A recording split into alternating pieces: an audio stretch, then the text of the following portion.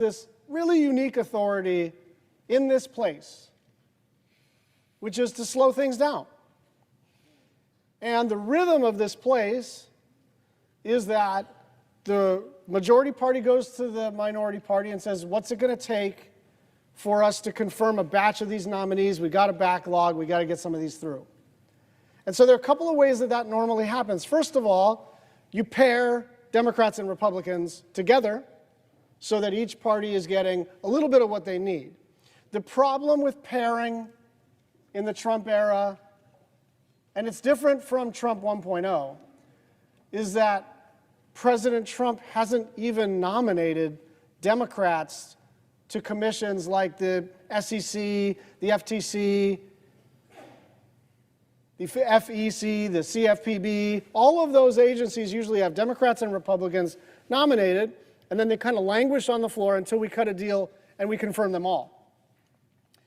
We had no deal space because there were no Democrats to deal out. And, by the way, many Republicans with whom I talked said, yeah, that's a fair point. Let me go and talk to the Chief of Staff of the President. Let me go talk to the White House team. We should get you some Democrats so that we can do some nominations in what they call the wrap-up script, right? The second thing is on the ambassadorships, usually we are able to confirm a bunch of the career State Department officials, people who work in the Foreign Service who are not political at all. And then it's the donors and the friends of the president and the kind of like, I think the whole process, frankly, of how we decide our ambassadorships is totally bananas. But both parties do this, where donors and friends of the president are the political nominees for ambassadorships. Okay? So those are the ones that we usually require a vote on.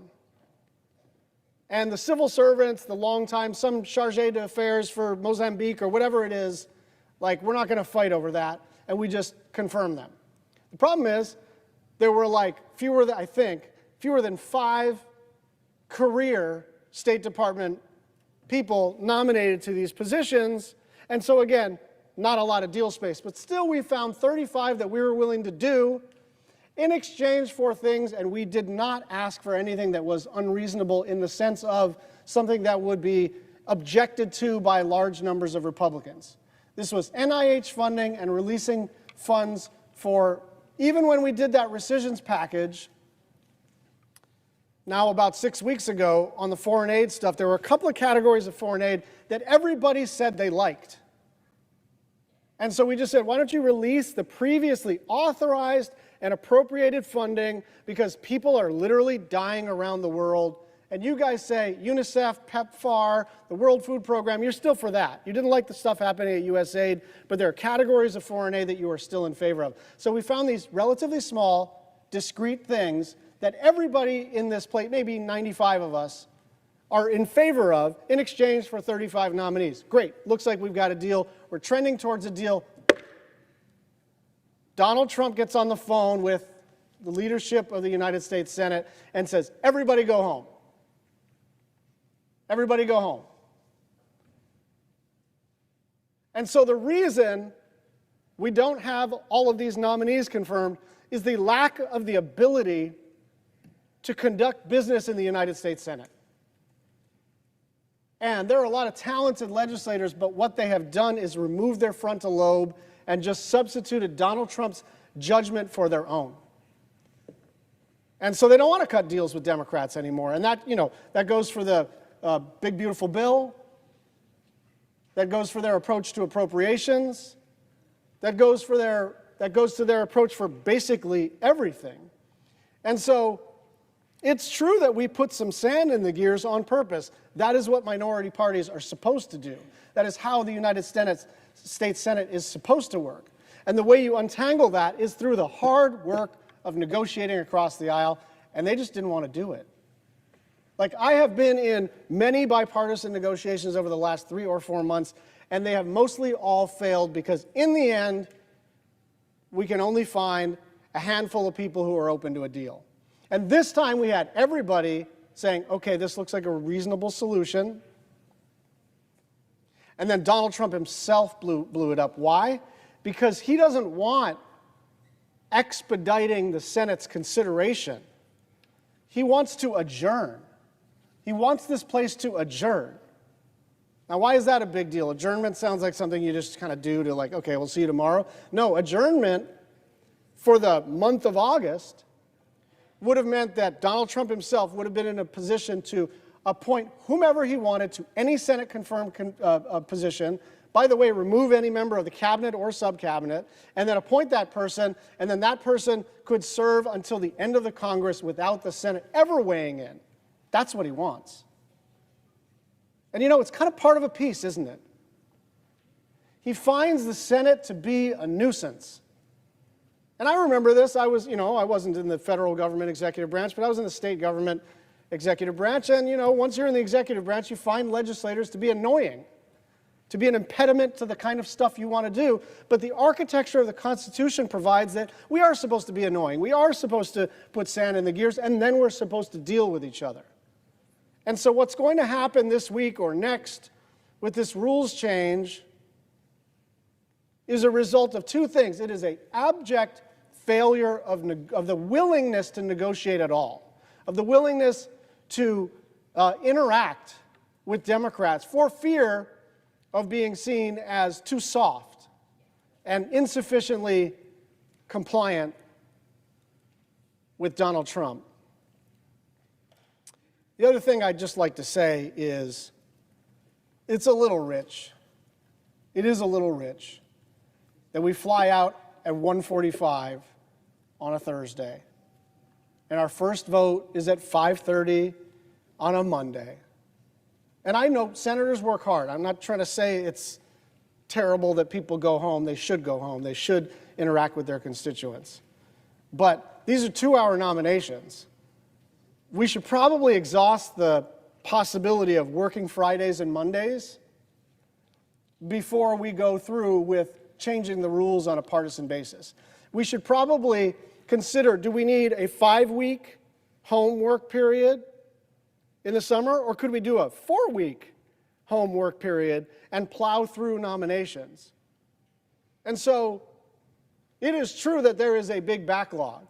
And it is actually true that Democrats helped to create it. What is different about this year is that there's just no effort to untangle the backlog. When we were in the majority, I would walk over to Chuck's nomination staffer, figure out what was stuck, and walk over to the other side and try to make a deal every week to try to get some of these confirmations. And as I had a blanket hold on State Department nominees, not a single person approached me once. Once, Jim Risch talked to me. That's fair. But they just, I don't know if it's a muscle memory thing or if it's a Donald Trump thing, but they have simply forgotten how to work with Democrats. I yield the floor. Mr. President. Minority Whip. Mr. President, late last week it was reported that the Pentagon was contemplating ending critical military assistance to European partners, including the Baltic states, in a program known as the Baltic Security Initiative. That's a program which I helped to create years ago to strengthen military cooperation with the Baltic states, Lithuania, Latvia, and Estonia. NATO allies themselves with a long memory of Russian tyranny and still very much in Vladimir Putin's crosshairs. The Baltic states are some of the most vibrant, dedicated members of NATO, spending well above proposed funding targets for defense. The dangerous idea to cut this assistance came just as another deadline from President Trump for Russia to end its war in Ukraine came and went without any consequence. In fact, Vladimir Putin responded like he always does after President Trump sets a deadline or lavishes him with a red carpet treatment in Alaska. He brazenly increased deadly attacks on Ukraine. That's right, while we were trying to get Vladimir Putin and the Russians to finally agree to a ceasefire and end of hostilities in Ukraine, he did exactly the opposite. That's what happened over the weekend, during which Russia launched one of the biggest aerial assaults on Ukraine in the entire war, and then again did it again this week. During these attacks on Ukraine, Russian drones entered into NATO airspace, specifically into Poland. Do we take that seriously in Chicago? You bet we do, because Chicago is second only to Warsaw in the percentage of Polish residents living there, people with Polish descent. Polish President Tusk said there were 19 Russian drones in the most recent incursion. Imagine if these were manned airplanes rather than drones. 19 bombers, fighters crossing into NATO territory, several of which were shot down, including with the help of allied Dutch F-35 fighters. Now, this isn't the first time Russian drones attacked a NATO territory. There was a drone crash reported in Poland a few weeks ago as well. And Russia has been behind a campaign of sabotage, assassination, and mayhem across NATO, targeting weapons supplies, infrastructure, and dissidents. So let me say clearly to President Trump, with Putin thumbing his nose at us, violating NATO airspace, and testing American resolve, this is not the time to back away from our frontline allies. It's certainly not the time to halt bipartisan congressional support to the Baltic states. We should not be fooled. Vladimir Putin is not our friend. The Baltic states and Poland have proven that they are. Vladimir Putin responds only to strength, and right now he and other autocrats around the world are bonding together. They sense America is getting weak, and we here in Congress should not be fooled either. We should ensure the Baltic Security Initiative is included in the Defense Authorization Bill and pass the Graham-Blumenthal legislation that tightens sanctions on Russia.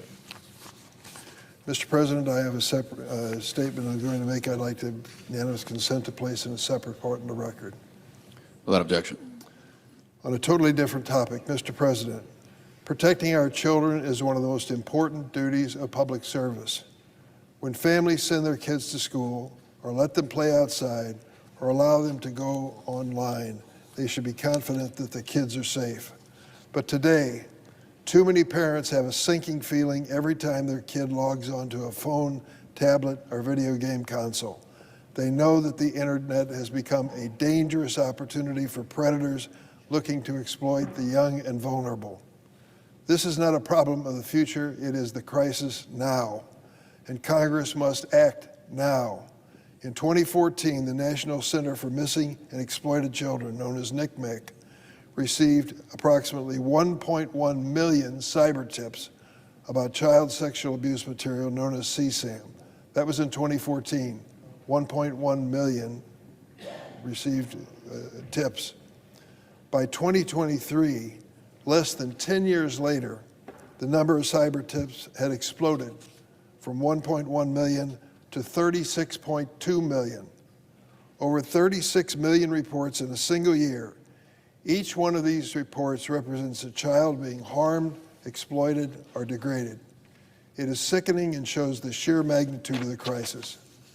As I have learned more about the horrors of online child sexual exploitation, I've made it my mission in the Senate Judiciary Committee to do something about it. I'll never forget the heartbreaking testimony of witnesses, parents who came and told the story of what happened to their sons and daughters as a result of exploitation on the internet. I want to thank Senator Josh Hawley, Republican of Missouri, for being the Republican lead on this bill, and my colleagues in the Senate Judiciary Committee, Democrats and Republicans alike, who voted unanimously to advance the bill out of committee earlier this year. Let me pause for a moment and make sure you caught that word. Unanimously, every member of the Senate Judiciary Committee, Democrat and Republican alike, voted for this legislation to move forward. Senator Hawley, who was in the minority at the time, voted for it. Now he's in the majority. He's the lead sponsor of my bill, which is entirely appropriate, and it's a bipartisan effort. We heard the frustration of my colleague from Hawaii about the lack of bipartisanship in the Senate. This is a notable exception. I want to recognize the extraordinary survivors and advocates who fought to make this legislation possible. Your heartbreaking stories, your testimony have made the difference. The Stop CSAM Act takes a comprehensive approach to stemming the tide of online child exploitation. Most significantly, it establishes accountability by piercing the broad immunity granted to big tech by something known as Section 230 of the Communications Decency Act. The average American would flunk this quiz if you asked him what Section 230 is. The advocates who come to us to support the Stop CSAM Act know exactly what it is. It lets social media off the hook for their wrongdoing. For too long, courts have read Section 230 so broadly that it has allowed companies hosting, promoting, even profiting from CSAM to be shielded from any responsibility or accountability. That's right, they can do the wrong thing and never pay a price because of Section 230. The Stop CSAM Act changes it. It opens the courthouse doors to survivors and families. I can think of no other single thing that we could do which would be more effective. If these social media platforms can ignore parents and ignore the exploited young people and go about their business, they'll have a second thought on the subject if they face the possibility of going to court. It would allow victims to sue tech platforms and app stores that promote or aid or abet online child sexual exploitation, or that host, store, or make CSAM available. It puts teeth in the law. In addition to accountability, Stop CSAM forces transparency on big tech. For years, big tech has operated in secrecy, telling parents, policymakers, and even their own users just to trust us. But as whistleblowers and lawsuits have shown, that trust is misplaced. The Stop CSAM Act requires the largest technology companies to submit annual reports describing their efforts to combat child sexual exploitation on their platforms. Is that too much to ask? I don't think so. We've all seen the headlines. Meta's own internal research showed harm to children on Instagram and in virtual reality play spaces. AI platforms like ChatGPT, Character AI, and OpenAI are facing lawsuits for failing to prevent harmful, even deadly conversations with minors. Mr. President, this is a serious matter. The new school year has started. In some states and many school districts, they've drawn the line and told the kids, you don't bring your phones to school. You're going to be students here, you're going to talk to one another instead of texting, and you're going to look at the teacher and the board and what's before you, as opposed to your phone night in and night out. The Stop CSAM Act also includes critical protections for survivors of child sexual exploitation. The bill bolsters privacy protections for certain child victims and witnesses in federal court and gives judges the tool to enforce these protections. Altogether, these reforms hold tech companies accountable, bring transparency to their practices, strengthen law enforcement tools, and put survivors and their families at the center of our bipartisan response. The Senate Judiciary Committee has worked together on this matter, unanimously, Democrats and Republicans, to advance meaningful child safety legislation. As I said earlier, the Stop CSAM Act passed unanimously out of committee.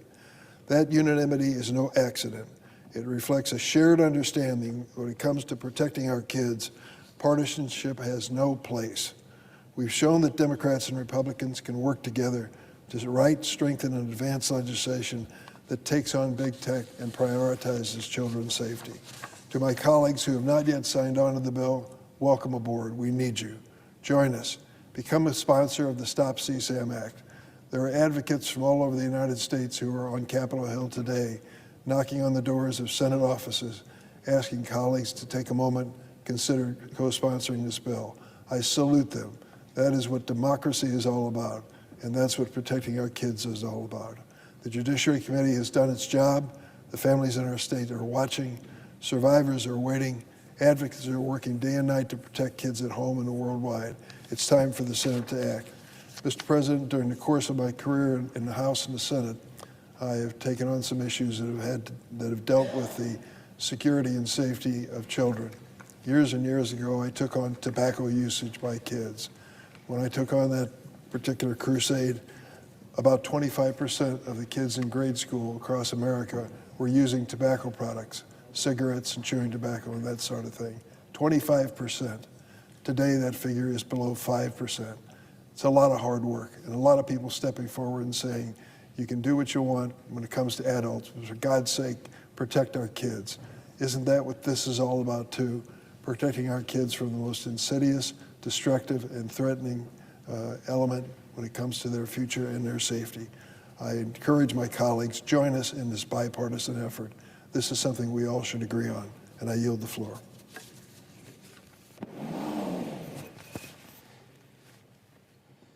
Mr. President, I ask you, Mr. President. Senator from Hawaii. Thank you, Mr. President. I ask unanimous consent that following my remarks, the senior senator from Texas, Senator Cornyn, be recognized. Without objection. Mr. President, the numbers do not lie. The job market is practically frozen. Unemployment is at its highest level in 4 years. Inflation is rising. Home building is stagnant. The manufacturing sector is shrinking. And to top it all off, Trump is raising the price of everything. Vegetables are up 40%. Coffee, 15%. Everything from toothpaste to detergent to shoes to video game consoles costs more. And more price hikes are on the way this fall and holiday season as businesses exhaust their inventories and give up on eating billions of dollars of added cost. This is America's golden age under Donald Trump. If it wasn't clear before, it is abundantly clear now. Unless you are a billionaire getting enormous tax cuts and generous corporate giveaways, this economy sucks. Costs are piling up, saving money is nearly impossible, and just getting by, let alone buying a home or raising a family, is a lot harder. And the worst part of it is, there was actually no reason for any of this. There's no pandemic, we're not in the middle of a war, there's no ongoing emergency. This is a crisis of the president's own making, and we're all paying the price. Donald Trump has made shortages the cornerstone of his economic agenda, and it is working. We now have shortages of nearly everything: food, electricity, healthcare, workers. And with less supply to go around, everything costs more. It does not take a genius to work that out. And in fact, people have worked it out. Trump's approval rating on inflation and the cost of living is 24 points underwater. His approval rating on the economy overall is at negative 13. More than half of Americans think the economy is getting worse, and less than a quarter of Americans think it's improving. We are on a speed run to become Venezuela, and people can see it. This is a deliberate economic program. Like, there's this sense that he just wakes up in the morning and does whatever he feels like doing, and to some extent he is improvisational. But make no mistake, he has a coherent economic theory, which is we should shrink the supply of everything. He thinks it strengthens the dollar. He thinks it helps with manufacturing.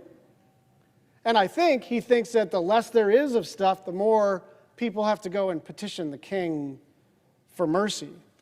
This is a deliberate economic program predicated on shortages across American society. And in turn, the United States is set to shrink for the first time in our history. Think about that. The United States, the greatest nation that the world has ever known, the indispensable nation, the leader of the free world, the leader of the world, is shrinking. We are becoming smaller and weaker in more ways than one under Trump.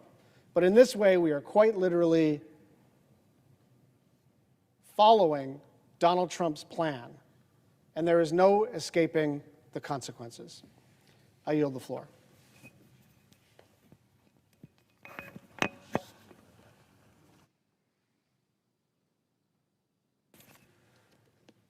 Mr. President. Senator from Texas. Mr. President, since he was sworn into office on January the 20th of this year, President Trump has done more for the cause of peace in Eastern Europe than the Biden administration did in the 3 previous years. This was evident last month when President Trump met with President Putin in Alaska to discuss peace in Ukraine. President Trump is performing an important service to the West by attempting to negotiate a brokered peace. His goal is as simple as it is profound: true and lasting peace. It's an understatement to say a lot is at stake: ending the continued suffering and loss of life, halting Putin's land grab, and restoring Ukraine's economy and territorial integrity. And while Putin has suggested that peace would ultimately equate with victory for Russia, I suggest that this war has resulted in nothing less than a strategic loss for Russia and the Russian people.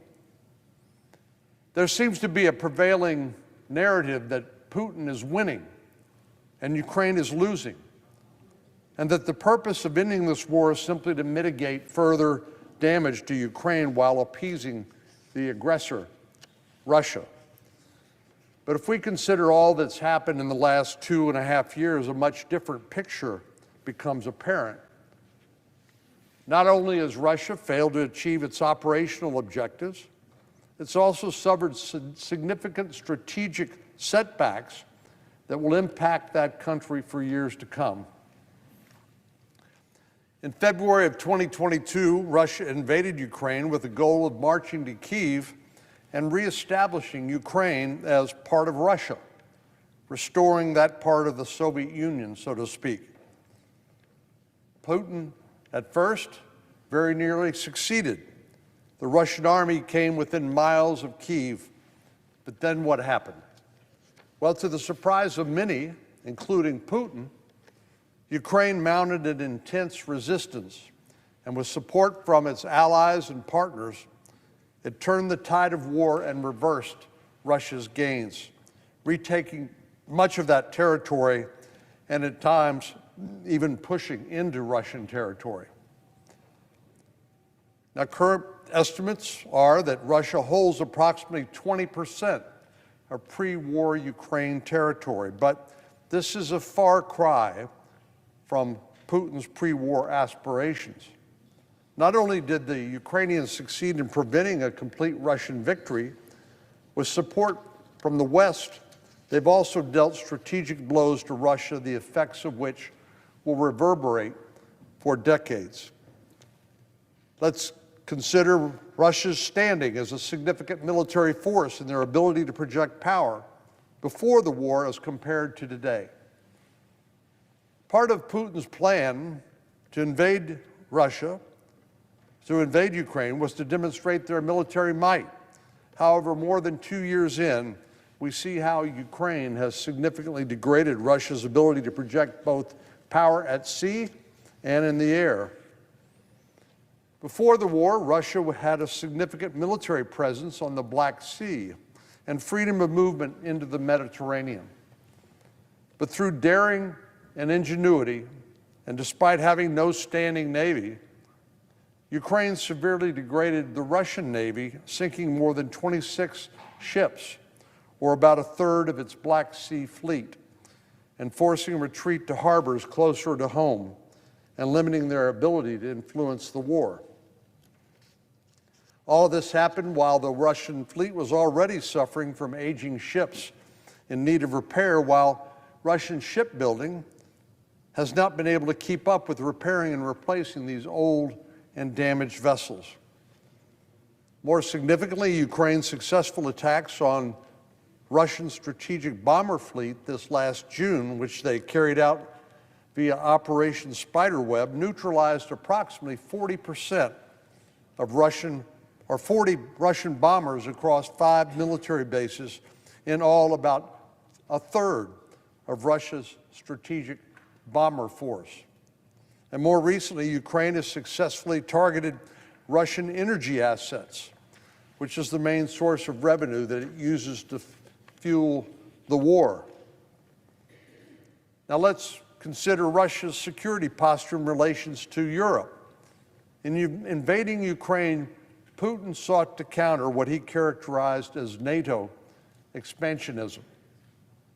Yet his actions ultimately triggered the accession of Finland and Sweden into NATO, 2 countries which had opted to remain outside the security alliance for decades. Consequently, not only will NATO enjoy the unique Arctic military capabilities that those countries possess, it will also benefit from extending the NATO border more than 800 miles with Russia, further stretching an already depleted Russian military. Beyond pushing NATO to expand, Putin's war in Ukraine laid bare the realities of our security relationship with NATO and highlighted what President Trump has been saying for years, that the European allies need to contribute more to their collective security. This effort seems to be paying dividends, as we most recently saw NATO member states in the 2025 Hague Summit committing to increase their annual defense and security-related spending to 5% of their GDP within the next decade. We can also see how the war in Ukraine has undermined Russian global influence and stature. We see this in places like Armenia, where Russian influence has been waning since 2022, most recently culminating in the withdrawal of a large portion of their security forces and Armenia's potential full withdrawal from the Collective Security Treaty Organization. Additionally, whereas Russia used to be the mediator of a long-standing dispute between Armenia and its neighbor, Azerbaijan, America has been able to exploit their absence, most recently by President Trump's skillfully negotiated peace agreements between those long warring nations. This agreement will cultivate political and economic relationships, increase opportunity for American investment in the energy-rich Caucasus, and facilitate regional economic integration through the establishment of the Trump route for international peace and prosperity, all at the expense of Vladimir Putin. We also see what's happened to Russia's influence in the Middle East, and specifically Syria. In April, Germany reported that it had expelled 40 Russian intelligence officers. Similarly, France has expelled 41 likely Russian spies. Nearly half of Russia's intelligence officers, about 400 by some estimates, have been expelled from Europe since 2022. According to some officials, this may have reduced Russia's ability to collect intelligence against our allies in Europe by about half. Well, this would seem to indicate, of course, a significant setback in their operations in Europe, and one which would require time and resources and European goodwill to reestablish. But I doubt that Russia will have any of those things in the near term. But perhaps the most significant cost of this war has been the human cost. Russia has suffered immense casualties, surpassing 1 million so far. But it's become apparent that Putin doesn't care how many Russians he needs to sacrifice to his aspirations to reconstitute the Russian Empire or influence in Europe. Ukrainian casualties have been significant too, at least 400,000 since 2022, while upwards of 20,000 Ukrainian children have simply been abducted by Russia and remain missing. But the human cost of this war is far beyond the mere casualty count. Russia suffered from a brain drain as high-achieving Russians have fled the country in order to avoid serving in the military. The year following the invasion, Russia had nearly 1 million young workers leave the country. Those fleeing the country are highly concentrated among the young and educated. 80% have a college education, and 86% are under the age of 45. According to one account, Russia's loss of highly skilled workers may be its most significant economic damage. Lastly, Russia has suffered severe damage to its economy as Western countries have imposed sanctions and limited their access to global markets. We've seen many European nations make efforts to wean themselves off of Russian oil and gas in order to diversify their own supplies and avoid subsidizing the Russian war effort. I'm proud of the fact that the state of Texas has helped fill much of that gap, and I'm hopeful that ongoing trade negotiations with India and the EU will further curtail Russia's ability to fund its war machine with the sale of fossil fuels. Russia's shift to a wartime economy will have lasting negative consequences for a long time into the future.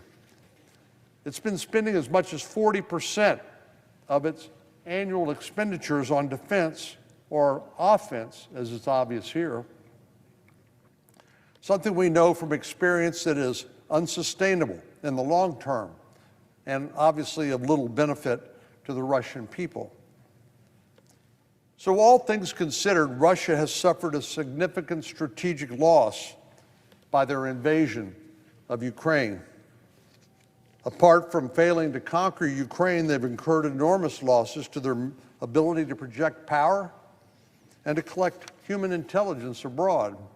They've spurred their NATO neighbors to take their security more seriously and strengthen the alliance of which Putin has been so fearful. They've been unable to support their traditional allies in the Caucasus and the Middle East, opening up opportunities for American alliances and investment. And they've suffered tremendous human and financial costs that will endure for years beyond any forthcoming peace. As we continue to support President Trump's peace efforts in this conflict, let's keep in mind that Russia has not and is not winning this war when viewed from the larger context. Putin and his country have suffered enormous losses in many different areas. But it's clear that Putin's motivation is not driven by a sober cost-benefit analysis, but rather by delusions of grandeur and reestablishment of the Russian Empire. This past April, in his annual State of the Nation address, Putin said, and I quote, he said, "The demise of the Soviet Union was the greatest geopolitical catastrophe of the century," close quote. Putin is not a pragmatist. He's not moved by cost benefit. He's not moved by the loss of 1 million Russian casualties.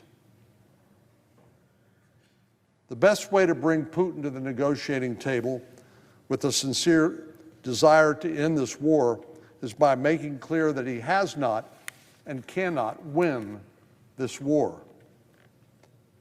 We and our allies need to continue to impose greater costs in the form of additional punishing sanctions, especially on their oil production, which largely finances, as I said, the Russian war machine. Putin is not going to change his stripes, and his ambitions remain unchecked. The surest way of ending the war and securing a lasting peace will be a united West showing Putin that he cannot win. Mr. President, I yield the floor.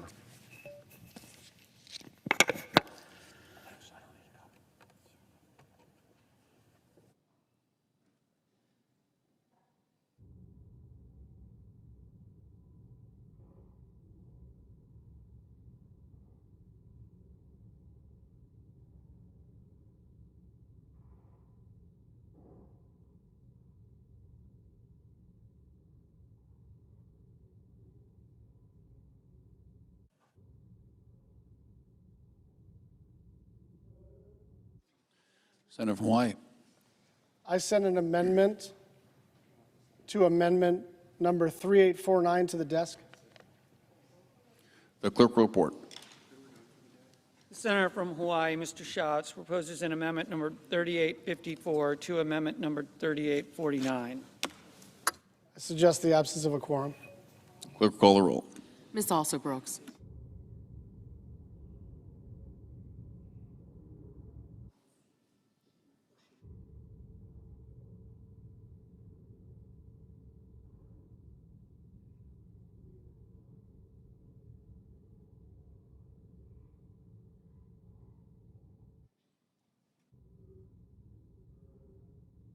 President Pro Tem. I ask that the calling of the quorum be off. Is there objection? Yeah. Without objection.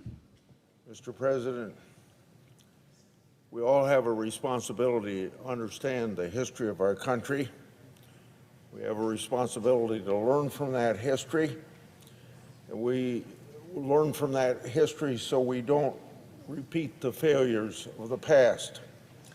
So I'm here to remind my colleagues of some of that history, but also able to fill in some details that are just recently made public as a result of some of our investigative work and the cooperation we've had from the intelligence community and from the FBI.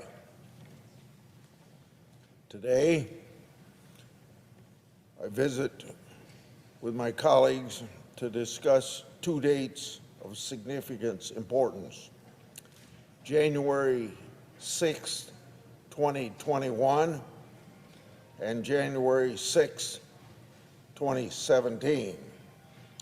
And most of my remarks are about that date in 2017. Regarding the 20 date, it was a dark history. The violence against our Capitol and law enforcement was, as we all know, a great national disgrace. First Amendment activity turned into something else. The latter date, January 6, 2017, is a date many in this country may not remember or care to remember, but I think it's important that we remember it. It's a day that signifies a much larger systemic attack on our republic.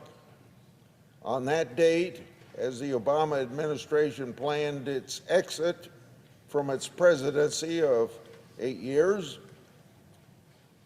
it put into motion its final traps against the incoming first Trump administration. To fully understand January 2017, we must revisit March and July 2016. But one could argue that it all started June 16th, 2015, when Trump declared his candidacy. Around March or July of 2016, the FBI received particular intelligence information. Notably, July 2016 is the very same month that FBI Director Comey opened the discredited Crossfire Hurricane investigation.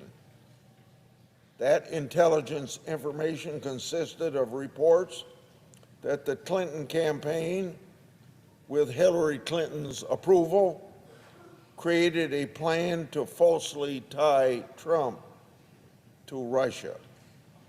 That information was made public this year when I released the Durham Annex and the Clinton Annex.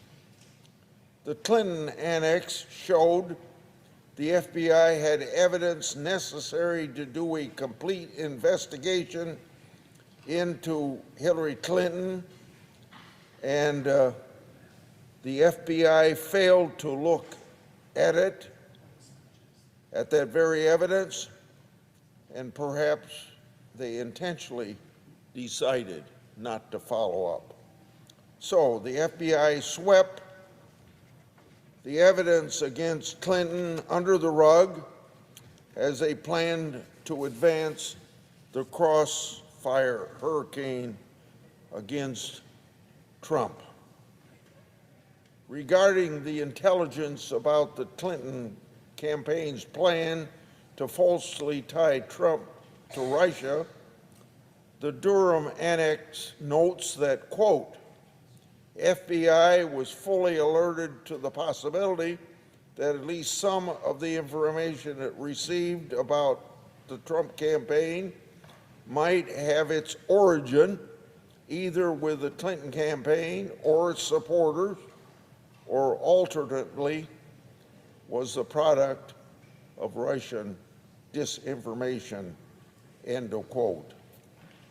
The Durham Annex concludes in part that, quote, despite this awareness, the FBI appears to have dismissed the intelligence information as not credible without any investigative steps actually having been taken to either corroborate or disprove the allegations. In other words, the FBI didn't do what the FBI should do, and that is follow up on the facts. So just as the Clinton Annex, where Comey's FBI didn't investigate evidence that might have been bad for Clinton, the Durham Annex shows Comey, FBI, didn't investigate intelligence that the Clinton team wanted to falsely tie to Russia to destroy his candidacy in favor of her candidacy. I refer to the Durham and the Clinton annexes because they were just recently declassified, so this information is available. So folks, that is what I just described as a cover-up. So the question, what was the main purpose of the cover-up? The answer, weaponize the federal government to destroy Trump's candidacy and presidency to favor Clinton. You see, Clinton, to the people in this town, was not a threat to the status quo, and they saw Trump as that threat. In August 2016, President Obama and Vice President Biden met with 3 high-level people, or probably more than 3, but the 3 that I name are CIA Director Brennan, Director of National Intelligence Clapper, and FBI Director Comey. They discussed the intelligence relating to the Clinton plan. They were aware of the possibility that the Clinton campaign had dirty tricks up their sleeve designed to impact the election. Question, let me ask, so did that stop the Obama administration's effort against Trump? Well, we know now that it did not. Then on December the 9th, 2016, so this is after Trump had been elected, President Obama's national security team gathered. That meeting included Director of National Intelligence Clapper, CIA Director Brennan, FBI Deputy Director McCabe, National Security Advisor Susan Rice, Secretary of State Kerry, Attorney General Lynch, and others. After that meeting, Clapper's office transmitted an email to the intelligence community leaders titled, quote, President of the United States, tasking on Russia election meddling, end of quote. Clapper asked his personnel to create an, quote, assessment per the president's request, end of quote. The new assessment was an intelligence community assessment. Per the good investigative work of the House Intelligence Committee's report, quote, unlike routine intelligence community analysis, the intelligence community assessment was a high-profile product ordered by the President, directed by senior intelligence community heads, and created by just 5 analysts using one principal director. Production of the intelligence community assessment was subject to unusual directive from the President and senior political appointees, and particularly the director of the CIA, end of quote from that House Intelligence Committee report. Again, a question. Why go through all this effort to create a new product? Well, according to the good work of Tulsi Gabbard in the House Intelligence Committee, CIA officials didn't have credible and verified information showing Putin wanted to get Trump elected. And the intelligence at the time showed that Putin withheld information that would have been damaging to Clinton and therefore would have helped Trump. Obviously, these fixers would not do anything to hurt Clinton. So the Obama administration needed their fixers. On December 22, 2016, National Security Agency Director emailed Brennan, Clapper, and Comey. That email noted that the National Security Agency didn't have enough time to review the intelligence for purposes of the new intelligence community assessment Obama ordered. So they wanted to get it done very, very quickly. So this is how Clapper responded to the National Security Agency. Quote, we may have to compromise our normal modalities, end of quote, and that, quote, more time is not negotiable. And this is one project, continuing to quote, this is one project that has to be team sport. In other words, we need this very quickly. Don't go through the normal process. You see here, the deep state wanted a new intelligence product created from the top down, not from the bottom up, as is usually done, and they wanted it done so badly that they were willing to cut corners, even if it put the country into chaos. What was this new product? It was the December 30th, 2016 Intelligence Community Assessment tying Trump to Putin. It stated in part, quote, we assess Putin and the Russian government aspired to help President-elect Trump's election chances when possible by discrediting Secretary Clinton and publicly contrasting her unfavorably to him meeting Trump, end of quote. In their partisan Reich, and it was a Reich, that intelligence product was published on the date that I previously referred to, that is a date ought to be remembered, January 6, 2017. That same day, then, Director of the FBI, Comey, briefed President-elect Trump on the discredited Clinton campaign funded that we call that famous Steele dossier.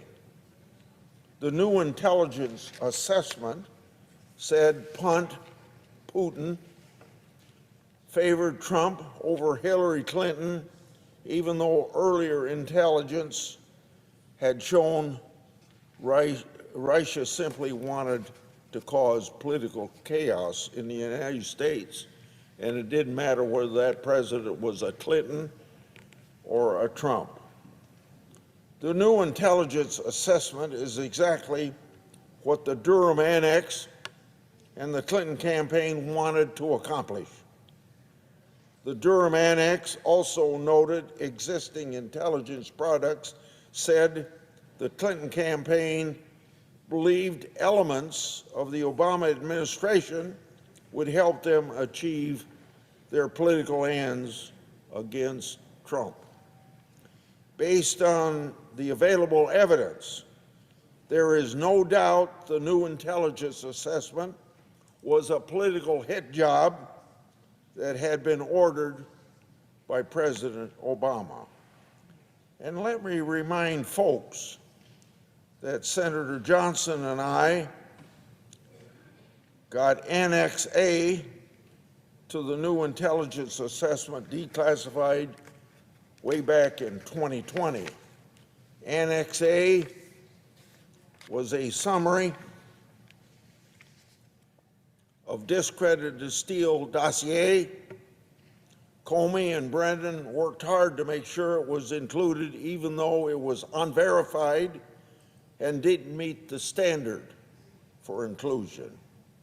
Now, how convenient do you see that is for them? Now, this next part is very important. In 2020, Senator Johnson and I publicly released additional information that we'd been able to get declassified. That declassified information showed that the Russians knew of the Steele dossier at least as early as July 2016 and before the FBI began Crossfire Hurricane. The declassified information also stated that the FBI received information that an individual, quote, central in connecting Trump to Russia, end of quote, was very likely a Russian intelligence officer. The declassified information also showed that the FBI received an intelligence report on January 12, 2017, warning of false information in the dossier, and that the material was, quote, part of Russian disinformation campaign to denigrate U.S. foreign relations, end of quote. On the very same day, January 12, 2017, the FISA warrant on Carter Page, which used the discredited dossier, was renewed for the first time. The Steele dossier served as a gift to the Russians, a vehicle to pack false information in the hopes the Obama administration and Comey would fall for it, hook, line, and sinker. Or Obama and his minions saw the obvious and proceeded anyway, believing nobody would ever get all this information declassified for public to see. In any event, with all these red lights flashing, stop, the Obama administration went full speed ahead. And even with Trump as president, Comey gleefully ran every stop sign. The Comey FBI still used the discredited Steele dossier to get a FISA warrant and multiple renewals on Carter Page. And the political hit job continued with the Mueller special counsel investigation. Now, with the public having seen all this declassified information kept in the dark for all of 10 years, There's no doubt that Mueller investigation or review was totally unnecessary. As this continued to evolve, the Mueller fiasco was just the deep state trying to get another hit job on Trump. Then, the Biden administration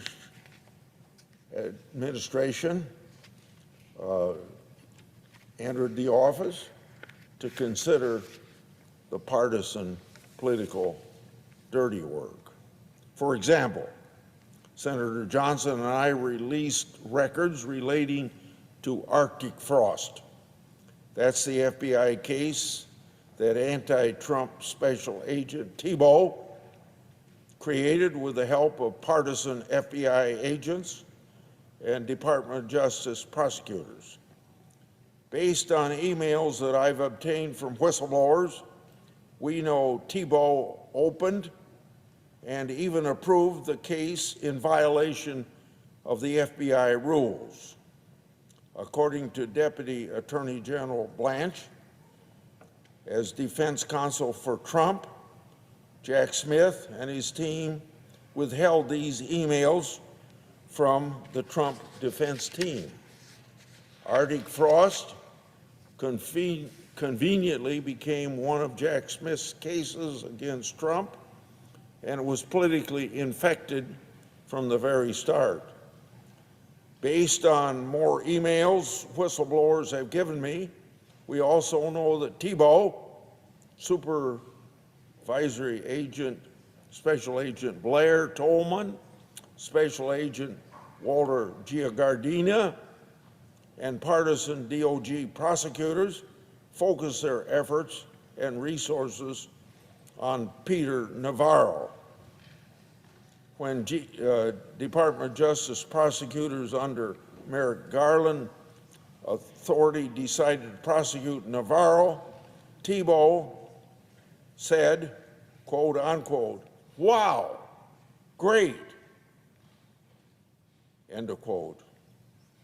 You see how determined these people were to do anything underhanded to get Trump.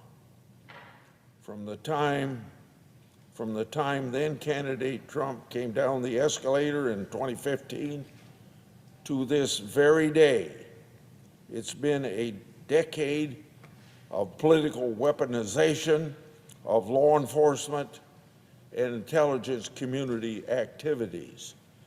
The examples I've given today are that, examples. I could speak for days on end about my investigative work, what it's uncovered over the years, and the fact that political bias has so deeply infected this country's law enforcement and intelligence community agencies. What that's all added up to, it ought to shake everyone in this country to their very core. If the government, including the Department of Justice so-called Public Integrity Unit and an elite FBI Public Corruption Squad, can do that to the President of the United States, just imagine what the government can do to you, the very citizens of this country, if it decides to give you its full and undivided attention. January 6, 2021 was a single day, a day that we shouldn't forget. January 6, 2017 was a day that was meant to topple a presidency. And it should certainly outweigh January 6, where a ragtag mob stormed the Capitol with zero chances of succeeding. To be intellectually honest and fair, we can't ignore the decade of weaponization by taxpayer-funded law enforcement and intelligence community agencies against Republicans, not just the president. What's so disgusting about Obama and Biden administration's partisan conduct that I've just told you about is that its personnel didn't care about the long-lasting damage to this great nation, including eroding trust in American institutions, and the partisan media went right along, no questions asked. And those journalists in this town and around the country are supposed to be policing the political system to make sure that everything is above board. And they didn't do it in this case, and they aren't doing it today either. In this case, no questions were asked. This behavior is an existential threat to our republic because it creates a systemic, insidious infection that grows in the dark, behind classified walls and bureaucratic red tape, far away from the eyes of the American public and the Congress. And all this behavior was paid for by the taxpayers of this country. I'm thankful to Attorney General Bondi, Director Patel, Director Gabbard, and Director Ratcliffe for their aggressive transparency efforts. Making all these classified documents public may prevent further dangerous conspiracies as these are from reoccurring again. For my part, and for we the people, my investigative work will continue to shine light on those very dark corners of government. Because, as I said when I opened my remarks, you have to know about the history of the country to appreciate what we enjoy today. And if you don't learn from the mistakes of the past, they're going to be repeated. So I have come to the Senate floor to tell my people what has been unveiled today that was previously classified, and going through the entire story so this country doesn't make the mistake again of letting all the powerful forces of the American government, the FBI, the intelligence community, people that operate behind closed doors, that political strength and weaponization never continues again. I yield the floor.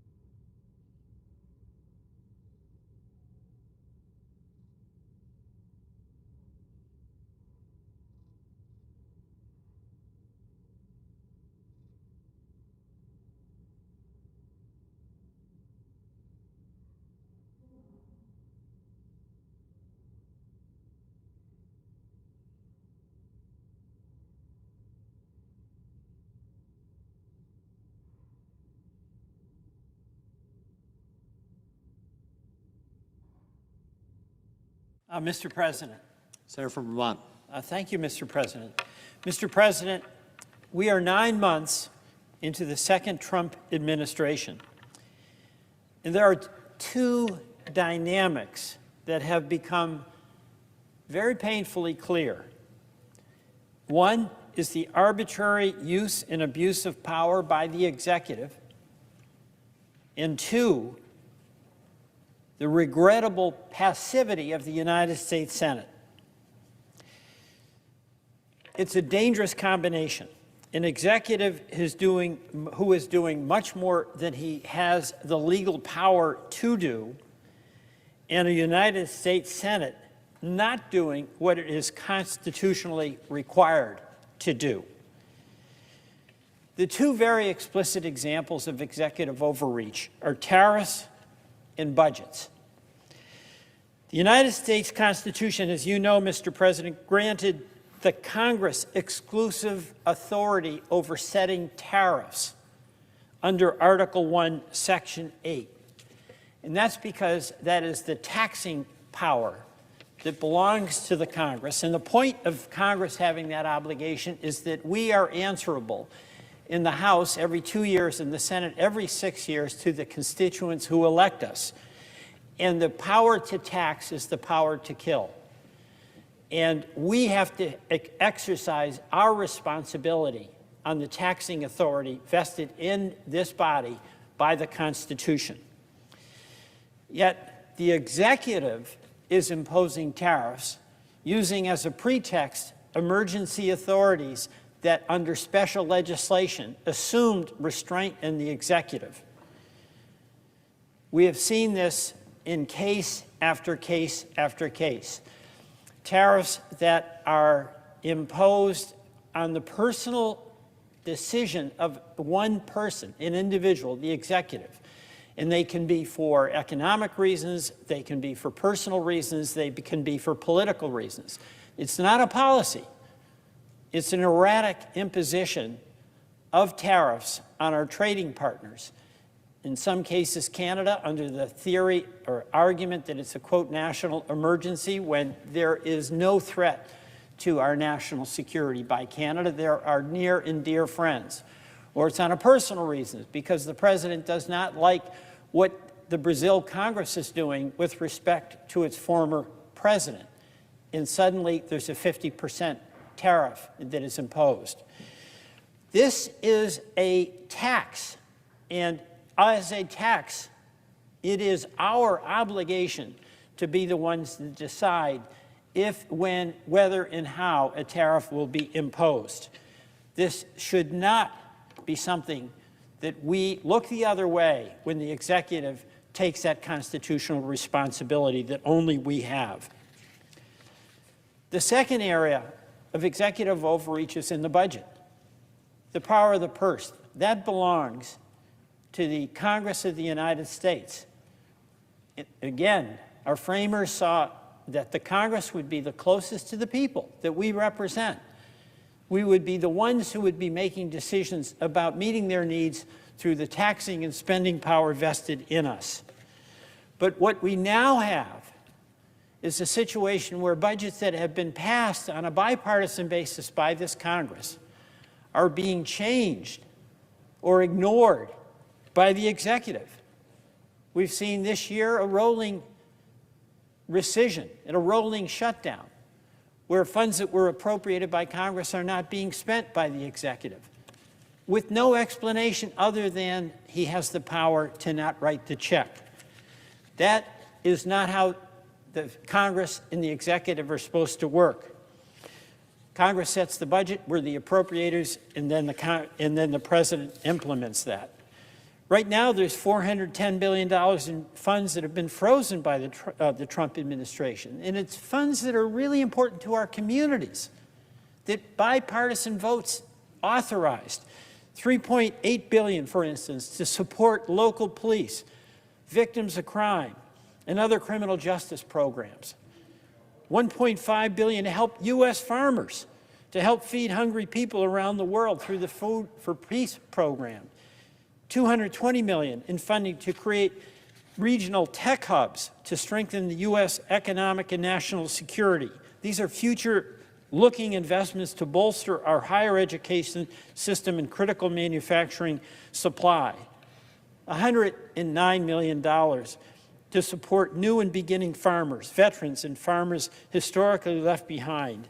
$91 million to help improve weather forecasting, and the list goes on. But the point here is that we, as a Congress, have the authority and the responsibility to set the budget.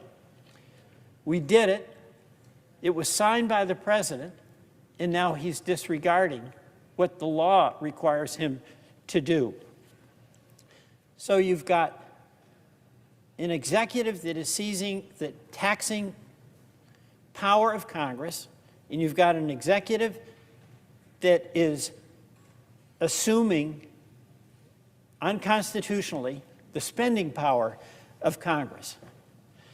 Now, why is it important that Congress resist this?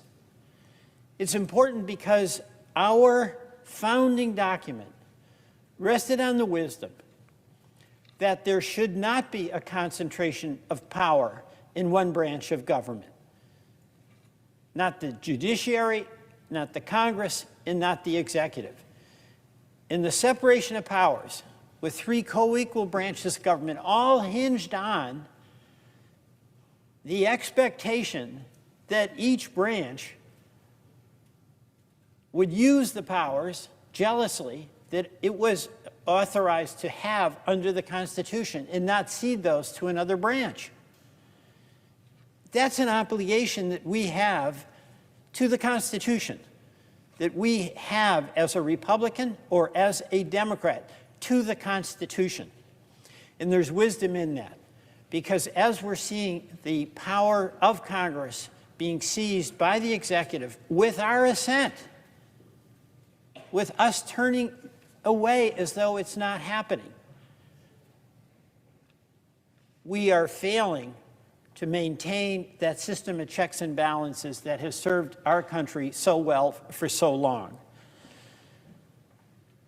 You know, I have a lot of objections to many of the Trump policies, but there are many here who support the Trump policies, and that's the point. It's our job to debate, and then whoever gets the votes, that policy will prevail.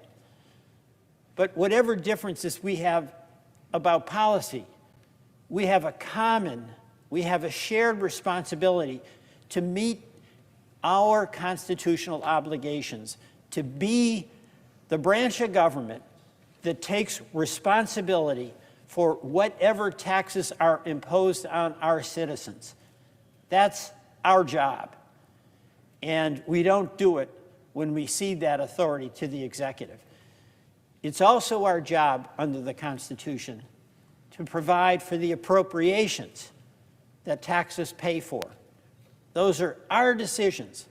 And every single year we have debates about what are the best priorities, how to allocate the spending, what level of spending we should have.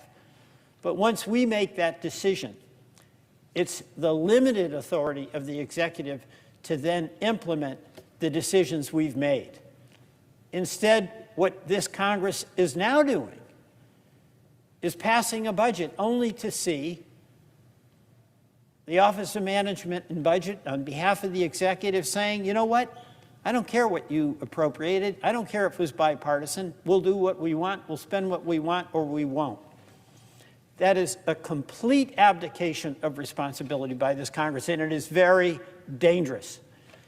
It's dangerous because with the taxing authority being made on the personal decisions of the executive, you don't have a policy that anyone can count on. It's going to be damaging, and already is, to our economy. If we have passed budgets and then look the other way, when the executive decides he is not going to spend it, or spend it in the ways that we directed, it means that we have no capacity to meet the needs as we see them of our farmers, of our children, of our educational challenges. Mr. President, this dynamic of executive overreach and U.S. Senate passivity has got to end to protect the well-being of our democracy and the well-being of the people of the United States of America. I yield back.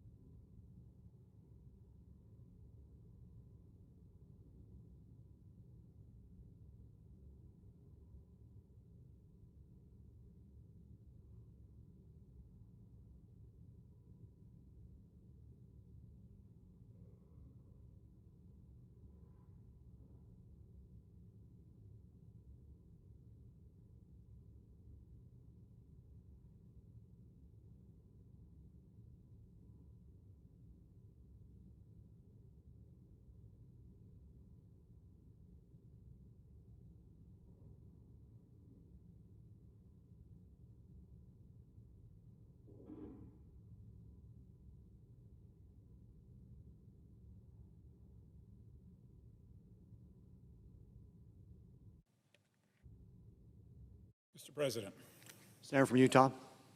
Mr. President, Tremonton, Utah is a quiet town in the Bear River Valley, known for, among other things, the Box Elder County Fair, now celebrating its 100th year. It's the kind of place where folks wave as they walk past, where neighbors look out for each other, and where life feels far from the noise and the chaos of other parts of the country. But on Sunday, August 17th, that peace was shattered. Sergeant Lee Sorensen and Officer Eric Estrada, two devoted public servants, responded to a domestic disturbance call.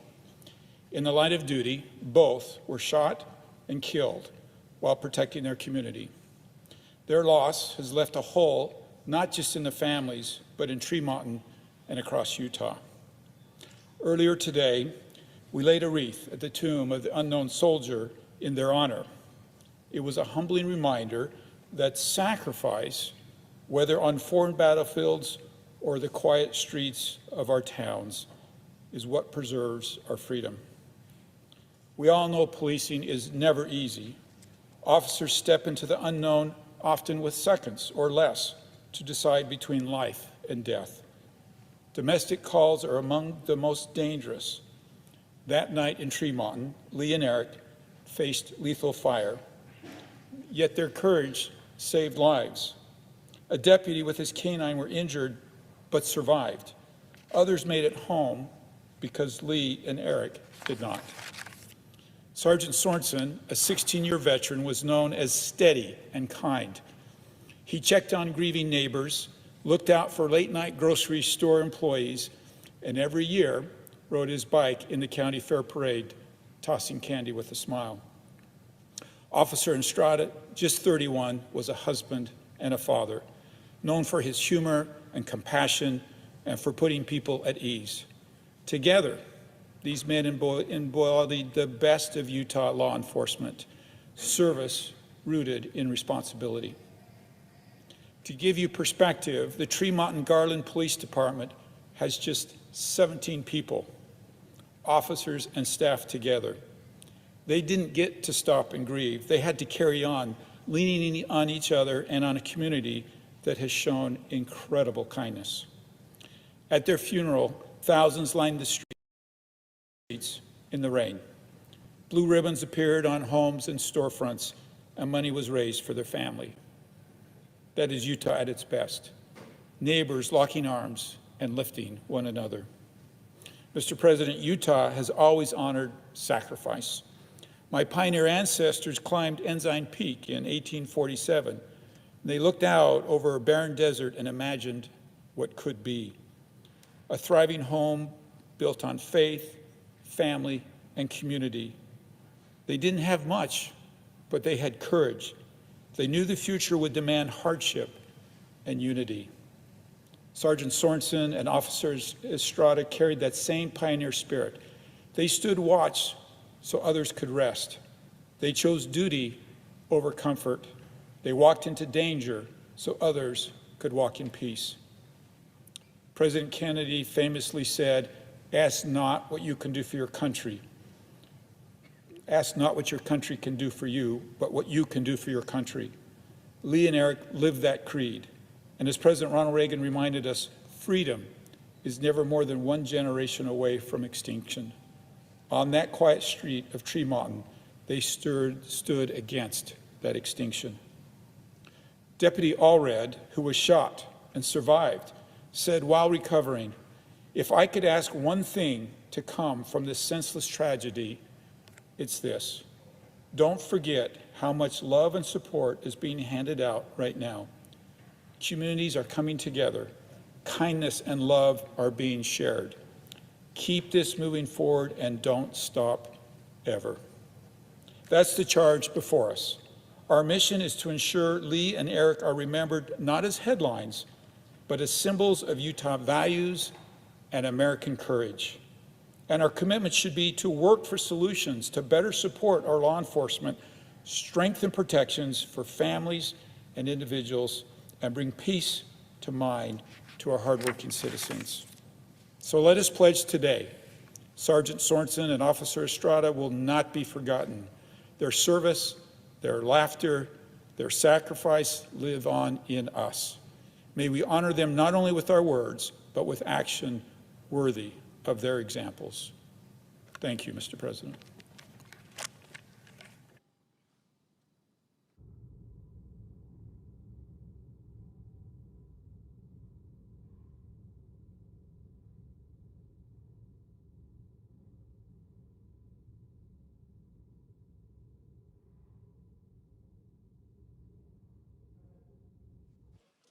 Senator from Vermont. I would note the applicant for the corner.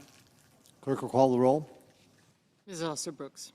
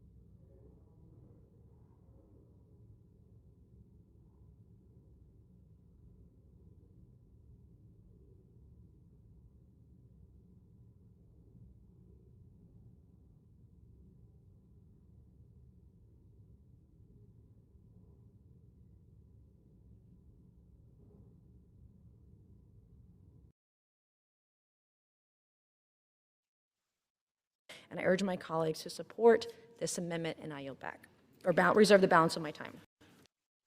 On military, we can stop it in our... Be postponed.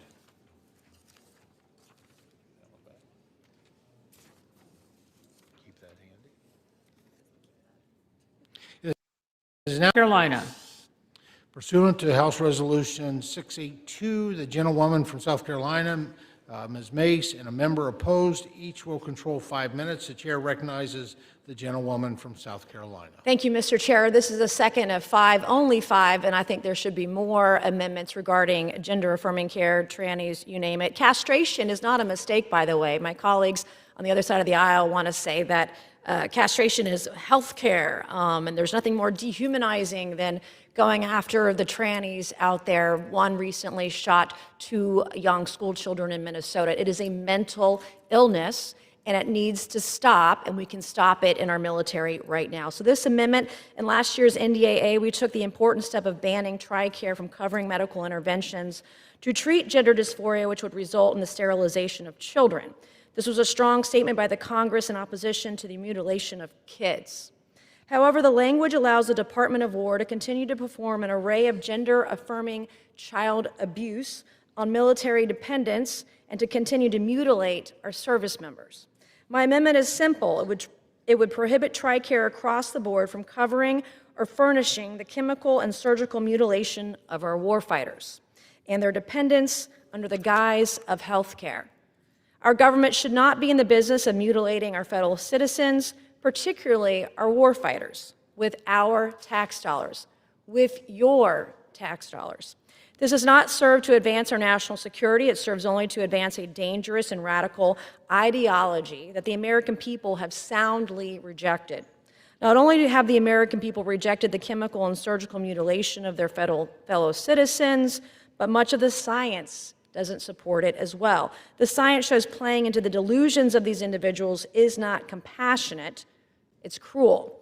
Numerous studies have shown not only do these cross-sex hormones dramatically increase the risks of infertility and sexual dysfunction, they actually increase in depression, anxiety, and suicidal ideation among those who these medical procedures are performed.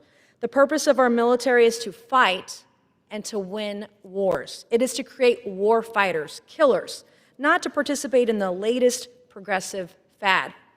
Under the Biden administration, we diverted money away from readiness and lethality to promote extreme gender ideology and fund sex changes in our military. Under the Trump administration, we have finally recognized gender dysphoria for what it is, a mental illness which precludes military service. Our armed services are not a laboratory to study the effects of irreversible surgeries or hormones. Our service does not exist to provide experimental treatments to those whose conditions should be disqualifying. These people are mentally ill and should not be serving in the United States military. This amendment says clearly the purpose of our military is to defend the United States, not validate identity politics. It makes sure TRICARE serves the mission of protecting health, not undermining it. And I urge my colleagues to support this amendment, and I yield back, or reserve the balance of my time. Gentlelady reserves. What person, the gentleman from Washington State, seek recognition? Claim the time in opposition. The gentleman is recognized. Thank you. I yield myself 1 minute. The gentleman is recognized for 1 minute. First of all, I want to thank the maker of this amendment for making it clear what the problem is. Trannies, mentally ill, insulting transgender people. This is exactly what these amendments are about. It's about a right-wing culture war to try to target the transgender community and make them something less than human. And if you listen to those comments, you get a feel for why that's a problem. Number two, this amendment doesn't have anything to do with transgender people serving in the military. Now, President Trump has already implemented that bigoted discriminatory policy to drive them out of the military. This is about health care for children experiencing gender dysphoria. And what this amendment does is it bans that health care treatment for children experiencing gender dysphoria. I've made a series of arguments on the other amendment about why that is such a bad idea. But the bottom line is this is a legitimate problem. And the studies have often shown that this is beneficial treatment that is now being denied by the United States Congress. This is something that doctors and patients should decide. You know, if we wanted to offer an amendment saying, please look at this issue, here's some studies on one side or the other, ask the medical community to reach their conclusions, that's one thing. But banning it doesn't make sense. I reserve the balance of my time. Gentleman reserves. Gentlelady from South Carolina is Mr. Chair, recognized. how much time is remaining? 2 minutes remaining. Okay, thank you. If not wanting to castrate kids is right-wing culture war, sign me up, because this is not the kind of thing that should be happening to children or military dependents anywhere in our country. And castrating kids, it's not health care either. We're talking about something very permanent. We don't allow our kids to be tattooed until they're adults. We don't allow them to drink or smoke or vote until they're adults. But you're saying that it's okay to castrate a kid because of this weirdo freak ideology. Yes, these are weirdos, these are freaks. These are people who are mentally deranged, mentally ill, and this should not be funded by American taxpayers. Thank you, and I yield the balance of my time. Generally yields the balance of her time. Gentleman from Washington State is recognized. Current law bans sterilization. So that's just a lot of crap about what this is about. Current law bans what she's talking about. What is being banned here is any treatment for gender dysphoria, and that is completely wrong. With that, I yield 2 minutes to the gentlewoman from California, Ms. Jacobs. The gentlelady from California is recognized for 2 minutes. Thank you, Mr. Ranking Member. So as you all know, President Trump has already kicked out transgender troops from the military, despite the fact that they are willing and able to serve, and despite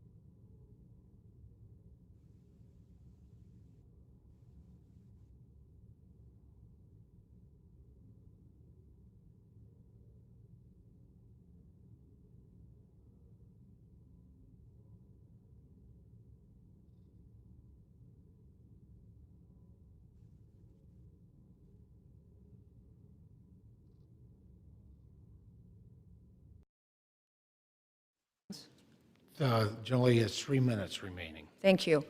Imagine being a woman on the floor of the House of Representatives screaming, I dare say screeching, into the microphone to put your daughter in danger, to have your daughter's scholarships, your daughter's skills, your daughter's opportunities stolen from her because some guy, some mentally ill, deranged, weird freak of a man thinks he's a woman, and because he can put on a skirt and wave his willy-nilly around in the locker room, that he somehow is equal to a woman and that he's going to take away her rights. We fought for so long for rights as women. We didn't get the right to vote until, 1919, 1920, and in fact, the state of South Carolina. We didn't elect our first Republican woman to the U.S. House of Representatives, to Congress, until 2020. I was sworn into office in January of 2021. We have fought hard. There are so many opportunities for women yet. We've never had a female president of the United States. I'm not going to let some guy in a skirt come around and take opportunities away from our daughters, from future leaders, a future president one day because somebody's mentally ill and thinks they can steal those opportunities away from your daughter. It's not going to happen, not on my watch, and we can start with the service academies and protecting these women who are going to fight valiantly to serve and protect our freedoms of our country, here and abroad, to make sure that opportunities are not stolen from them, from the mentally ill. Thank you, and I reserve the balance of my time. He reserves. Gentlelady from Mexico is recognized. I yield such time to the gentlelady as she may consume. I recognize the gentlelady from Oregon is recognized. Thank you, Mr. Speaker. Thank you, Representative Stansbury, for yielding. I rise today in opposition to this amendment, which would ban transgender women from participating in women's sports, but also lead to challenges on all women's bodies, making the military and academies less safe for any women to enlist, no matter who they are. Military personnel already undergo in-depth medical exams, and this amendment would allow for women and trans people to be subjected to increased and invasive targeting and harassment. Athletic associations and the service academies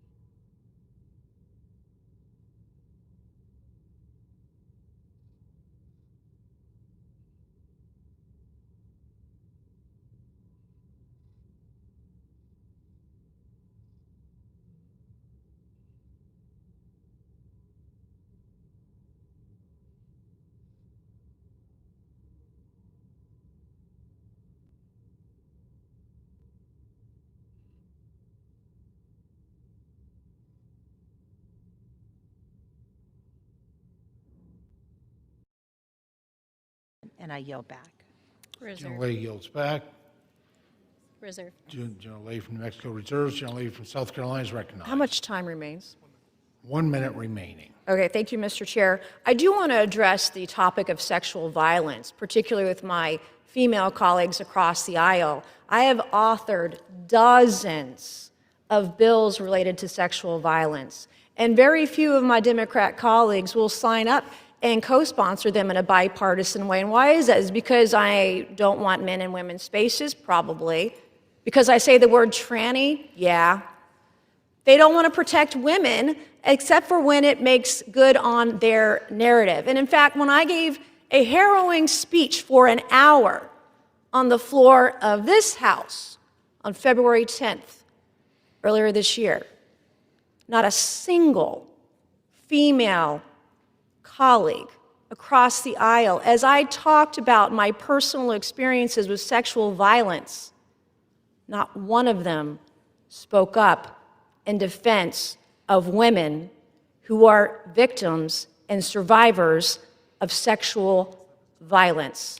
I find it offensive, and I yield back. Thank you, Mr. Chairman. General Lady's time has expired. General Lady from New Mexico is recognized. Thank you, Mr. Speaker. I just remind us that we're here to talk about the National Defense Authorization Act and to stand with our service members who proudly sign up to serve this great nation, and we will continue to stand with our service members. I yield back. General Lady yields back. The question is on the amendment offered by the gentlewoman from South Carolina. Those in favor say aye. Those opposed say no. In the opinion of the chair, the ayes have it, and the amendment is agreed to. We ask for a recorded vote, please. Pursuant to Clause 6 of Rule 18, further proceedings on the amendment offered by the gentle lady from South Carolina will be postponed. It is now in order to consider amendment number 16, printed in Part A of House Report 119-255. For what purpose does the gentlewoman from South Carolina seek recognition? I have an amendment at the desk. The clerk will designate the amendment. Amendment number 16, printed in Part A of House Report number 119-255, offered by Ms. Mace of South Carolina. Pursuant to the House Resolution 682, the gentlewoman from South Carolina, Ms. Mace, and a member opposed, each will control 5 minutes. The chair recognizes the gentlewoman from South Carolina. Thank you, Mr. Chairman. This amendment is about one thing and one thing only: restoring biological truth, restoring biological reality, restoring science. For too long, my colleagues across the aisle have pushed the fiction which says your gender is whatever you says it is, whatever you say it is, and that you can change your mind at any time. You could be thinking. Thinking is like a gender option to some of these morons. Under 4 long years of the Biden administration, they enshrined this fiction in every facet of our government and demanded we all play along with the lie men can be women, women can be men, and people can be both, either, other, whatever they want. They can be a eunuch. It's so ridiculous. Perhaps they even share the delusion people can sexually identify as an attack helicopter, because apparently that is also an option for some of these maniacs. My amendment recognizes a simple fact. There are two genders. They are designated at birth, and they cannot be changed. This is basic biology. Biology 101. It's not about feelings. It's not about ideology. It's not about politics. It's not about trying to make 0.5% of the population happy for the rest of us. Under this amendment, the Secretary of War would be prohibited from collecting information for a form or survey related to gender identity. Only male and female. Those are the only two options that should be listed for questions about sex or gender, and the Secretary will be required to reject forms which list a sex or gender other than male or female. We are going to bring back common sense to the Department of War. This ideology is not harmful. It is corrosive. It has undermined women and seeks to replace objective truths with subjective fiction. It's told us we must reject the foundational truths our society has held for thousands of years. This ideology has forced institutions to adopt terms like birthing persons, pronouns, which got us into this whole mess, they, them, it, as if language itself must be bent to their radicalized ideology. They have taken what it is obvious to every civilization in human history: men are men and women are women, and turned it into a political controversy. And I say today, enough is enough.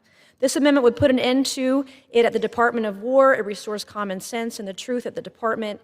And I can't believe this is even a debate we even need to have on the floor of the House. You're going to hear opposition to science today from the people who tell you to follow science. Women are biologically distinct from men, and we love it. Every single one of my colleagues knows this truth, even if they are too afraid to say it. My colleagues across the aisle have stood too silent for too long and allowed this ideology to erase women and hand over our hard-won victories to men. This amendment ensures the Department of War recognizes these biological realities. It's more about forms and paperwork. It's about whether we will defend women or whether we will erase them. It's about whether the strongest military on earth will be grounded in reality or captured by ideology. And so I urge my colleagues to stand with the truth, stand with women, and stand with our military, and vote in favor of this amendment, and I reserve the balance of my time. The gentlewoman reserves. The gentleman from California is recognized. What purpose does the gentleman from California wish to be recognized? Mr. Speaker, I rise in opposition to this amendment. The gentleman is recognized for 5 minutes. Mr. Speaker, Americans understand that trans people do exist, and transgender service members have served our country with distinction and honor for almost a decade. They were able to do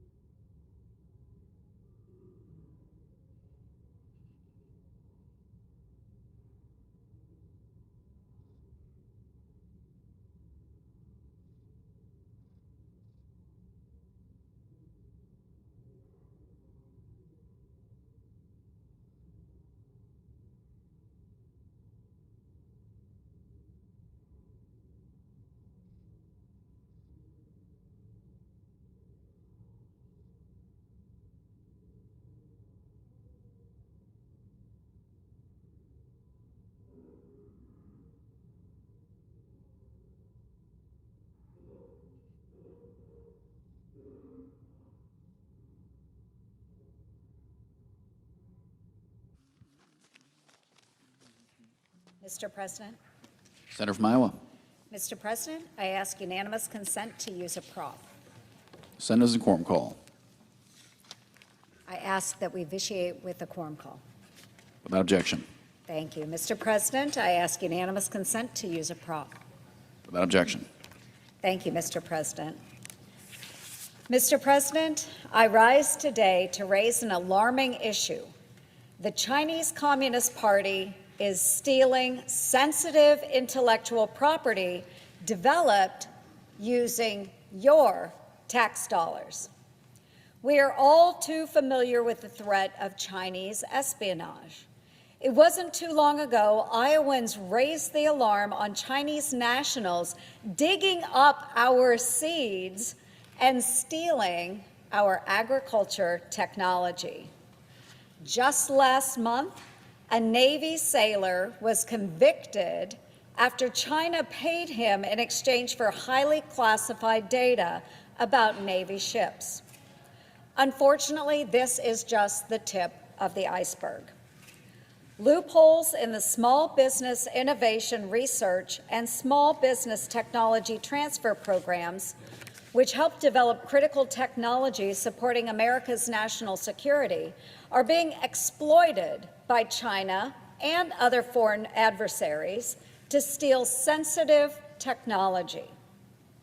Over 40 years ago, the SBIR program was established as America's seed fund to serve as an innovation pipeline to support our warfighters and maintain a technological edge. While the program has seen its fair share of successes, we must be honest that how it currently operates is benefiting China at the expense of our warfighters. This summer, I released a report exposing that hundreds of millions of dollars of technology funded by your taxes through the Pentagon's SBIR program are vulnerable to Chinese espionage. My report found that in 2023 and 2024, 835 applications for SBIR, STTR funding were flagged for having foreign risks. Yet only 303 were denied for their ties to adversaries. Even worse, a lack of foreign due diligence standards across government has opened the door for exploitation. Some agencies denied 100% of flagged applications, while other agencies only denied 1%. Even one case is too many. I shared my report with the Pentagon and asked them to investigate further. The Pentagon agreed with me that there are significant threats to our national security that must be addressed.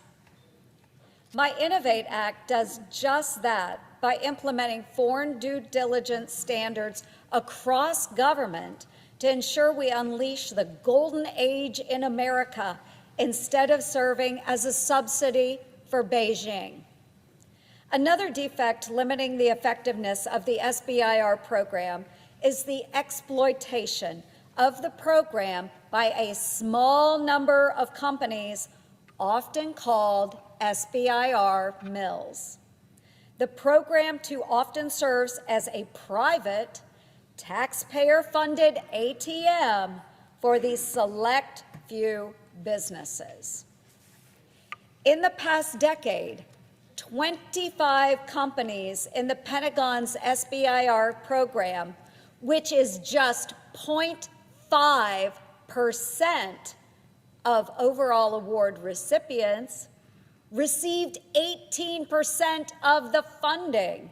That's over $2.3 billion, folks. That is a $92 million windfall for each. No wonder hardworking folks in Iowa have a hard time viewing these as truly small businesses.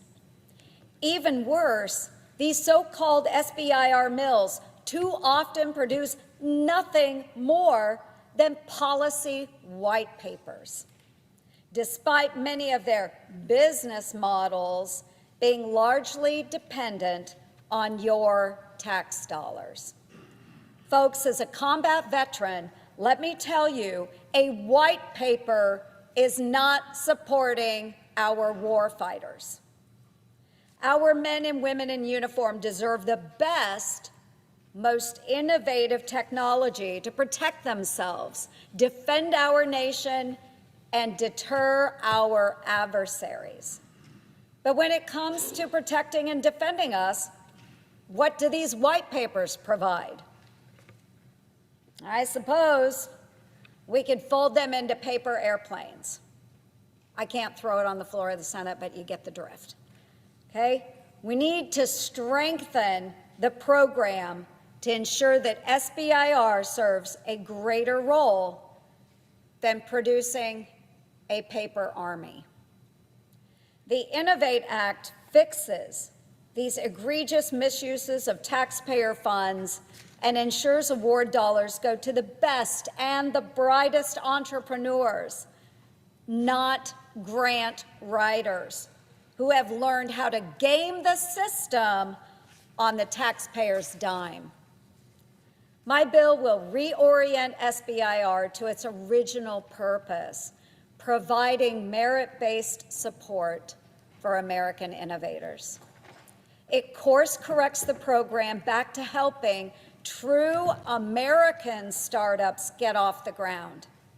It streamlines the proposal process and establishes a new Phase 1A award to attract new entrants with strong commercialization potential. Lastly, the Innovate Act allows new strategic breakthrough awards of up to $30 million at the Pentagon, DOE, NASA, HHS, and NSF. These awards with required matching funds will move our most promising technologies out of the lab and into production for our warfighters, scientists, and other medical professionals. Time is of the essence. The United States cannot and should not delay these reforms any longer. No more waste.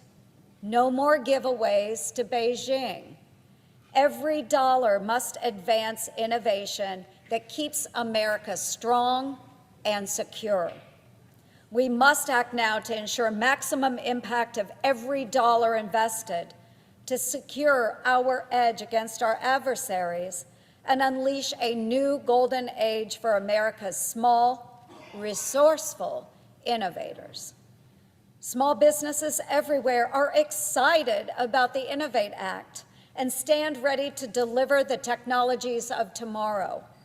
Let's make that happen. I seek unanimous consent to pass the Innovate Act.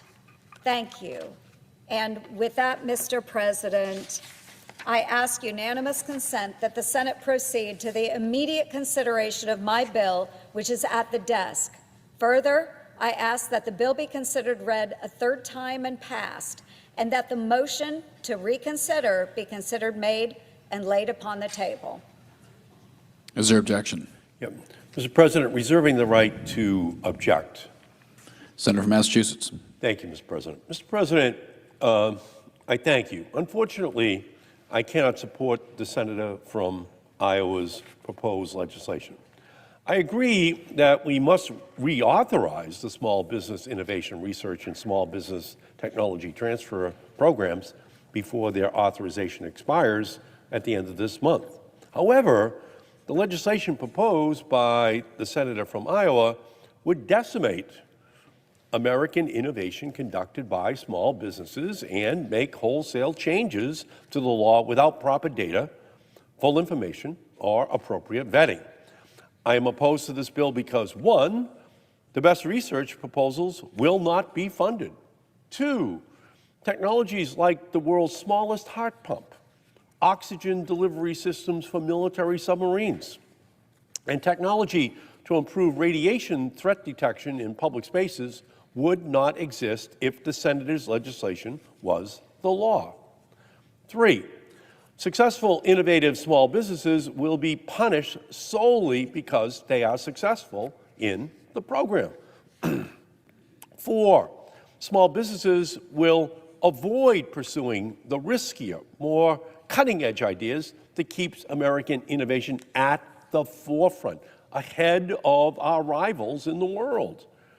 Five, agencies will no longer be able to fund technology that aids their mission if that technology comes from a successful small business. And this is only a fraction of the concerns that not only I have, but the SBIR and STTR communities have raised with me. These programs have gone above and beyond the expectations of those who enacted it. Since the program was established, more than 30,000 small businesses have provided $70 billion in research and development to the United States government. For every SBIR dollar spent, the program returns anywhere from $22 to $33 in economic benefits. These programs work because of the merit-based competition nature of the programs. Darwinian, paranoia-inducing competition. That's what wins. Competition drives the innovation, and meaningful innovation always comes from our most nimble allies, small businesses, not big corporations. It's the small businesses that innovate. And then big companies might want to purchase that breakthrough, but it never comes from those big companies. And that is why in May, I introduced legislation to not only make these successful programs permanent, but further increase their reach and their efficacy. My SBIR STTR Reauthorization Act of 2025 would, one, make permanent the SBIR and STTR programs, two, maintain their merit-based competitive nature, three, increase research funding for small businesses and partnering research institutions, four, strengthen commercialization efforts, five, maintain the tough bipartisan foreign due diligence program established by our predecessors, Senators Cardin and Paul, just 3 years ago, which is working. And six, dismantle barriers to increase participation from underserved populations and new entrants. I am greatly disappointed that we have not been able to come to a bipartisan agreement on how to reauthorize these programs, though my Democratic colleagues and I have continued to show up to negotiate in good faith. However, I am glad that the House Small Business and House Science Committees sensibly came together on a bipartisan, clean, one-year extension for the programs. This extension was unanimously reported. Gentleman reserves. The gentlewoman from South Carolina is recognized. Mr. Chair, how much time remains? Gentlewoman has 1.5 minutes remaining. Super. I want to say that a form that you say whether you're male or female, how you were born, what God gave you, is not an obstacle, which just goes to show just the mere comment that filling out a form, am I male or female, that it is such a huge, ornate, objective obstacle, it's adversarial, just goes to show you how mentally ill this ideology is that filling out a form that is biologically pure, biologically true, would trigger you. And so it goes to ask, would it trigger them so much to go shoot up a military base? Maybe. We had a tranny shoot up a school, a Catholic school, a couple weeks ago in Minnesota, killing 2 beautiful, beautiful young children because they're mentally ill. These people should not be serving in our military. And so when they accuse us of erasing trannies in the military, yes. If you are mentally ill, you don't have the right to serve. We need war fighters. We need men and women who are going to be strong on the front of our battle lines, fighting terrorism. Iran is on the march. China's nipping at our heels. Russia. We need men and women who, rather than worry about, hey, am I this, a eunuch, that, an attack helicopter, whatever gender dysphoria, whatever they have that day, is who are we going to make safe today? What freedom are we fighting for? How are we going to make Americans safe here and abroad? That is the mission. Our national security, that is the mission for the United States military, and it'll stay there with Donald Trump as president. Thank you, and I reserve. Gentlewoman's time has expired. Gentleman from California is recognized. Mr. Speaker, may I inquire as to how much time remains? The gentleman has 2 minutes remaining. Mr. Speaker, I'm pleased to yield 1 minute to the gentlewoman from California, my colleague, Ms. Simon. Thank you, sir, and thank you, Mr. Speaker. For the folks who are watching, for the transgender community, you are loved and respected for your resilience and for your breath. Keep pushing. I rise today in opposition to this amendment that would prohibit the Department of Defense from collecting data on gender identity. Data is not just numbers. Data is story and reflection of those lived realities of real people. And this amendment is to stop data collection. And it is clear, and it is an attempt to erase the existence of transgender service members at the Department of Defense. Without data collection, the Department of Defense cannot adequately address the challenges of lesbian, bisexual, transgender, and questioning service members that they may face. Transgender employees will have a difficult time filing equal unemployment opportunity complaints without accurate data.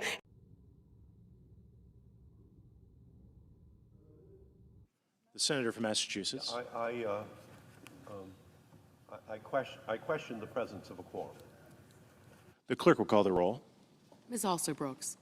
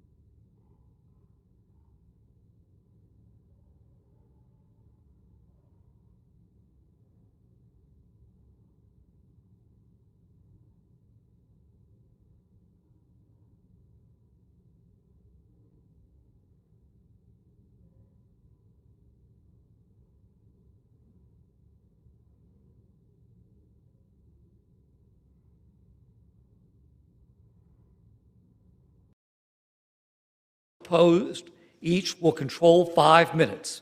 The chair recognizes the gentlewoman from South Carolina. Thank you, Mr. Chair. My amendment is straightforward. It would ensure the use of sex-specific spaces such as bathrooms, locker rooms, and changing rooms on military installations is based on biological sex, not ideology. Women in uniform deserve dignity, privacy, and absolute safety. Protecting women's spaces shouldn't be partisan. It should be common sense. But under the Biden administration, the federal government decided to abandon common sense. It allowed men to enter women's spaces and violate their privacy and violate their dignity. Under President Trump, the government has restored basic biological truth. Men are men and women are women. I applaud the president for his commitment to protecting women, but a future administration could bring us right back to this insanity. The Biden administration sacrificed the dignity and safety of women to appease radical gender lunatic ideology. Our women in uniform shouldn't be forced to suffer indignities to appease the insane policies of the other side of the aisle, all the Democrats who support this nonsense. Allowing delusional men to use women's restrooms, locker rooms, changing rooms is an affront to women, and it's reckless. In Virginia, a registered sex offender with more than a dozen convictions was allowed to use the women's changing room by claiming he was a woman. For 6 months, he exposed himself to women and kids. This is who the left is defending today. Pedophiles and men that want to go in women's spaces and rape them, assault them, and expose themselves to little girls and our daughters. In California, a 17-year-old girl was terrorized by the presence of a man in her locker room while she showered. In Georgia, a 51-year-old man pretending to be a woman undressed in the women's restroom and exposed himself to shoppers. In Virginia, a girl was sexually assaulted by a biological male in a women's bathroom. In Oklahoma, a young woman was beaten for daring to say she was uncomfortable sharing a bathroom with a man. This is not theoretical. These aren't just random incidents. This is an epidemic. They are the natural, predictable consequence of policies which pretend biology doesn't matter. These are the policies of the left, the policies of Democrats that say, follow the science, except for women, we don't care about you, we hate you, we want to take everything away from you. We won't follow the science on this one. We've opened the door for predators to abuse women and girls, our daughters. Our daughters are growing up with something we never had to distinguish when our generation was growing up. We're putting our daughters in imminent danger, in harm's way, and this has to stop. Women shouldn't be forced to share their private spaces with men, and this amendment says we're going back to reality. Privacy and safety matters, dignity matters, women matter, and I encourage my colleagues to protect all women. And I urge all members to support this amendment. I reserve the balance of my time. Gentlewoman from South Carolina reserves. For what purpose does the gentlewoman from California seek to be recognized? Mr. Chairman, I rise to claim the time in opposition to the amendment. The gentleman is recognized for 5 minutes. Thank you, Mr. Chairman. I yield to myself such time as I may consume. Trans people.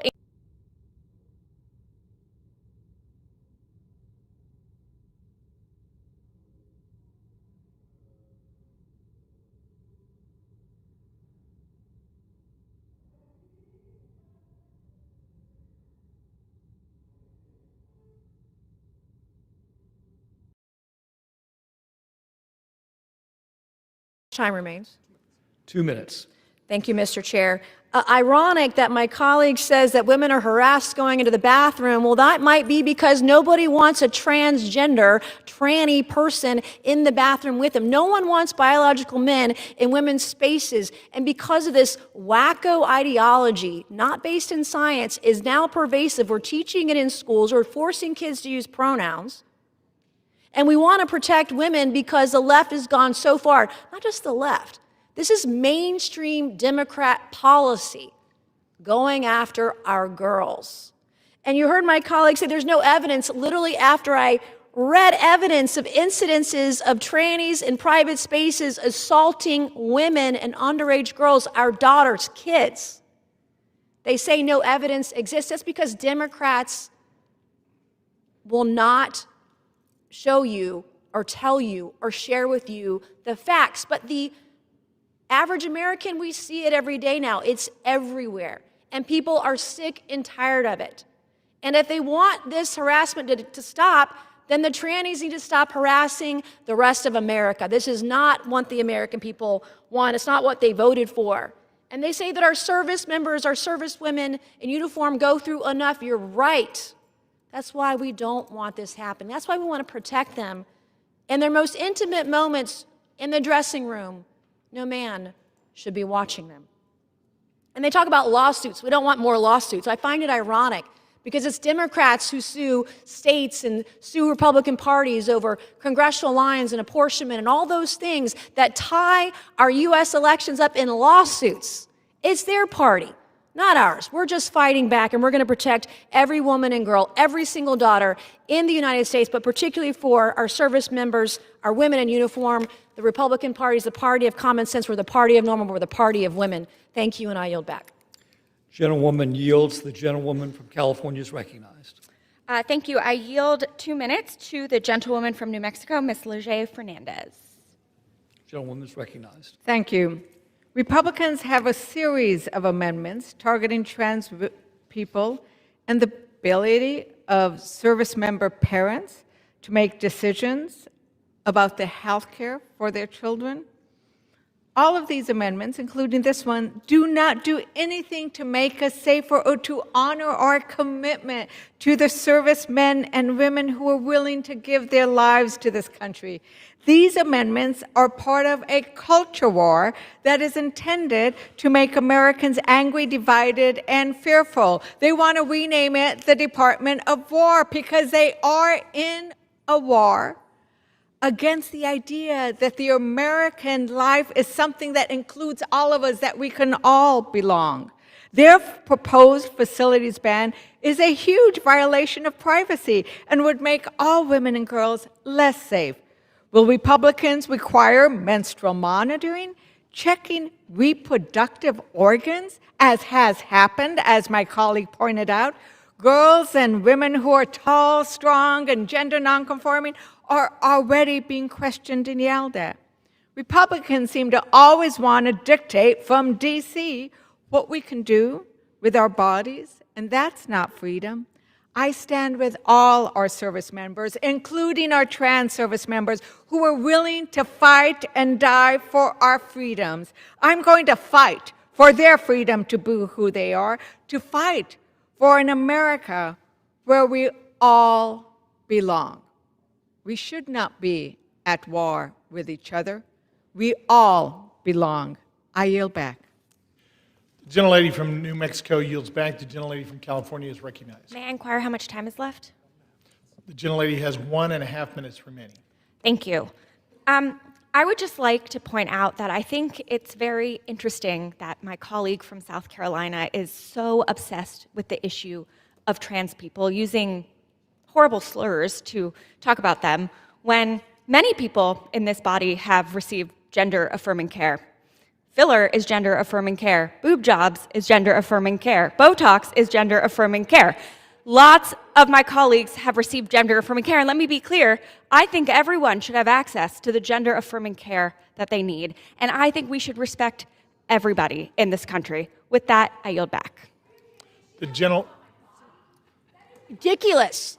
You are absolutely ridiculous. The lady is not recognized. Order. The House will be in order. The gentlelady and the gentleman will suspend. The House will be in order. The gentlelady is not recognized. The question is on the amendment offered by the gentlewoman from South Carolina. The House will be in order. Mr. Chair, The question is on the amendment offered by the gentlewoman from South Carolina. Those in favor say aye. Those opposed say no. In the opinion of the chair, the ayes have it. The amendment is, the gentlelady from California is recognized. Mr. Chairman, I request her words be taken. Clause 6 of Rule 18, further proceedings on the amendment offered by the gentlelady from South Carolina will be postponed.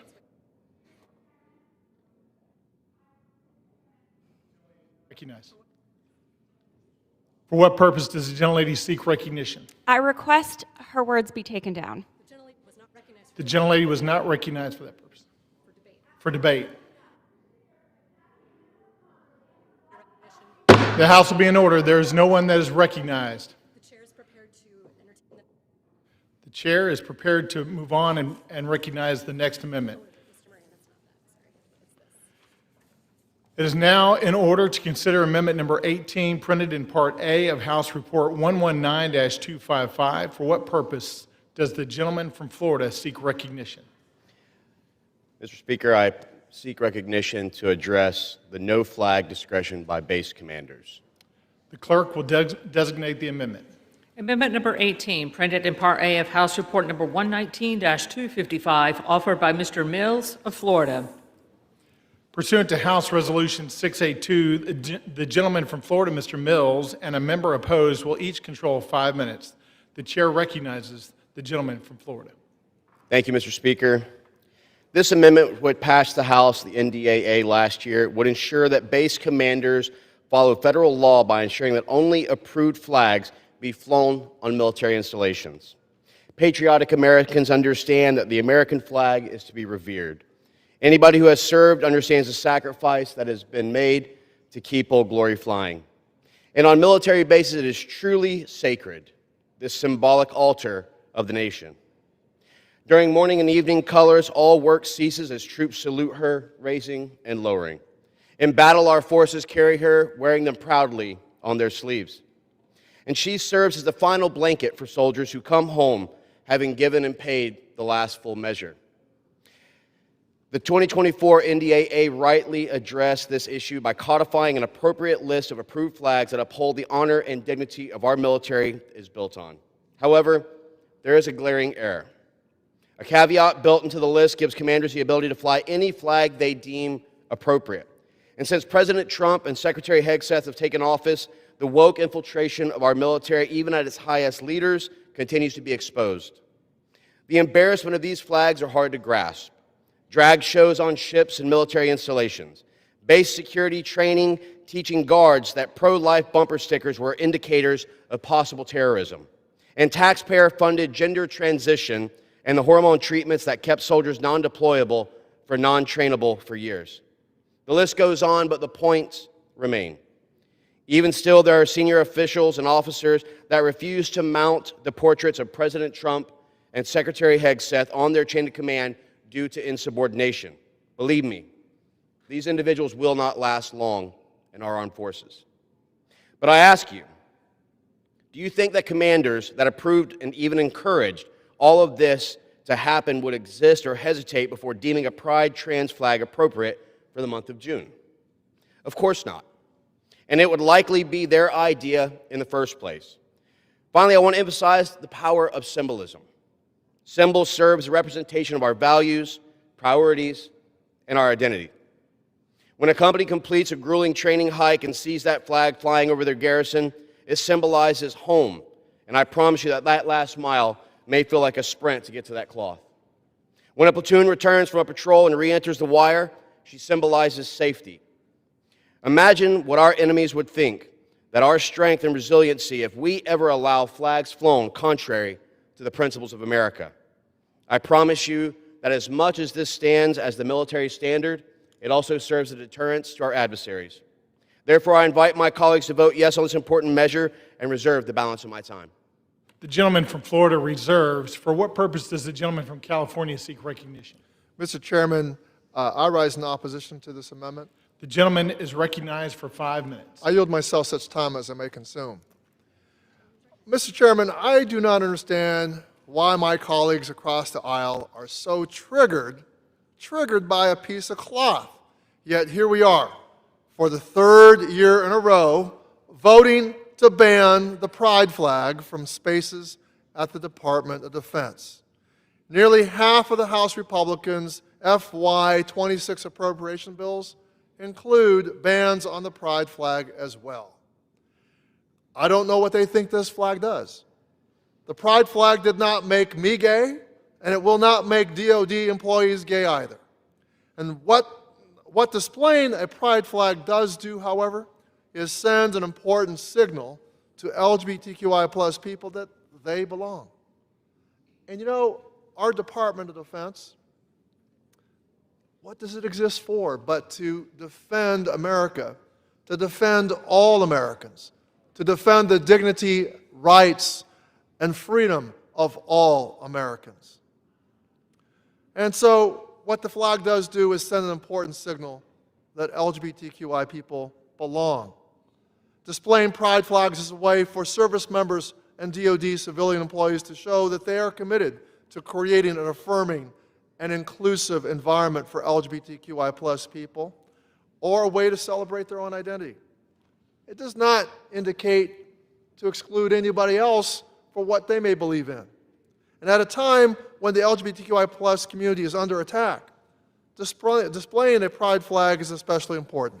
It is particularly offensive that Republicans are seeking to ban this flag at DoD, given that one of the earliest pride flags was created by a former U.S. military officer, Gilbert Baker.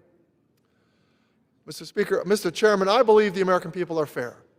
They support inclusion, and I think they view amendments like this, dictating to federal employees and troops what flags they can have at their workstations, as both ridiculous and extreme government overreach. We should be focused on strengthening our military readiness, not censoring the LGBTQI+ community and our allies. I urge my colleagues to oppose this amendment, and I reserve the balance of my time. The gentleman from California reserves. The gentleman from Florida is recognized. Mr. Speaker, how much time do I have remaining? The gentleman has 2 minutes remaining. Thank you, Mr. Speaker. The only thing that was just said by our colleague across the row that I can actually agree with is inclusivity. And what is more inclusive than the American flag, the flag that we all honor as American patriots? The one thing that we know about the pride flag is it represents only one portion of those who serve. That is not called inclusivity, sir. That is called division. That is why this is the first time since the previous administration took over we've actually hit our recruitment numbers in every single branch, something you can't say when it comes to the last administration's efforts. So what I look at is this, the 1777 Flag Act, the fact that we actually stand for something that unifies us, not divides us, the fact that we need to get back to meritocracy, not division through diversity, equity, and inclusion.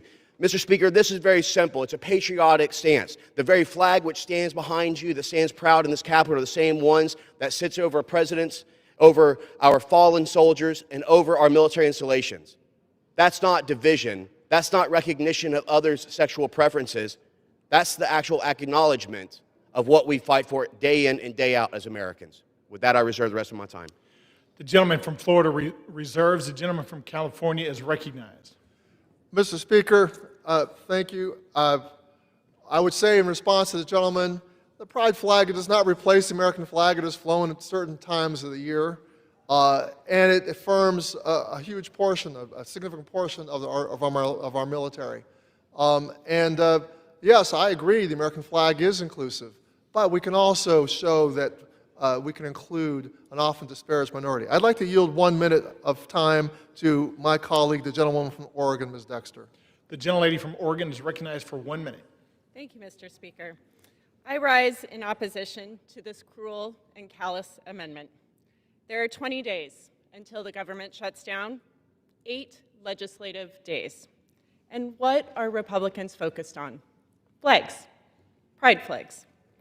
Republicans are spending valuable floor time that could be used by the government to lower costs for working families. The gentlelady will suspend.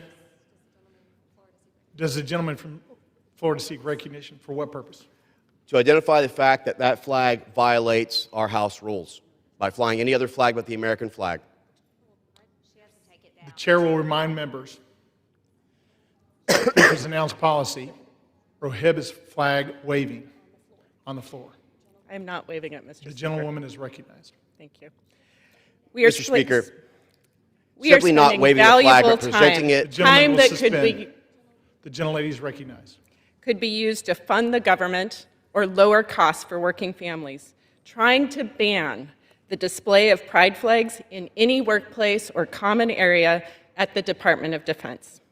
This obsession with attacking, dehumanizing, and villainizing our LGBTQIA+ community is as sick as it is a waste of time. Trump is using the same tired playbook authoritarian regimes have used throughout history. He is dehumanizing our most vulnerable to divide us and distract us from the fact that his failure to meaningfully improve the lives of the people he was elected to serve. We see this for what it is, and we refuse to let them win. We will not erase the LGBTQIA community. Time has expired. Thank you, Mr. Speaker. The gentleman from Florida is recognized. I want to be very clear in this. They, on the other side, may think that we can out-pronoun our enemies, and that's going to keep our adversaries at bay. But we can he, him, they, them, she, her all day long. That is not what makes us strong as America. It is the flag in which we wear, the training in which we have, and the meritocracy which should always exist. I will continue to fight for every member of armed services and every single person to know that is the American flag which will fly high and proud, and we will defend her against all enemies, foreign and domestic. With that, I yield. The gentleman yields. The gentleman from California is recognized for 1 minute. You have 1 minute remaining. I have 1 minute remaining. Oh, thank you. Let me just say that I don't understand why the other side believes that LGBTQ people are such a threat to recognize their service in the military, to acknowledge, to allow a flag to be displayed at a workstation or to be flown during Pride Month in certain areas. We are a country of inclusion. We are a country, home of the land of the free and home of the brave. And that should include all of us. And there's no reason why to think that the fact that we had a policy of inclusion, that we had pride flags at the Department of Defense, that was the reason why we were falling short of our recruitment goals. There was something else going on there. This is all crazy talk, and that's why I think more and more Americans think it's the Republican Party that has gone too far with its very extreme views about LGBTQI plus people and defense. I yield back, Mr. Speaker. The gentleman yields. All time for debate on this issue has expired. The question is on the amendment offered by the gentleman from Florida. Those in favor say aye. Those opposed say no. In the opinion of the chair, the ayes have it. Record a vote. Pursuant to Clause 6 of Rule 18, further proceedings on the amendment offered by the gentleman from Florida will be postponed. The chair understands that amendment number 19 will not be offered. It is now in order to consider amendment number 20, printed in Part A of House Report 119-255. For what purpose does the gentlelady from Georgia seek recognition? Mr. Speaker, I rise as the designee for the gentleman from Ohio, and I have an amendment at the desk. The clerk will designate the amendment. Amendment number 20, printed in Part A of House Report number 119-255, offered by Ms. Green of Georgia. Pursuant to House Resolution 682, the gentlelady from Georgia and a member opposed each will control 5 minutes. The chair recognizes the gentlelady from Georgia, Ms. Green. Thank you, Mr. Speaker.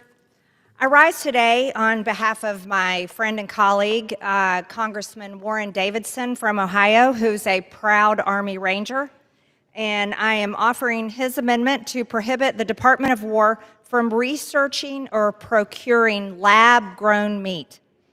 This amendment prohibits the Department of War funding from being used on the research, production, advancement, or enhancement of cell-cultured meat, which is fake meat. It's not even real meat. Over the years, climate activists have tried to push experimental food alternatives on the American public. The latest product they are peddling to us is cell-cultured fake meat. What's worse is they have been trying to push this experimental product on our U.S. service members like they are lab rats, all in an attempt to put America's ranchers and farmers out of business. Our great men and women in our military are not lab rats, Mr. Speaker.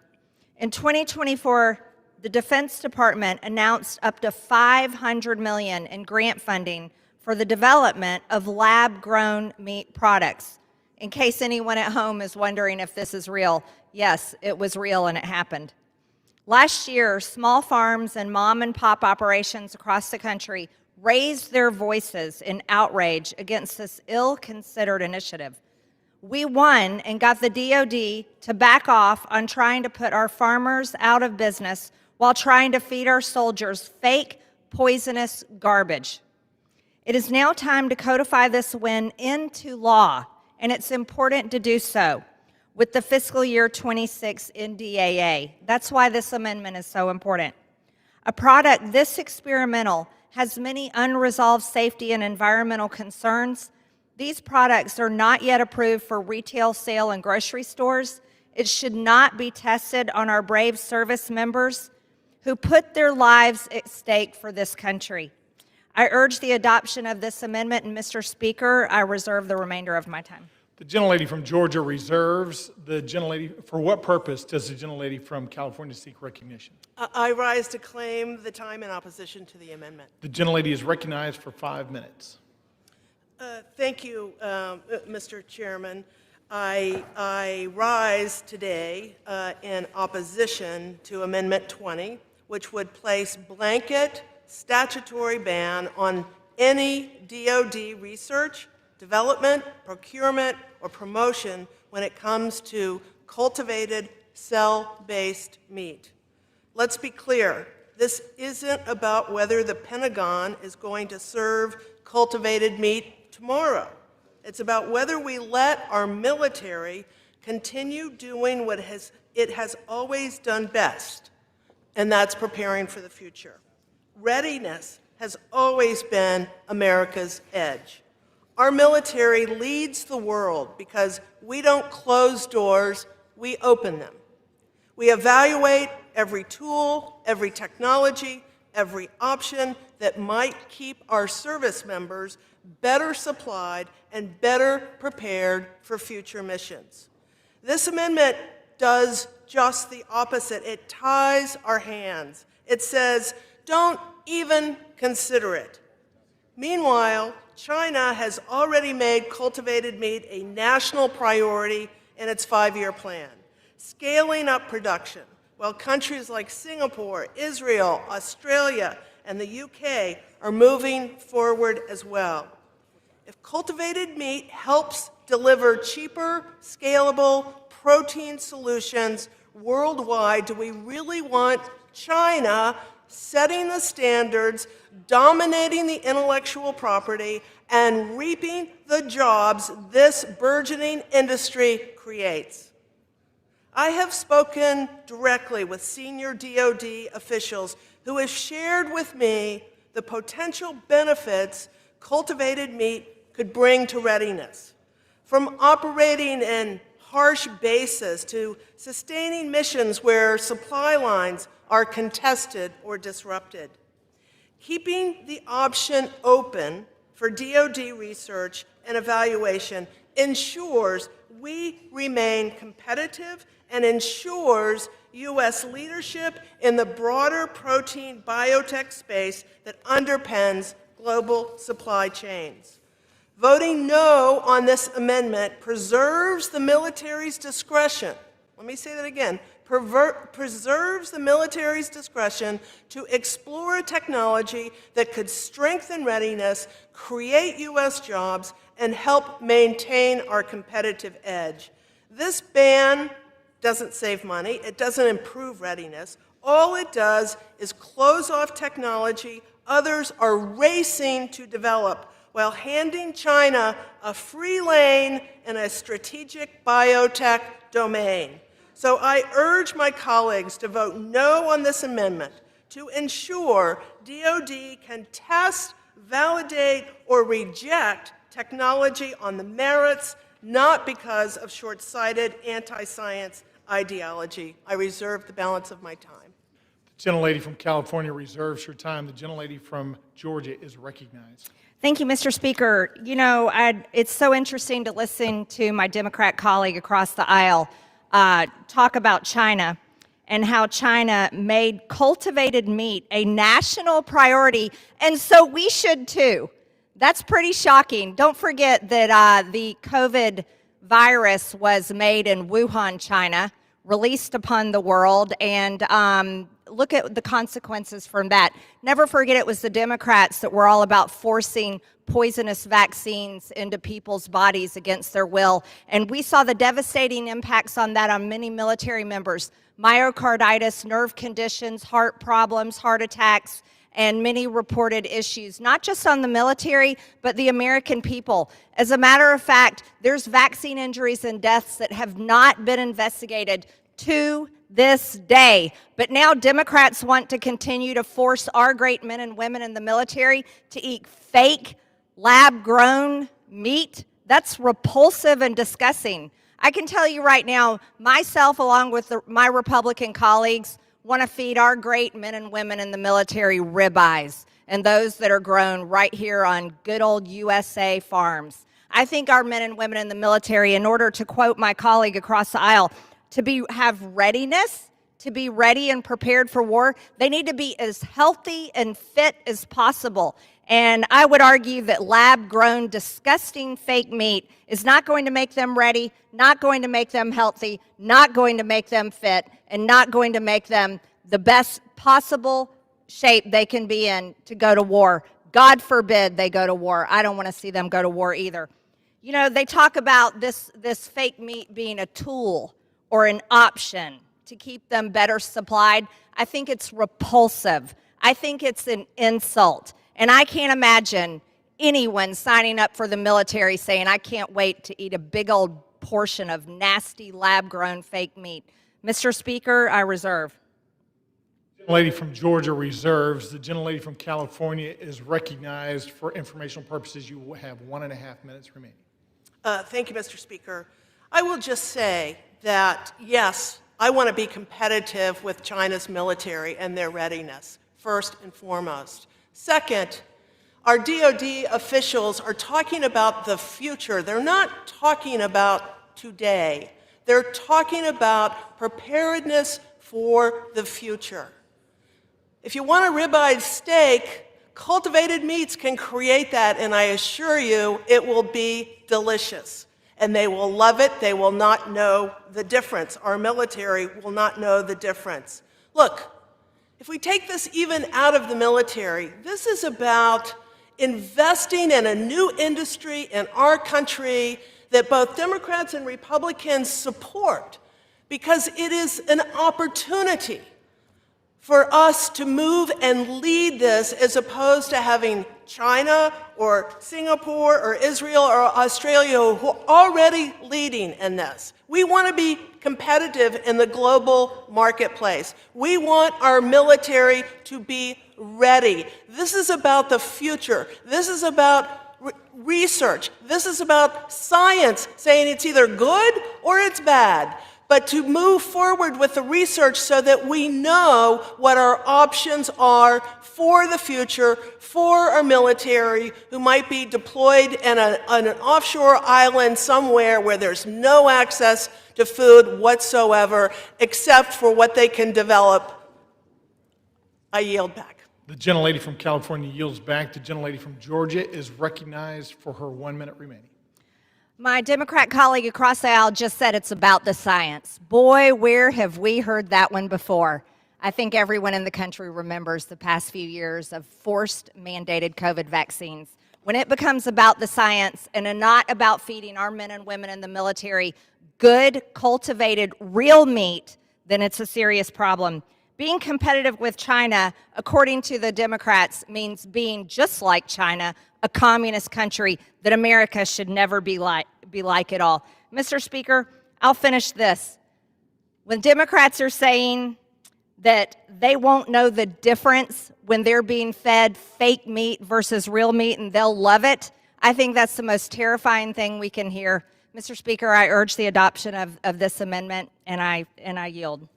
The gentlelady from Georgia yields back. The question is on the amendment offered by the gentlelady from Georgia. Those in favor say aye. Those opposed say no. In the opinion of the chair, the ayes have it. Request a recorded vote. Pursuant to Clause 6 of Rule 18, further proceedings on the amendment offered by the gentlelady from Georgia will be postponed.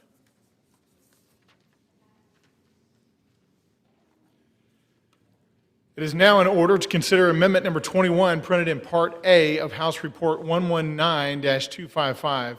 For what purpose does the gentleman from Georgia seek recognition? Mr. Speaker, I have an amendment at the desk.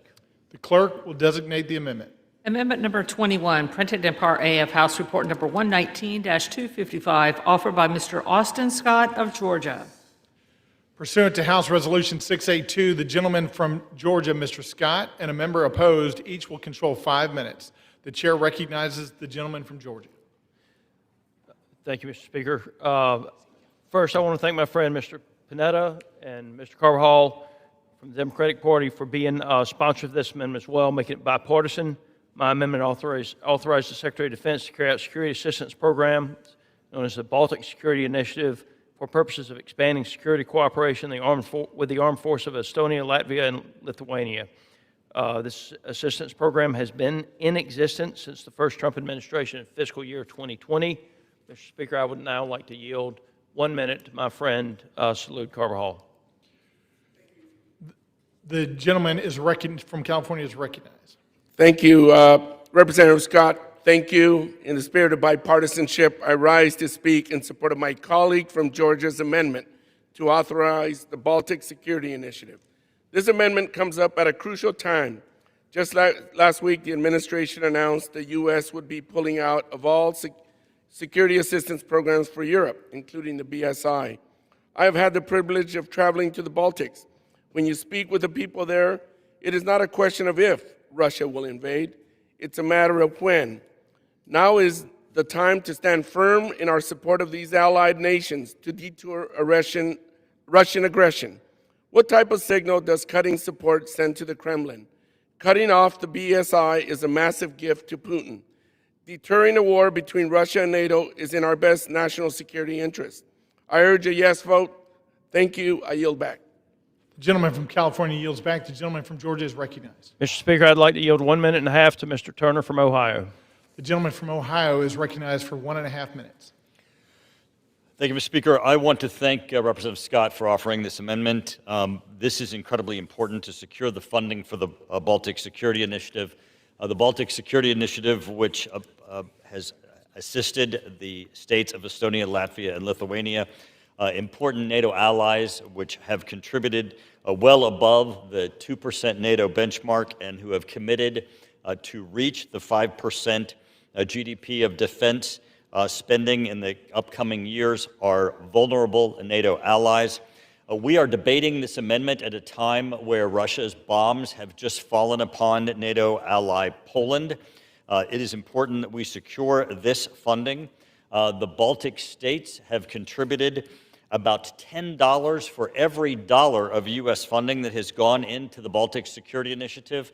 Why this is important is this is the U.S. portion of funding for training that has been the U.S. participation as part of Baltic exercises in the area that has ensured and been a part of deterrence to say to Russia, we will be there, we're part of the NATO alliance and ensuring that the Baltics will be secured. It has also been a statement against Russian aggression as we've been trying to secure and make a statement as they have been attacking with their murderous attacks against Ukraine, as we've also been trying to stand up and ensure that as they look to expand and threaten Poland, that we'll be there for them. Thank you. I yield back. The gentleman from Ohio's time has expired. The gentleman from Georgia is recognized. Mr. Speaker, I reserve. The gentleman from Georgia reserves. For what purpose does the gentleman from Missouri seek recognition? To speak upon the amendment? Does the gentleman wish to speak in opposition to the amendment? No. The gentleman is not recognized with... Okay. Mr. Does the gentleman Speaker, from Georgia... may I inquire how much time is remaining? The gentleman has 2 minutes remaining. Okay. Mr. Speaker, if the gentleman from Missouri technically claimed time in opposition to the amendment, without objection, he could then speak in favor of the amendment. I claim the time in opposition, though I'm not opposed. Without objection, the gentleman from Missouri is recognized for 5 minutes. We must continue to stand with our Baltic ally of Russian aggression.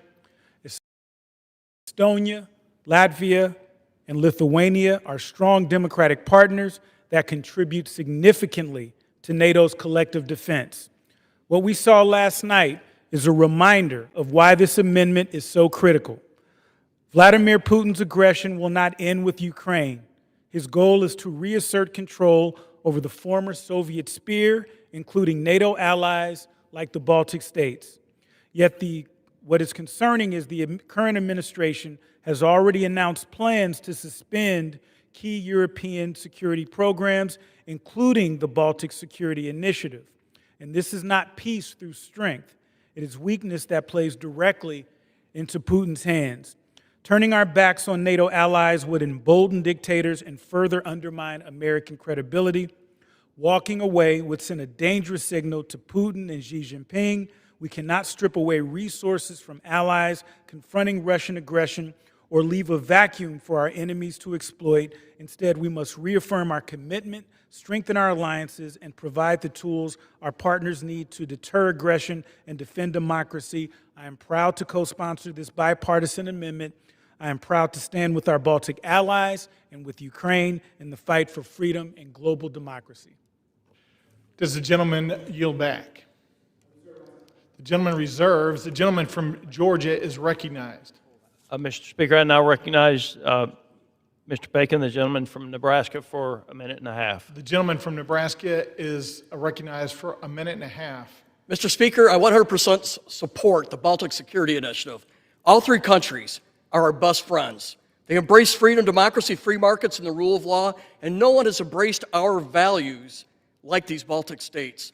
These countries are on the front lines with Russia. They see the treachery of the Russia's invasion of Ukraine and know very well they could be next. Why don't the political appointees of the Pentagon see this? It is clear to most that this is the case. Every family in the Baltics knows someone shot by the Soviets or sent to Siberia to die. They have this experience. And the Baltic people know the harsh reality of living under the Russian thumb and know that they could be next if Ukraine falls. The Baltic leads the way on defense spending. They spend more defense per GDP than the United States. They spent more on Ukraine per GDP than us. This amendment is necessary because there are some appointees in the Pentagon who have embraced a foolish policy of decoupling from Europe and weakening our leadership in NATO. And we got to stand opposed to it. We need to do our Article 1 powers today and be counted what we believe in.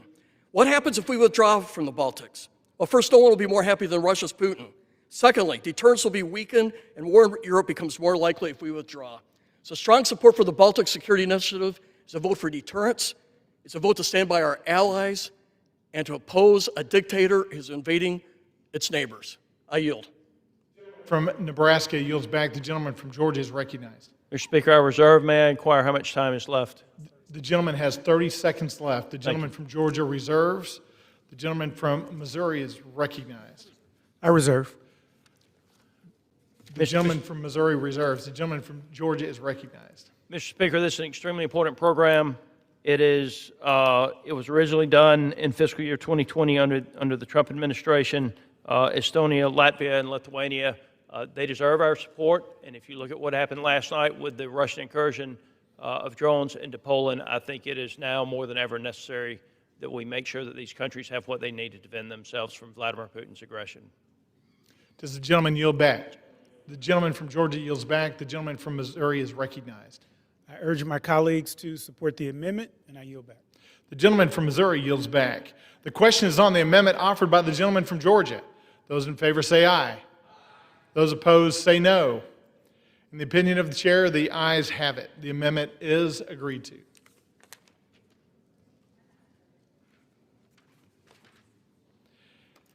It is now in order to consider Amendment Number 22, printed in Part A of House Report 119-255. For what purpose does the gentlewoman from Georgia seek recognition?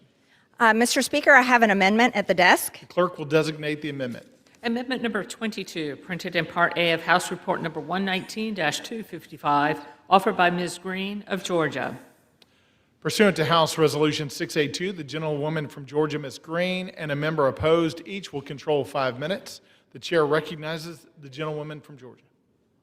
Thank you, Mr. Speaker. My amendment prohibits the assistance to Ukraine and the NDAA. This bill provides approximately $700 million in funding for the Ukraine Security Assistance Initiative over fiscal year 2026 and 2027 for training, equipment, lethal assistance, supplies and services, and intelligence support to the military and national security forces of Ukraine. The administration has even raised strong objections against extending the Ukraine Security Assistance Initiative and authorizing additional funding for it. Yet somehow the NDAA contains $700 million. The administration said, and this comes from the letter from the Office of the OMB, the administration strongly objects to Sections 1223 and 1227 as these provisions extend the Ukraine Security Assistance Initiative and authorize additional funding. Similarly, the administration objects to Section 1224, which requires the creation of depot-level maintenance plan in conjunction with the Ukrainian government. Furthermore, the administration strongly objects to Section 1228, which usurps the administration's authority to dictate the terms of its intelligence support to the Ukrainian government. These four provisions do not advance the administration's objective to end the conflict in Ukraine. That's the key point. The administration wants to end the conflict in Ukraine. Ukraine is not a NATO member nation. We're not contractually bound to provide their protection. And need I remind everyone here that we're $37 trillion in debt. $37 trillion. We should not have to be sending more American tax dollars over to defend Ukraine and the people of Ukraine when Ukrainians themselves are coming to our country and getting murdered on trains, subway trains. Irina Zarutska was brutally murdered by an American man as she was riding on a subway train. Yet we're sending $700 million more to Ukraine. The American people would like that $700 million spent here to keep people safe and stop senseless, insane murders. Mr. Speaker, I reserve. The gentlelady from Georgia reserves. For what purpose does the gentleman from Washington seek recognition? I rise to claim the time in opposition. The gentleman is recognized for 5 minutes. Thank you. I yield myself 1 minute.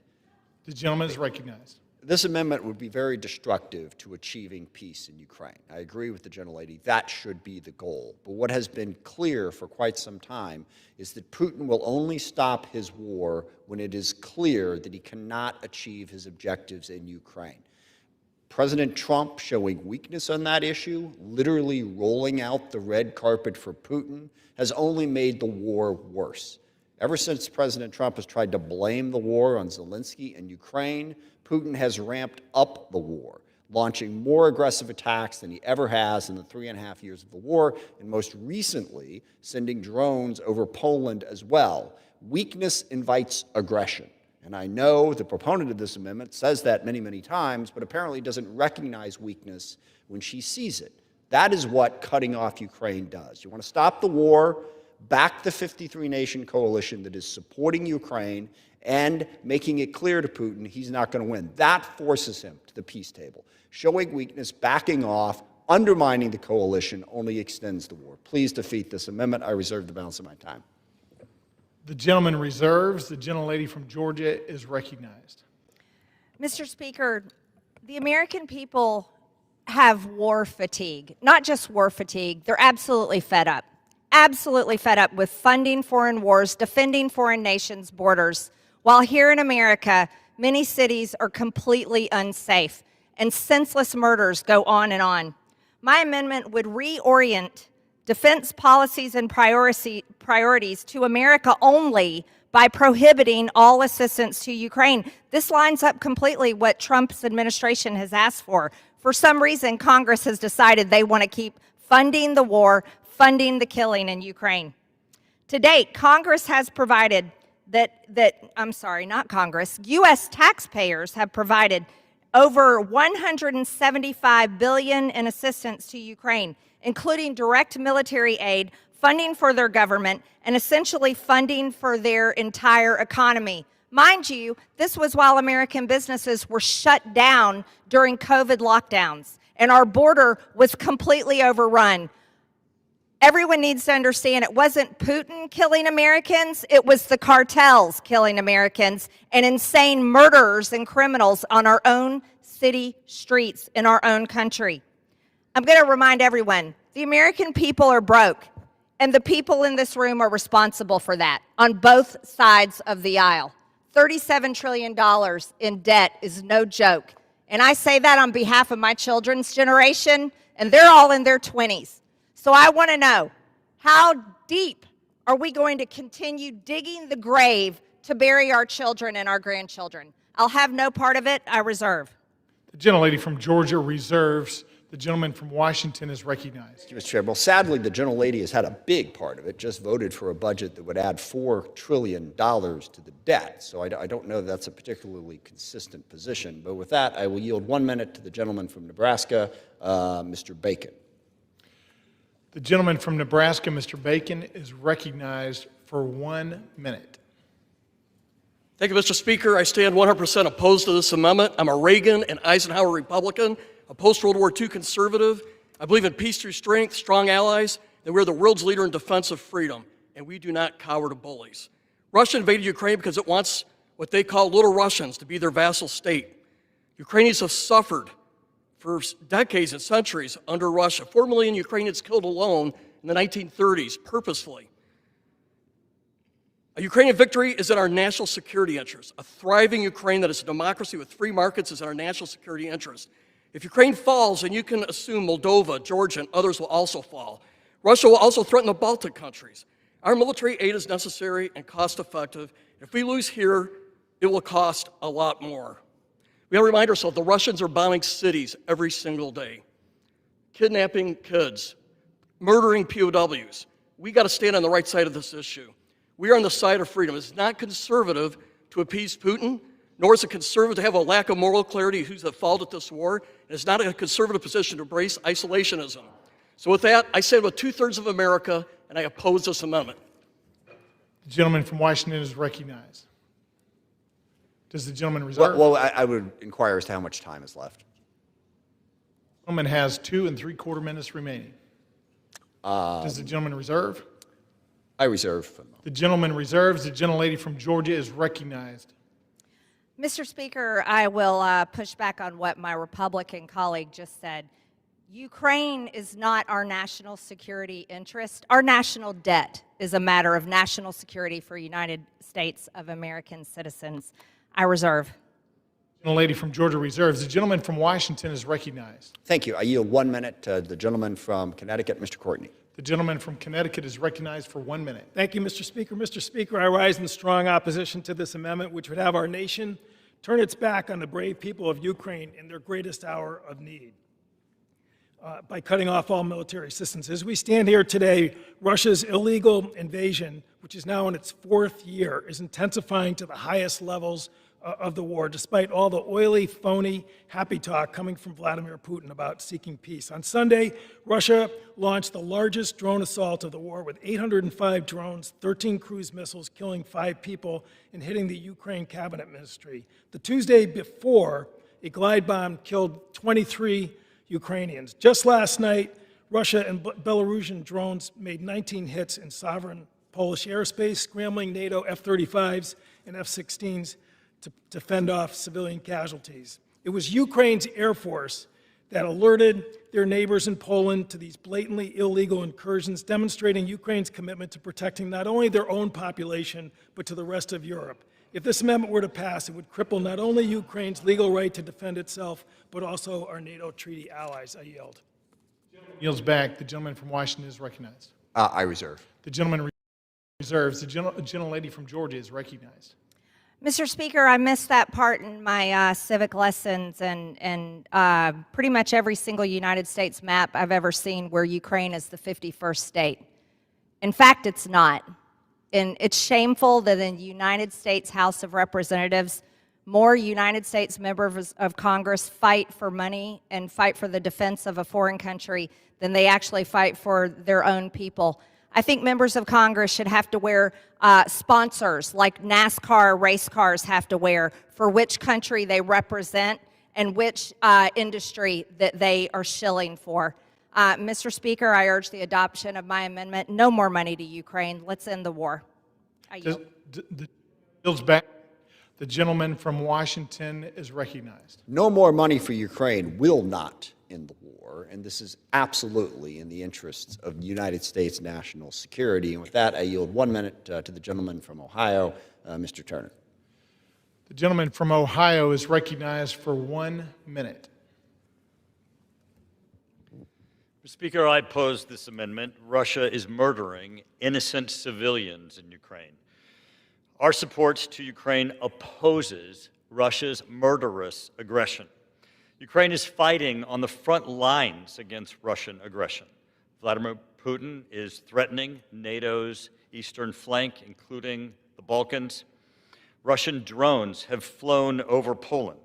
It is unbelievable that after Poland has been threatened, that today we are even debating this amendment. It has been warned that U.S. disengagement in Ukraine would fracture NATO unity, undermine deterrence, and invite broader conflict in Europe. We should oppose this amendment. I yield back.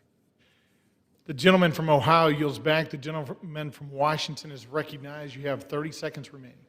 Thank you. I'm prepared to close. I agree with all the arguments that were made. I think the most crucial point here is the United States of America is the most economically powerful country in the history of the world. And that has been the case since the end of World War II. A large part of that is because of our efforts to work with the rest of the world to maintain peace and security. Sadly, it just doesn't end at our borders. Peace and security in the world is in the best interest of the American people, and we see the economic prosperity we have enjoyed because of it. That is what Ukraine is about and why we should continue to support them. I yield back.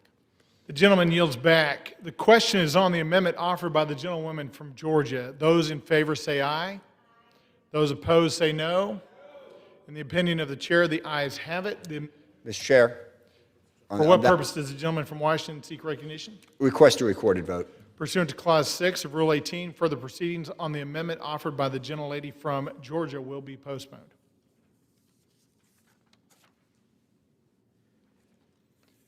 It is now in order to consider amendment number 23, printed in Part A of House Report 119-255. For what purpose does the gentlelady from Georgia seek recognition? Mr. Speaker, I have an amendment at the desk. The clerk will designate the amendment. Amendment number 23, printed in Part A of House Report number 119-255, offered by Ms. Green of Georgia. Pursuant to House from Georgia, Ms. Green, and a member opposed, each will control 5 minutes. The chair recognizes the gentlelady from Georgia. Thank you, Mr. Speaker. My amendment strikes funding for overseas humanitarian disaster and civic aid program. My amendment strikes $115 million in foreign aid funding to the overseas humanitarian disaster and civic aid programs of the Department of Defense. The War Department. You see, the United States government is not a charity, and the American people are some of the most generous people in the world, all by themselves, without the government taking their hard-earned tax dollars and sending it to wherever they want. You see, this account funds 3 different programs. Humanitarian assistance helps nations with disaster preparedness, public health support, basic infrastructure support. Humanitarian Mine Action Program provides assistance to nations to help them safely eliminate unexploded mines. Disaster relief supports disaster relief in foreign countries. 2023 and 2024, the department provided support for responses in Haiti, Turkey, northern Syria, Philippines, Libya, and Gaza. And while we're compassionate to people around the world suffering from national disasters and many other issues, think of our own national disasters and problems that we face here in our own homeland. Hurricane Helene, Hurricane Milton, the Lahaina wildfires, the LA wildfires, the Texas flooding, the opioid epidemic, and in Northwest Georgia, the drinking water is also polluted with forever chemicals.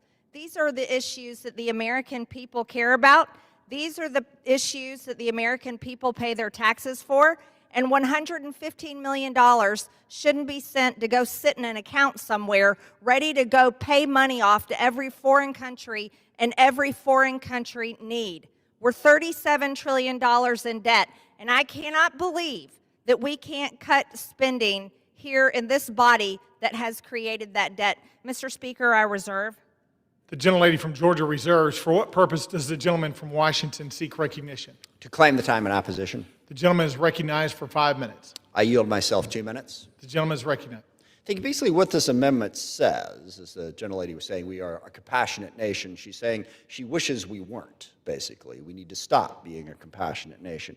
And this is $115 million. I will remind everybody that the budget bill that the gentlelady and the sponsor of this amendment voted for added $4 trillion to the debt. Why don't we start there? There's a basic argument here. Why does the U.S. engage in foreign aid? There's 4 real arguments to that. Number one, economics. We, again, are the most economically powerful nation in the world. We have the largest economy. We've benefited the most. If we can help other countries generate economies, we have access to those markets. They will buy our stuff. It grows our economy. It has worked spectacularly well for 80 years. Number two, disease and health. Sadly, those things don't know borders. Ebola, a variety of different other diseases can spread and come back here. So if we work with the rest of the world to prevent it before it comes here, that is to our benefit. Third is a matter of national security and safety. 9/11 happened because things were going wrong in other parts of the world, and they came here. And it absolutely impacted people in the United States of America. The idea that this has no impact on our citizens doesn't matter just fails to recognize it is not the 19th century anymore. It is a globally connected world that impacts us. And the last argument I would make America great again. We're supposed to be the most compassionate nation. We run around the world telling everybody how great we are, how much we're better than everybody else in the world. And this amendment basically says, screw you, we don't care. We should be a great nation. We should be willing to set aside $115 million in a $14 trillion economy to help other parts of the world that are less fortunate than us. If we want to make that claim, then we ought to live up to it to at least this tiny, tiny little degree. This is a heartless, uncompassionate amendment. Please defeat it. I reserve. The gentleman reserves. The gentlelady from Georgia is recognized. Mr. Speaker, we're $37 trillion in debt. Fiscal year 2024 was the first year that the U.S. spent more on interest payments than on national defense. Spending on interest was more than all the money spent on veterans, education, and transportation combined. That's for America, not the rest of the world. Interest costs will keep rising, crowding out other priorities, and not only burden future generations, but cripple them. 300 Americans die every single day from drug overdoses. And in 2024, 17.6 veterans committed suicide every single day. And there were over 30,000 homeless veterans. These are American problems. These are the issues we should be spending Americans' hard-earned tax dollars on instead of shoving them off and just saying, we can't wait to give American money to the rest of the world for whatever they need. But yet we kick Americans right in the face and say, no, no money for you. According to the Department of Education, 85% of black students lack proficiency in mathematics and reading skills. 40% of high schools in Baltimore did not have a single student score proficiently in math in 2023. Not a single student. But we got to send another $115 million for somebody else's flood or problem or issue that because, you know, God forbid, the government not jump in and send money to foreign countries. This is a shame, and this is hurting America. Mr. Speaker, I reserve. The gentlelady from Georgia reserves. The gentleman from Washington is recognized. Thank you, Mr. Chair. I yield 1 minute to the gentlelady from California, Ms. Jacobs. The gentlelady from California is recognized for 1 minute. Thank you. The Overseas Humanitarian Disaster and Civic Aid account empowers the U.S. to be a global first responder, advancing our humanitarian goals and strategic interests at the same time. This fund makes humanitarian responses possible that otherwise wouldn't be. It enables the quick delivery of food, water, shelter, medical supplies, and transportation during natural disasters or humanitarian crises in areas that are too hard for NGOs and other U.S. agencies to reach as quickly. That means more lives saved. This account also is used to fund the removal of dangerous landmines and other unexploded ordnance that could harm civilians, something I know the amendment sponsor has been vocal about in the past. And this fund helps showcase the U.S. military in a positive light, leading with our values and capabilities while strengthening partnerships and alliances. For example, just a few years ago, ODACA provided critical humanitarian assistance to Afghan special immigrant visa applicants after the collapse of the Afghan government. Compared to the rest of the defense budget, the ODACA's budget is modest, but its impact is huge. It yields massive returns in lives saved, crises stabilized, and partnerships strengthened. I urge my colleagues to reject this amendment. The gentlelady from California yields back. The gentleman from Washington is recognized. Reserve. The gentleman from Washington reserves. The gentlelady from Georgia is recognized. Mr. Speaker, $115 million is a lot of money, especially when our interest is bigger than our own military budget. We have a serious crisis right now, and it's our national debt. And the American people have been through unbelievable crises. Hurricanes, have been through wildfires, every kind of national disaster you can imagine, natural disaster you can imagine, but also disasters caused by our own government. And yet the people in this room are tone deaf, absolutely tone deaf. If it were up to my Democrat colleagues, they would just keep digging the hole of debt and sending all of the hard-earned money here in America overseas for every single issue there is.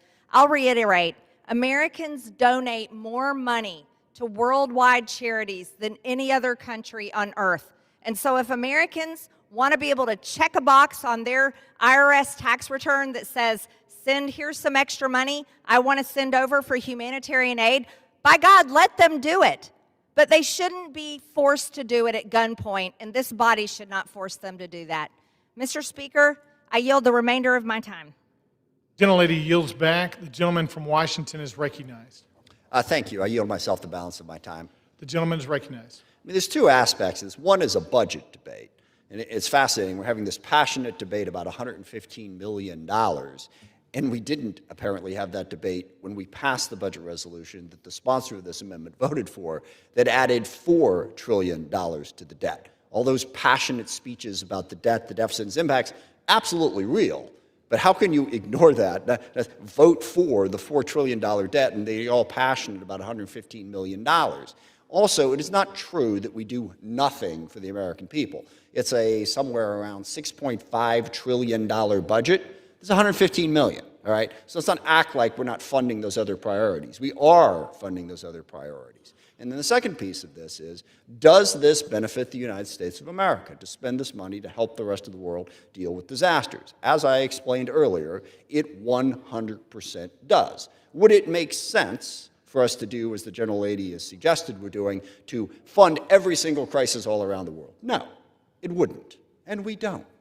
We spend $115 million to try to help the rest of the world with public health disasters and natural disasters, which does benefit us. So all of the arguments about the debt and the deficit, please don't take those seriously from a group of people who just voted for increasing the debt by $4 trillion.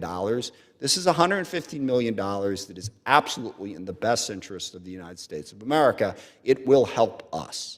Please defeat this amendment, and with that, I yield back the balance of my time. The gentleman from Washington yields back. The question is on the amendment offered by the gentlelady from Georgia. Those in favor say aye. Those opposed say no. In the opinion of the chair, the ayes have it. Mr. Chair. For what purpose does the gentleman from Washington seek recognition? Request a recorded vote. Pursuant to Clause 6 of Rule 18, further proceedings on the amendment offered by the gentlelady from Georgia will be postponed. It is now in order to consider action that Senate Republicans have teed up to change the rules or utilize the nuclear option to set a new precedent for how nominees are considered and or confirmed in this body. And so it's not a new conversation, not a new effort that has come up just overnight.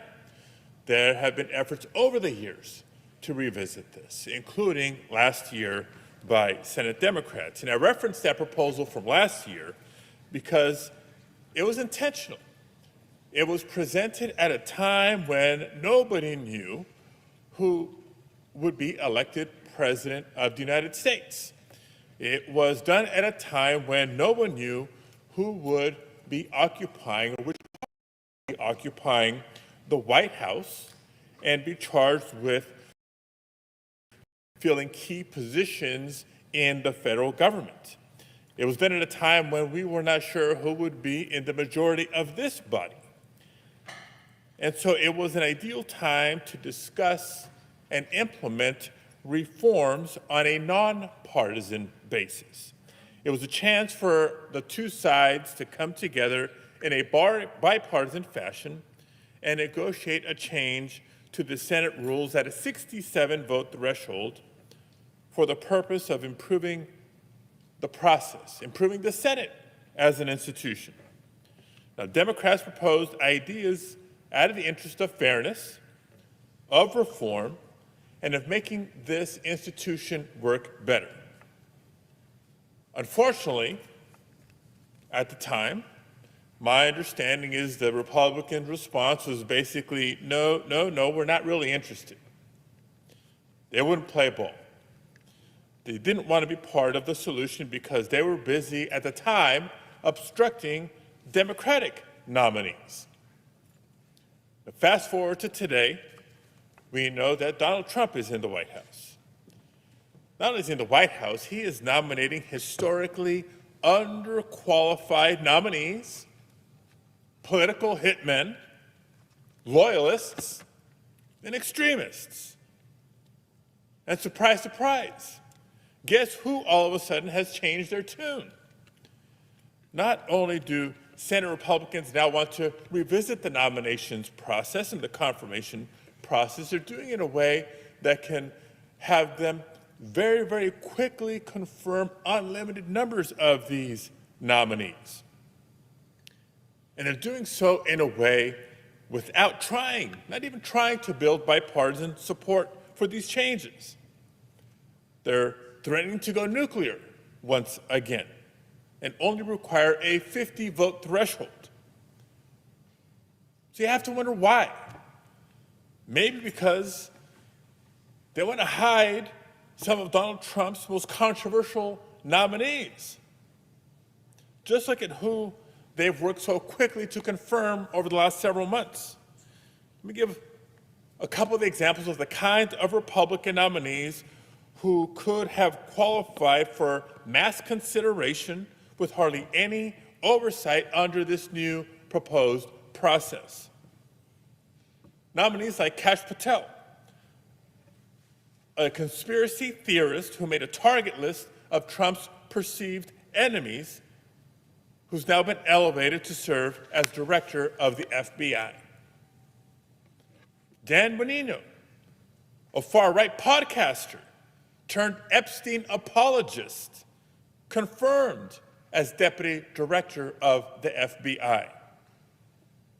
Todd Blanche, Trump's personal criminal defense lawyer, who represented him when he was convicted of concealing hush money payments to Stormy Daniels, he's now the deputy attorney general. And by the way, paid recently a very high-profile visit to a certain Ghislaine Maxwell in federal prison for her role in the whole Epstein saga.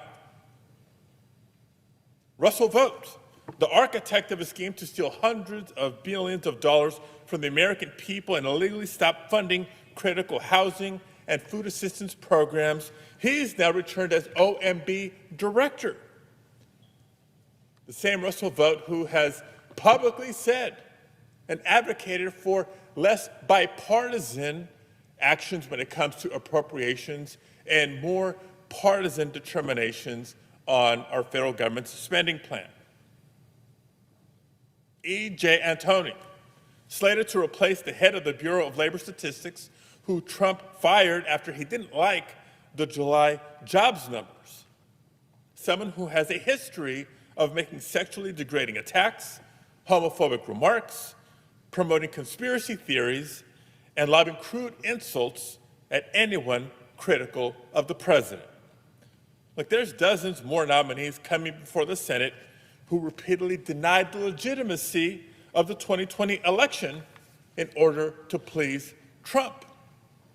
And it doesn't stop there. Now, many of these nominees have also committed to dismantling the very departments, agencies, and programs that they're tapped to lead. And while we're not there yet, I might add that the next chair of the Federal Reserve will not be subject to the cabinet-level confirmation process either. Colleagues, this is not normal. And so that is the context for what we're debating. Not a truly bipartisan reform, but a Republican-engineered plan to ram through Trump's unfit nominees to implement an extreme agenda. And sadly, the truth is, it's not surprising, because time and time again, under this president, especially this term, we've seen Republicans in Congress give up responsibility to serve as a check and a balance on the executive branch in order to please Donald Trump. In just about every way imaginable, Republicans are inventing new ways to cede power to Trump on appropriations, on tariffs, on oversight, on foreign policy. And today it's not just that they're ceding power to Trump, they're going nuclear for the third time since May, changing the rules of this body unilaterally to do it. Just as they did earlier this year when they revoked 3 of California's Clean Air Act waivers. And just like they did when they abused the Budget Act with magic math to take away health care from millions of people and give trillions in tax cuts to billionaires. In every instance, the arguments they made for going nuclear just don't pass muster. President Trump has actually seen more of his civilian, non-judicial nominees confirmed before the August recess in this term than he did in his first term. This year was 128 compared to 126 in the year 2017. He's also had 14 more of those nominees confirmed before the August recess than President Biden did by the same date, to 114. Some colleagues are forgetting what it was like over the prior 4 years, when many Republican senators had blanket holds on dozens of nominees at a time. Republican senators blocking all Department of Justice nominees for a significant time period. Republican senators blocking all State Department nominees for a significant time period. One Republican senator even holding up routine promotions for all Department of Defense nominees. Yes, Department of Defense. Department of Defense. For nearly a year, he did so, and it was a national scandal, a national embarrassment. Dozens of military families stuck in limbo for partisan Republican reasons that had nothing to do with their qualifications or ability to serve. Now, there's this Republican outrage for nominees having to wait a couple of months to go through the process. And did our colleagues already forget what was happening just before this August recess? Senate Democrats, again, despite the political climate that we're in, trying to negotiate in good faith. There was a bipartisan proposal on the table to expedite some nominees. What happened to that? I'll tell you what happened to that. Donald Trump said no. And he made a mockery of good faith negotiations just less than 2 months ago. He told Leader Schumer and Senate Democrats, and I'm going to quote, he said, "Go to hell." But that's par for the course for Donald Trump. He has contempt for bipartisan negotiations and for checks and balances, the very checks and balances in our Constitution. And that's the reason we're here today. No one is fooled about what's happening here. It's clearly yet another power grab. Republicans are prepared to go nuclear and change Senate rules once again with a simple majority vote. And I'll end simply by saying, once again, that what goes around comes around. Because at some point in time in the future, not only will there be a Democratic president back in the White House, there will be a Democratic... Thank you. In response to the chairman, I just want to say we ask those questions in the 117th and the 118th Congress. We continually ask the same questions. We got the answers. and I think it's time to move on and to get this done. And so I'm pleased to yield 1.5 minutes to the gentleman from Texas, Mr. Roy. Gentleman from Texas is recognized for 1.5 minutes. I thank the gentleman from New York.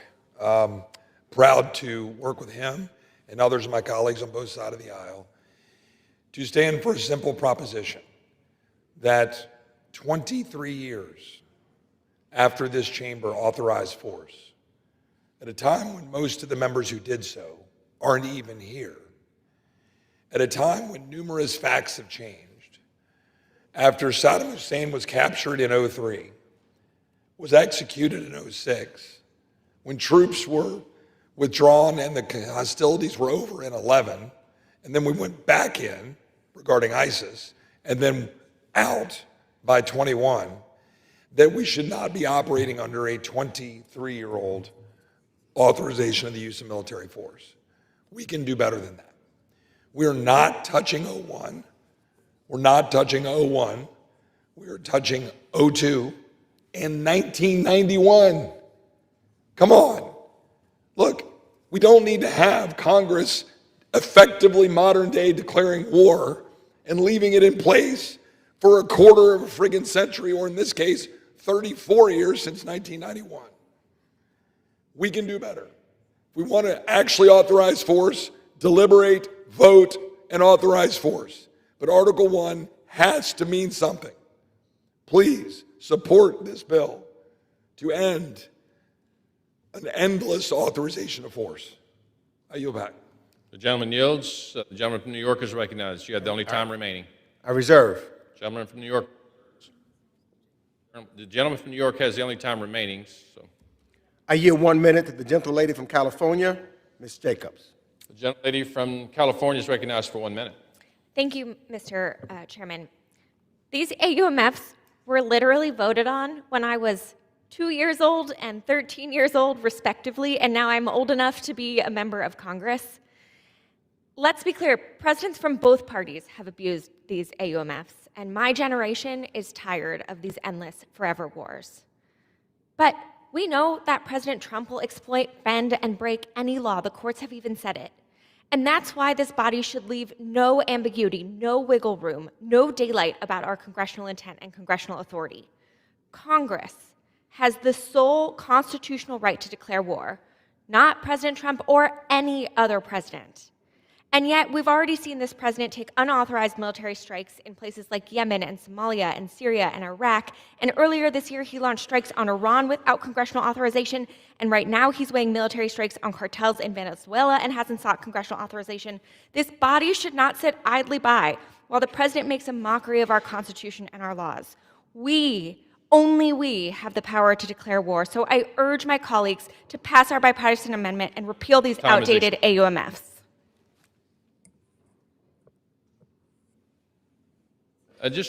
Members are reminded to refrain from engaging personalities toward the president.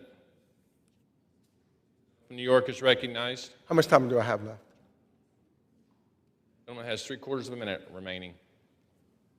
I yield I heard Mr. Mills. Did you want time? I yield to Mr. Mills the remainder of my time. Gentleman from Florida is recognized for 3/4 of a minute. Thank you so much. As my colleagues have pointed out, it's very simple. Article 1, Section 8, Clause 11 through 13 is the war powers of Congress, granted to us and given to us. It states very clearly, Congress shall have the power to declare war, grant letters of marque, reprisal, and make rules concerning captures on land and water. But the key thing is that Congress shall have power, not abdicating our roles and responsibilities, not continuing endless wars that spend trillions of dollars and thousands of American lives.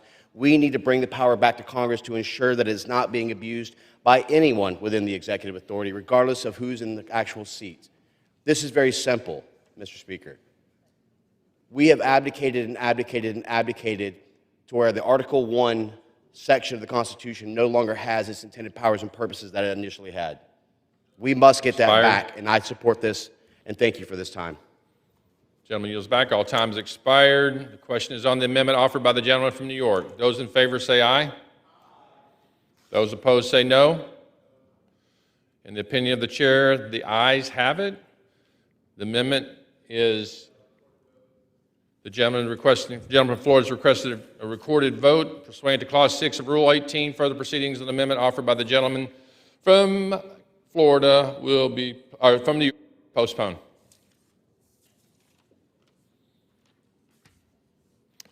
It is now in order to consider amendment number 253, printed in Part A of House Report 119-255. For what purpose does the gentleman from Tennessee seek recognition? Mr. Chair, I have an amendment at the desk. The clerk will designate the amendment. Amendment number 253, printed in Part A of House Report number 119-255, offered by Mr. Rose of Tennessee. Pursuant to House Resolution 682, the gentleman from Tennessee, Mr. Rose, a member opposed, will each control 5 minutes. The chair recognizes the gentleman from Tennessee. Mr. Chair, I ask unanimous consent that all members have 5 legislative days to revise and extend their remarks and insert extraneous material into the record. The gentleman's request is covered by general leave. Mr. Chair, I yield myself as much time as I may consume. Gentleman's recognized. Mr. Chair, I rise in support of my amendment to H.R. 3838, the Streamlining Procurement for Effective Execution and Delivery and the National Defense Authorization Act for fiscal year 2026.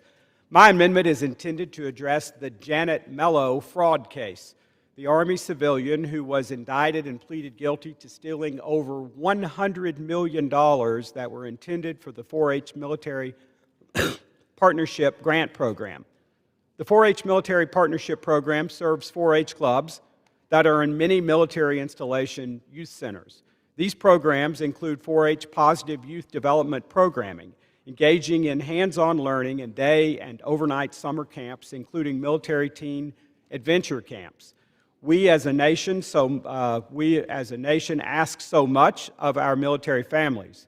Frequent moves can be essentially difficult for children, especially difficult. However, the 4-H Military Partnership Program can serve as a lifeline to military families by providing continuity, as it is often the case that a family can move from one installation to another and maintain active participation in 4-H programs because they are located at so many military installations. Janet Mello ruthlessly plundered more than $100 million from this program meant to support the children of our military heroes. This calculated betrayal was not only a staggering act of theft, but a cruel assault on the very families who sacrifice the most for our nation's freedom. By draining critical resources, she robbed military children of the opportunities and security promised from the 4-H. The American people deserve answers, and they deserve to know how such a monumental fraud was allowed to fester in the shadows for so long. My amendment requires a report on how this fraud was missed, what red flags were ignored, and what fixes are needed to prevent this from ever happening again. The House passed my amendment last Congress, but unfortunately it was not included in the final bill.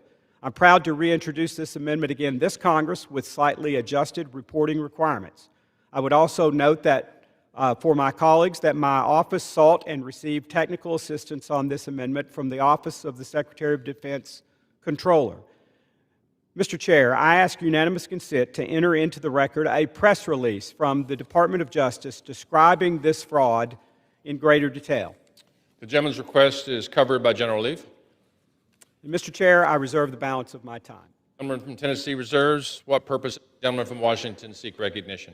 To claim the time in opposition, though I am not opposed. Gentleman's objection. The gentleman is recognized. Thank you. I have no opposition to the amendment. And with that, I yield back my time. Gentleman from Washington yields. The gentleman from Tennessee is recognized. Mr. Chair, I have no speakers, and I am prepared to close, and I reserve the balance of my time. The gentleman from Tennessee has the only time remaining.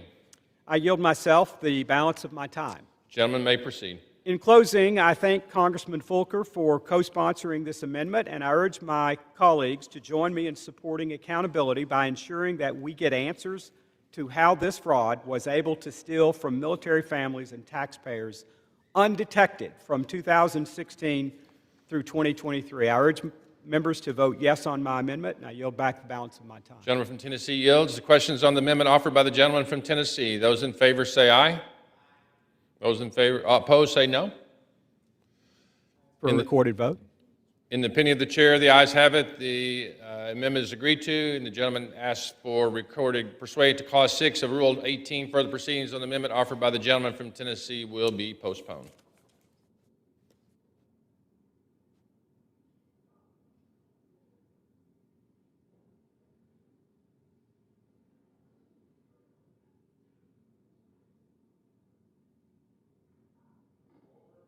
Does the gentleman from Alabama seek recognition? Mr. Chairman, pursuant to HRS 682, I offer amendments en bloc. The clerk would designate the amendments en bloc. On block number 5, consisting of amendments numbered 26, 31, 32, 254, 255, 256, 257, 258, 259, 260, 261, 262, 263, 264, 265, 266, 267, 268, 269, 270, 271, 272, 273, 274, 275, 276,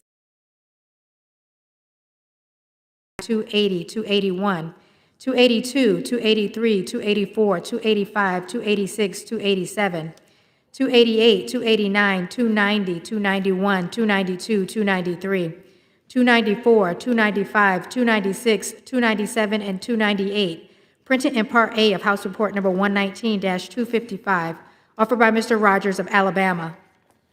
Pursuant to House Resolution 682, the gentleman from Alabama, Mr. Rogers, and the gentleman from Washington, Mr. Smith, each will control 20 minutes. The chair recognizes the gentleman from Alabama. Thank you, Mr. Chairman. At this time, I'd like to yield 4 minutes to my friend, the chairman of the Financial Services Committee, Mr. Hill of Arkansas. Hill from Arkansas is recognized for 4 minutes. I thank the chair, and I thank Chairman Rogers for the opportunity to visit on this en bloc. I appreciate your leadership guiding the NDAA once again successfully on a bipartisan basis through the House. And while I will support this en bloc set of amendments, I'd be remiss if I didn't bring to light an amendment that's included in this en bloc that I believe needs more deliberation. I appreciate the intentions of the sponsor, but I believe we need to carefully consider some of the details. This amendment nearly duplicates the vast powers of the Defense Production Act, which is something that the House Financial Services Committee and the Senate Banking Committee are in the midst of a thorough reauthorization, including happily and proactively consulting with our colleagues on the Armed Services Committee and our members throughout both sides of the Hill. I note that I say the amendment narrowly duplicates the DPA because there are significant differences that should raise concerns about the text in this amendment.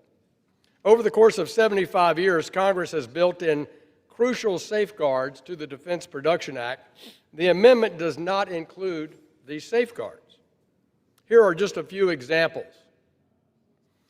Under the Defense Production Act, the Pentagon is limited in its use of financial assistance to domestic industry as well as certain entities located in our Five Eyes partner countries. Even in those countries, our closest, most reliable allies in the world, the DPA has strong oversight language to prevent offshoring to foreign companies. This amendment, if enacted into law, would allow the Pentagon to use subsidies and purchase commitment in 190 countries around the globe, including, Mr. Chairman, Venezuela and Cuba. We must carefully evaluate these policy choices at a time when we are working to bring jobs back to the United States and reverse decades of manufacturing decline. Under the previous administration, President Biden sought to use the DPA for things like making more baby formula and residential heat pumps. The amendment would only ensure such efforts in future administrations. And this is just not a likelihood, but it's a certainty that it could, in fact, be used outside the defense arena. These are only a handful of my concerns, and I think it would be better for this debate to happen more fulsomely between the committees in a conference process. So, Mr. Chairman, I'd invite you to commit to addressing these concerns by working with our Financial Services Committee members through the NDA process, and I thank you for yielding me some time today. I agree with Chairman Hill that our committees have a lot of ground to cover on authorities to strengthen the defense industrial base. Mr. Mesmer's amendment is a good attempt to break through some of the bureaucracy that has hampered those efforts. I commit to Chairman Hill that we will work with him and his committee on the defense industrial base matters that arise in the conference on the NDAA. I've reserved the balance of my time. Gentleman from Alabama, the gentleman from Washington is recognized. Thank you, Mr. Chair. I yield 1 minute to the gentleman from Ohio, Mr. Davidson. The gentleman from Ohio is recognized for 1 minute. Thank you, Mr. Chairman. And really to the chairman and ranking member, thank you for your work for keeping the NDAA bipartisan. There's such a vital focus on national security here, and there are some truly good reforms. But as Mr. Hill highlighted, the Defense Production Act has broader implications than just the Department of Defense. And this turf war is frankly as old as the Defense Production Act back since 1950. When Chief of Staff James A. Baker III was navigating this, he highlighted that tension. And since then, all kinds of things have taken place with the Defense Production Act.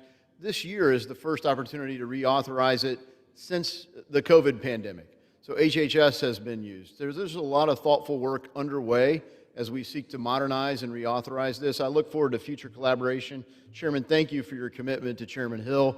And as chairman of the National Security Illicit Finance Subcommittee, this authorization does go through my subcommittee here, and happy to work with colleagues across the spectrum here to get a good product across the finish line. I am opposed to this en bloc because of this amendment. I yield back. Gentleman yields. Gentleman from Alabama is recognized. Thank you, Mr. Chairman. At this time, I'd like to yield 1 minute to the gentleman from Texas, Mr. Self. Gentleman from Texas, Mr. Self, is recognized for 1 minute. Mr. Speaker, I rise in support of my amendments 476 and 478. We are at an inflection point in American history. China is investing heavily in AI, integrating it into its military and economy. America cannot afford to fall behind. My First Amendment expands AI pilot programs in logistics, cyber defense, intelligence, and maintenance. AI is a vital force multiplier, cutting costs, speeding decisions, keeping our warfighters ahead. It also mandates regular reports to Congress for swift, informed action to maintain our edge. My Second Amendment ensures an immediate pay raise for Department of War blue-collar workers, the mechanics and technicians who keep our bases and equipment ready.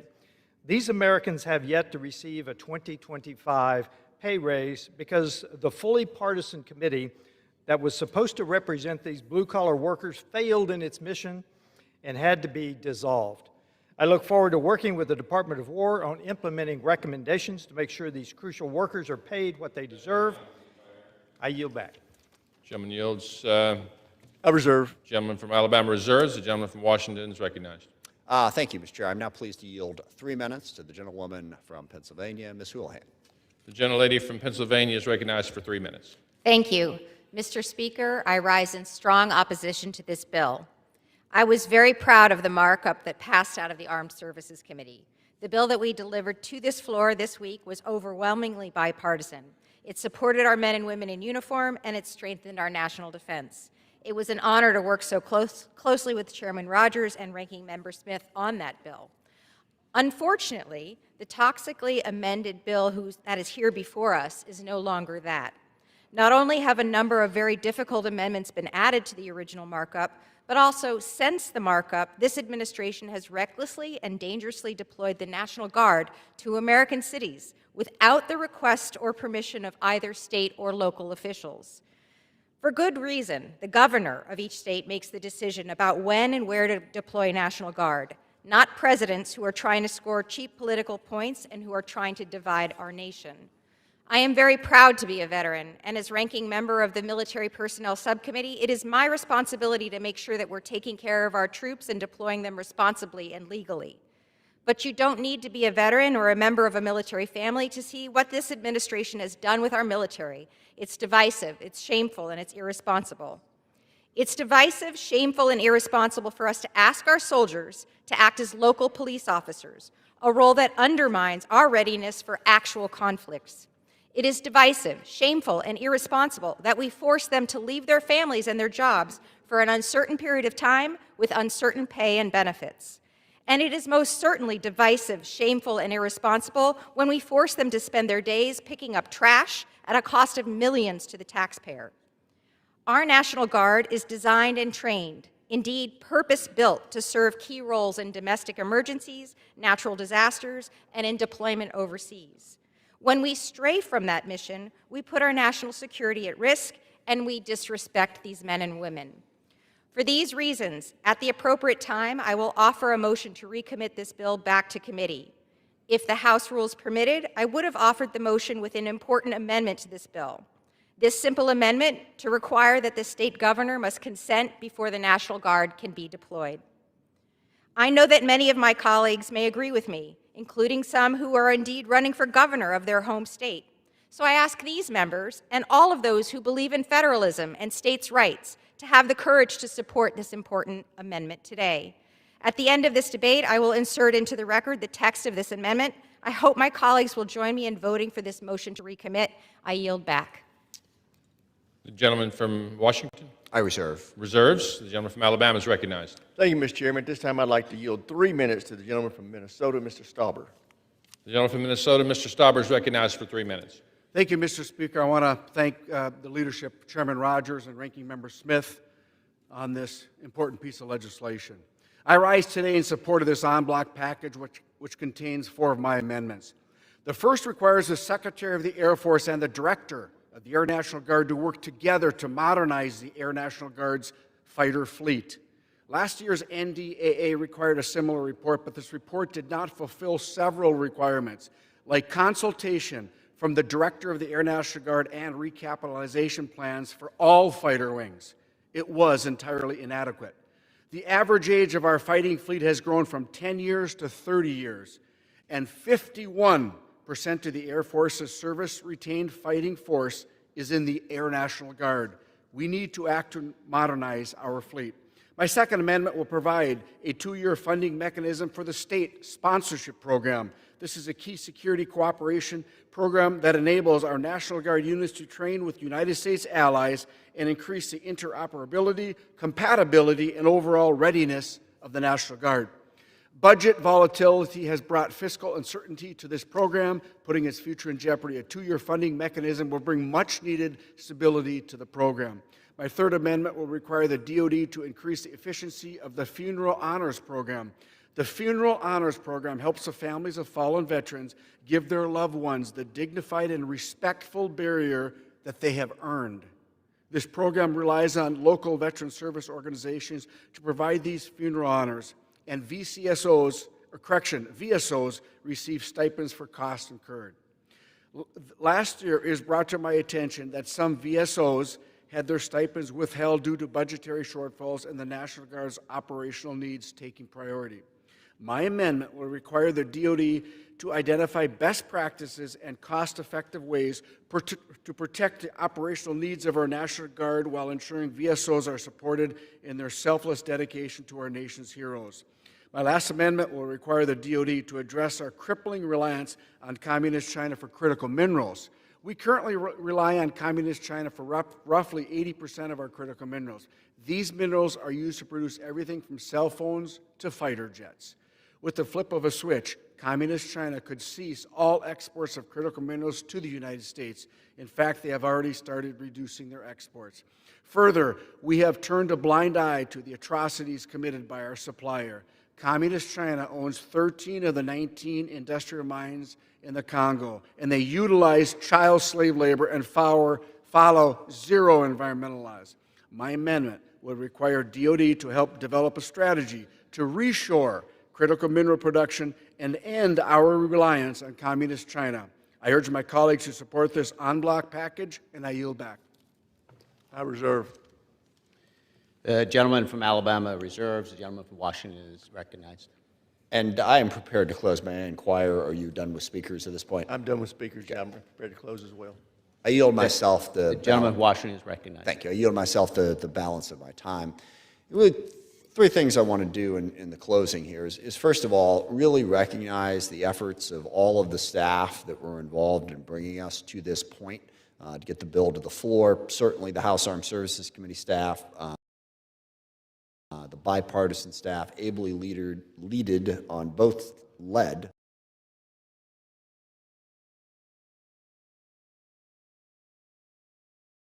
amendments generated, thousands more ideas that they get it to the floor. Certainly the Rules Committee staff works overtime processing all of those amendments, and the floor staff. Thank you all very much for putting up with this. This process was not as bad as it's been in the past. So I'm not sure that's a good thing, but there was a lot less stuff that came out here. But everyone's got to do so much work on this to make this happen. So I really thank the staff for their incredible work. It is a fine testimony to how vital government employees are to making our country run, and I really appreciate that. Second, I really want to thank Chairman Rogers, all of the members of the House Armed Services Committee and the respective staffs for the product that we produced out of committee. It was a bipartisan product that really focused on what we needed to do to make the Defense Department better and make sure that we supported the men and women who serve in the military. There are all manner of external issues that really are focused more on partisan advantage one way or the other that typically get thrust at us. We resisted that and stayed focused on the policy. And it's not that there aren't disagreements on that policy, even partisan disagreements, where Republicans tend to be in one place and Democrats tend to be in the other. But it was all around the focus of what is the best way to run the Department of Defense. And that is a legitimate debate to have. Chairman Rogers handled that incredibly well. It was a very fair debate, fair discussion, and we produced what I think was an excellent product. And it's worth remembering what's in that base bill. Single biggest thing is acquisition reform, which is every little bit as important as it is boring to talk about. It's hard to dive into the details of who's making this decision, the other decision. The bottom line is it just takes too long now to buy the equipment, to update and get the innovative technologies that we need in the modern world. The pace of change has never been this rapid. AI, drones, counter drones, all manner of different technologies. We have got to get those in the hands of the warfighter vastly more quickly and vastly less expensively than we currently do. And the focus in this bill is absolutely right to deal with this. We also continue to prioritize quality of life issues for the men and women who serve in our military and their families, as well we should. There's a lot of very good provisions in that bill, and we produced that product. The rules process was a different thing. It was a very, very partisan exercise in which if Republicans made a request, they got them, including the weird little thing that we just went through with some financial services issue that I don't understand why that's in our bill. It shouldn't be. Well, I do understand why it's in our bill, because the Speaker has a very difficult time saying no to people that he ought to say no to. We need to work on that. But that created a partisan process out of what was a bipartisan process. In and of itself, that's problematic, because what it means is Democrats do not get to adequately participate in the process. We didn't get any of the amendments in the debates that we wanted, not a single solitary one. Meanwhile, all manner of different issues that are pure culture war partisan issues were allowed in. I fear that many of those are going to pass. We will see. If those amendments are defeated, we'll wind up in a different place. But if they pass, we will have a bill that is no longer bipartisan. And this year, as Ms. Houlihan just highlighted, there's one particular thing that was problematic. And that is we are not exercising oversight of the chief executive in the manner which we should. We have become vastly more partisan in that regard as well. I've served under, I'm going to lose track of how many presidents, I think it's 5 now. Every single one of those, Republicans would always have complaints about a Republican president, and Democrats would have complaints about a Democratic president. Now, not as many as would go the other way, to be sure, but there were always efforts when we were on a bipartisan basis say, yeah, no, the executive branch shouldn't do that, we're going to stand up for Congress. This is the first term I've ever seen that completely silenced. There is no effort whatsoever for Congress to criticize anything the president does. That's a problem. That upsets the balance of power, the checks and balances that were put in place by our founders to make sure that we continue to be a constitutional republic, a nation based on the Constitution and laws, not on any one individual. And we see that played out most starkly on nominations. But I just heard moments ago about a shooting of a podcaster. And each and every assault on any individual is outrageous. And assaults that are motivated by suppressing viewpoints is so horrifically against the vision of our country, where we believe in the power of free speech, and we believe in the power of protest. We believe in the power of assembly. Let the best arguments win the day, not in violence to suppress any viewpoint. So I hope the individual who I have not heard the details yet, I hope is going to be okay. I hope is going to recover. But let's all remind ourselves as we carry on a debate, and often carry on that debate passionately, that the place to decide issues is through speech, debate, and our democratic republic. Electing people to represent your viewpoints, having them cast votes in the House of Representatives down the hall, having them cast votes here in the Senate. So let's talk a little bit about what has unfolded basically since 1975. And I've put up this chart about something called the cloture motion. And cloture means a motion to close debate. Now, early in the Senate, there was no such thing as a cloture motion, but there was the guidebook that Jefferson put forward for how the Senate should be conducted. And that guidebook said, do not speak superfluously, get right to the topic, make your point, listen to others, and get to a simple majority vote.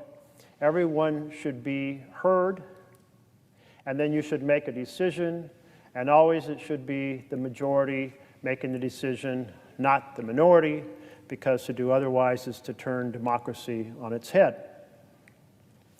But along come the 1830s, and tension increasing between the northern manufacturing economy and the southern slave economy, agricultural economy, particularly production of cotton and tobacco.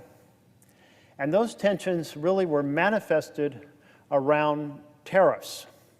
The North wanted protective tariffs in order to enhance the success of their manufacturing. And the southern part of the U.S. was concerned about retaliatory tariffs against cotton and tobacco that would hurt the economy of the South. And this came to the point in which Calhoun called these the tariff of the abominations, was the phrase. Like that scary and damaging to the South, that these tariffs were an abomination. And there was a concept exercised that possibly states could decide that a particular federal bill would not apply in their state. Now, this was not some crazy theory. This, in fact, went to the tension between the United States and whether it was an association of states or was a single nation. And Jefferson and others had argued that, in fact, states should be able to nullify federal laws that didn't work well in their state, nullification. So as this debate unfolded on the tariff of the abominations, South Carolina decided to actually pass a nullification law. Calhoun, who had been vice president with Jackson, had gone back to the Senate and advocated for South Carolina to do this.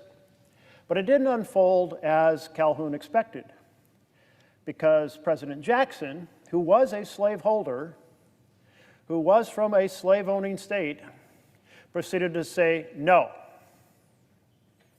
Nullification is not in concert with the U.S. Constitution, and therefore, if South Carolina persists, the U.S. will declare war on South Carolina. And that happened right here. The United States declared war on South Carolina. South Carolina relented, and that was the end of nullification. But then the question became for Calhoun and others, how do we stop bills that we don't like? And in the beginning, the conversation was about tariff bills, but as it unfolded over time, it became about civil rights bills, because the South did not want Black Americans to be voting.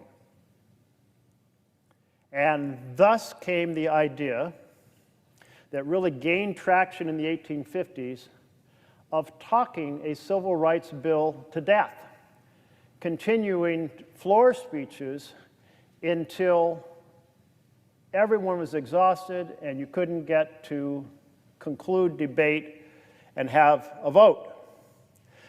So that is the beginning of the idea of a filibuster.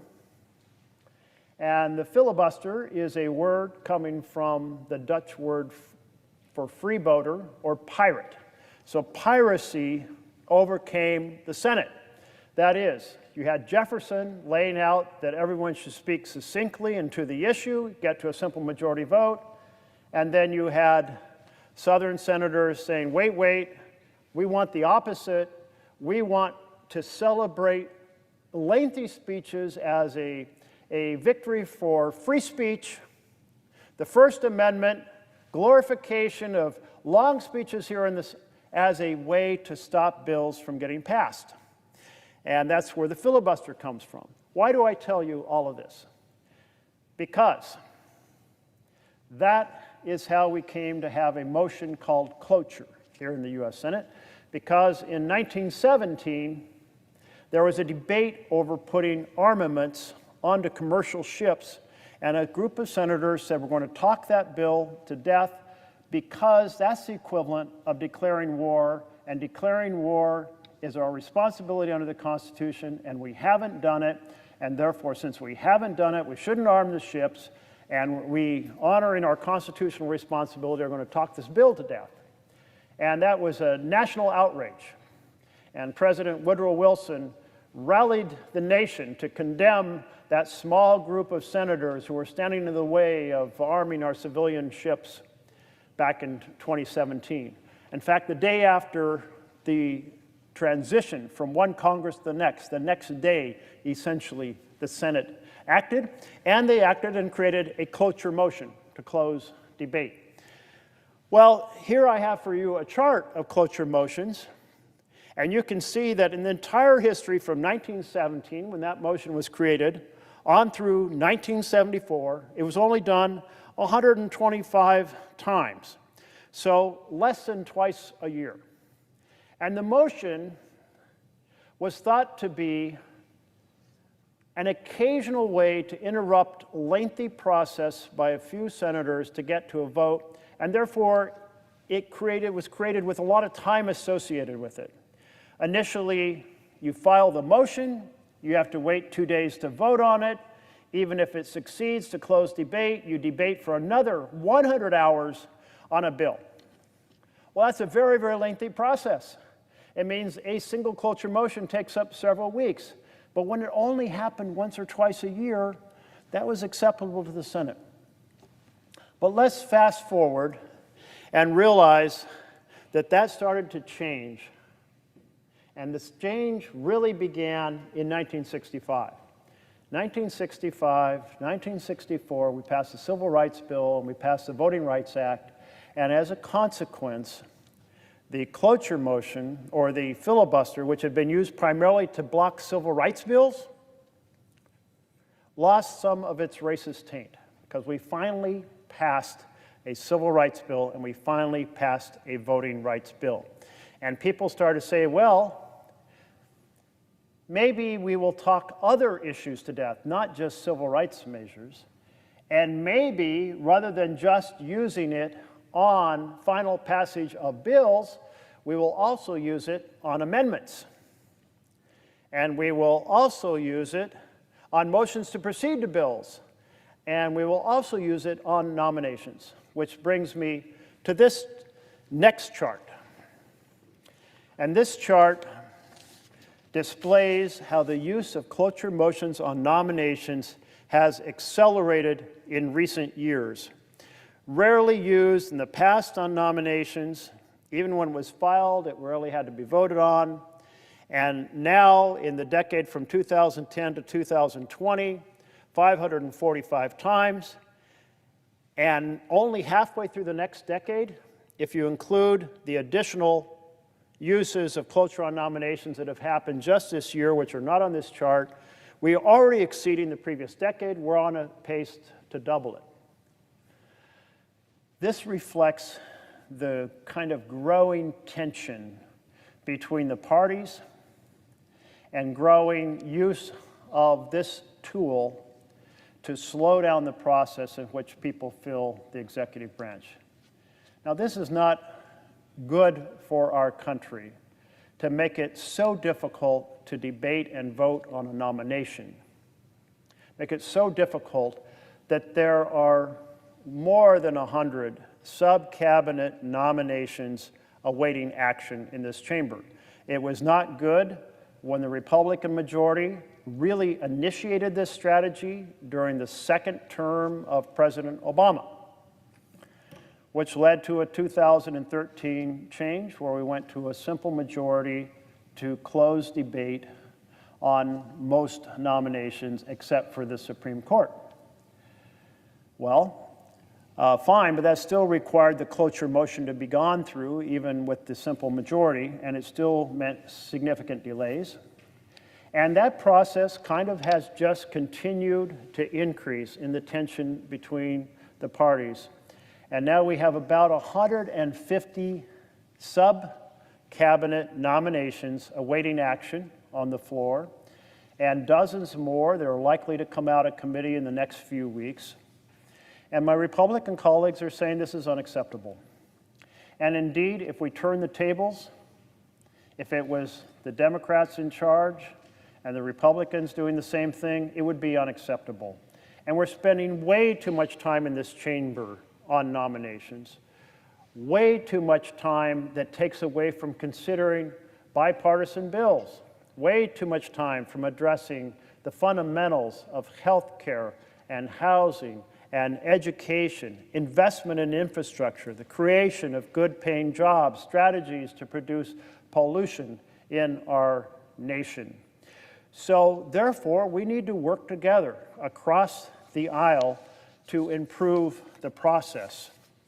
And others have been in conversation with our colleagues across the aisle, my Republican colleagues, to say, we understand there is a problem afflicting this body, and we are ready to work with you to accelerate the processing of sub-cabinet nominations. And in fact, there is also a kind of sort of Damocles hanging over this body at the moment, where there has been a proposal put forward for a nuclear option that is not done in a bipartisan fashion, that would severely damage the ability of this chamber to well represent our states when it comes to nominations. And this idea, which I fiercely oppose, is to vote on big blocks of nominations. Well, here's a problem with that. The bad apple gets thrown in with a pile of good apples, and there is no accountability to our constituents or to our nation, and therefore we fail the test that we are placed with by being senators of advice and consent on nominations, because we don't consider the pros and cons of a particular nomination. Second of all, if you do block nominations, that will just expand, and the first thing you know, it's like one vote, it's 100 nominations, there's no scrutiny, and again, we fail our constitutional test.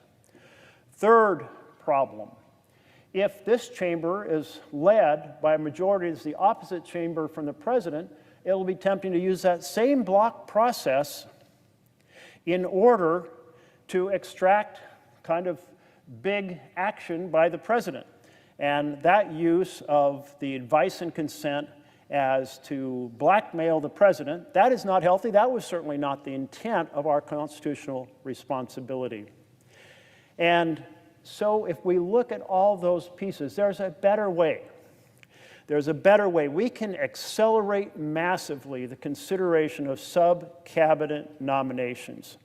We can consider a set of tools. One is you don't have to go in and out of executive session to consider. The second is you can have a set time for consideration of a nomination or a debate period for a combination of a group of nominees. And because it's a set time, you don't need a cloture motion. If you don't need a cloture motion, you don't need an intervening day. If you don't need a cloture motion, you don't have to carry out that extra 20-minute vote.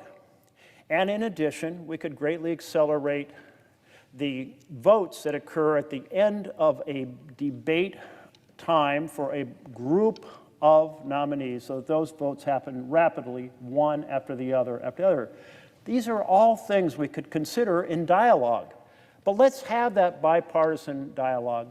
Let's not have a nuclear option that blows up the responsibility of all of us as senators under the Constitution. Thank you, Mr. President. Democratic leader. Thank you, Mr. President.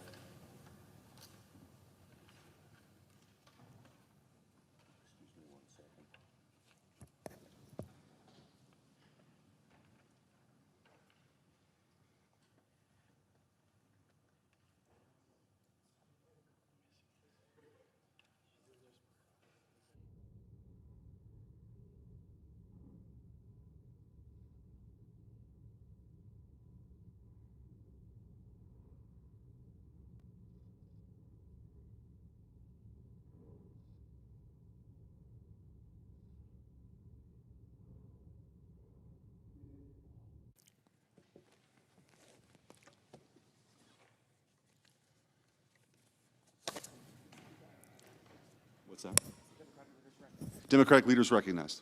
Mr. President, this morning I introduced a very simple amendment that directs the Attorney General to release the Epstein files.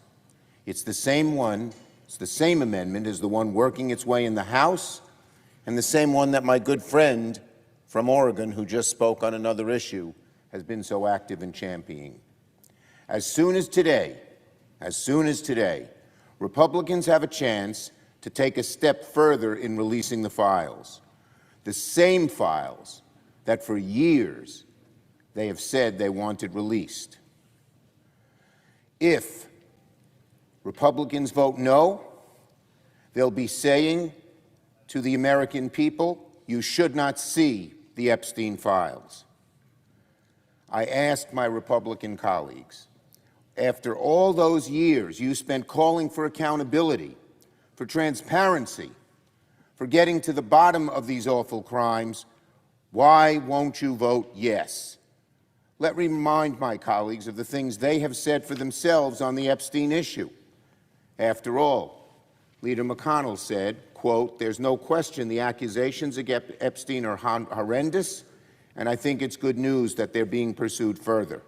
That's what McConnell said. Whatever happened to that? The current majority leader, Senator Thune, said less than 2 months ago, yes, he said, we're all interested in making sure that justice is served and there is full disclosure and transparency. And what about Senator Blackburn, who said it's imperative we figure out who was involved with Jeffrey Epstein? That's the only way we're going to break apart this $150 billion a year human trafficking, sex trafficking ring. Or Senator Johnson, who said, the alleged victims are entitled to know what happened. The American people are entitled to know what happened. Well, I could not agree more with all of them. To my Republican colleagues, I say, to every senator, I say, this is your chance now. You can vote right now to give transparency to the American people and reveal the files, or you can vote to hide the very files you've claimed to desperately want released for years. The choice lies with our Republican colleagues today. If Republicans vote no, they'll be saying the American people should not see the Epstein files. I say to my Republican colleagues again, if you vote no, I say to every senator, if you vote no, you'll be saying the American people should not see the Epstein files, plain and simple. The American people deserve transparency.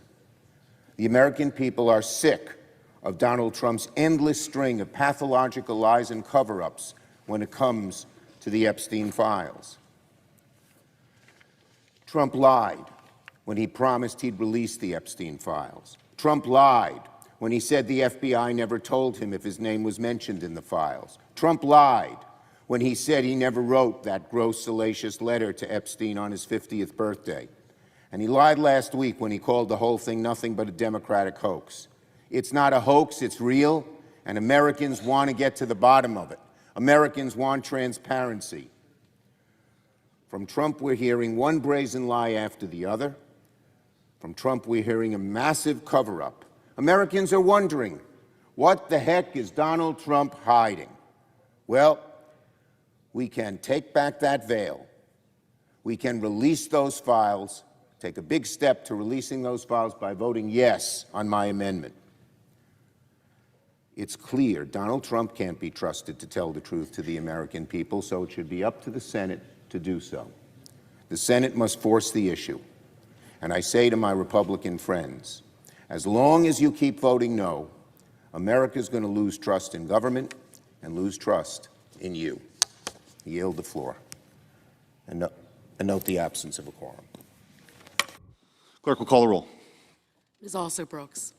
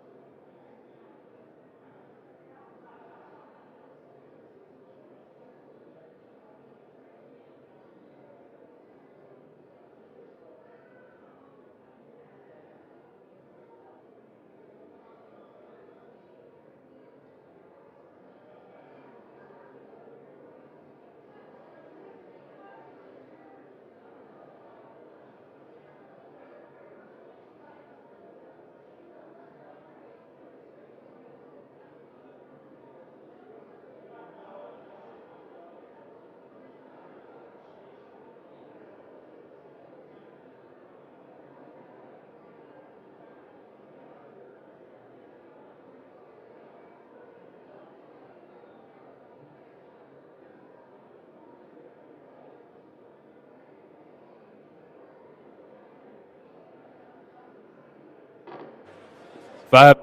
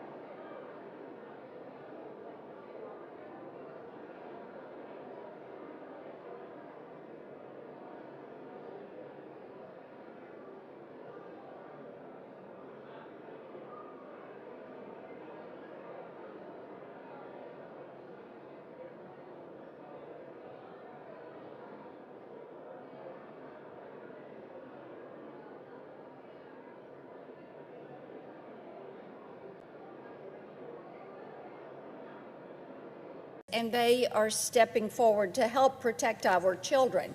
Now, their testimony included hundreds of pages of internal meta documents, and this shows just how far Mark Zuckerberg has been willing to go to bury evidence showing that his platforms actually harm children. As I said, hundreds of pages of documents that show us and bear out how far Mark Zuckerberg will go to bury the evidence that his platforms harm children. Two of the whistleblowers are former safety researchers for Meta.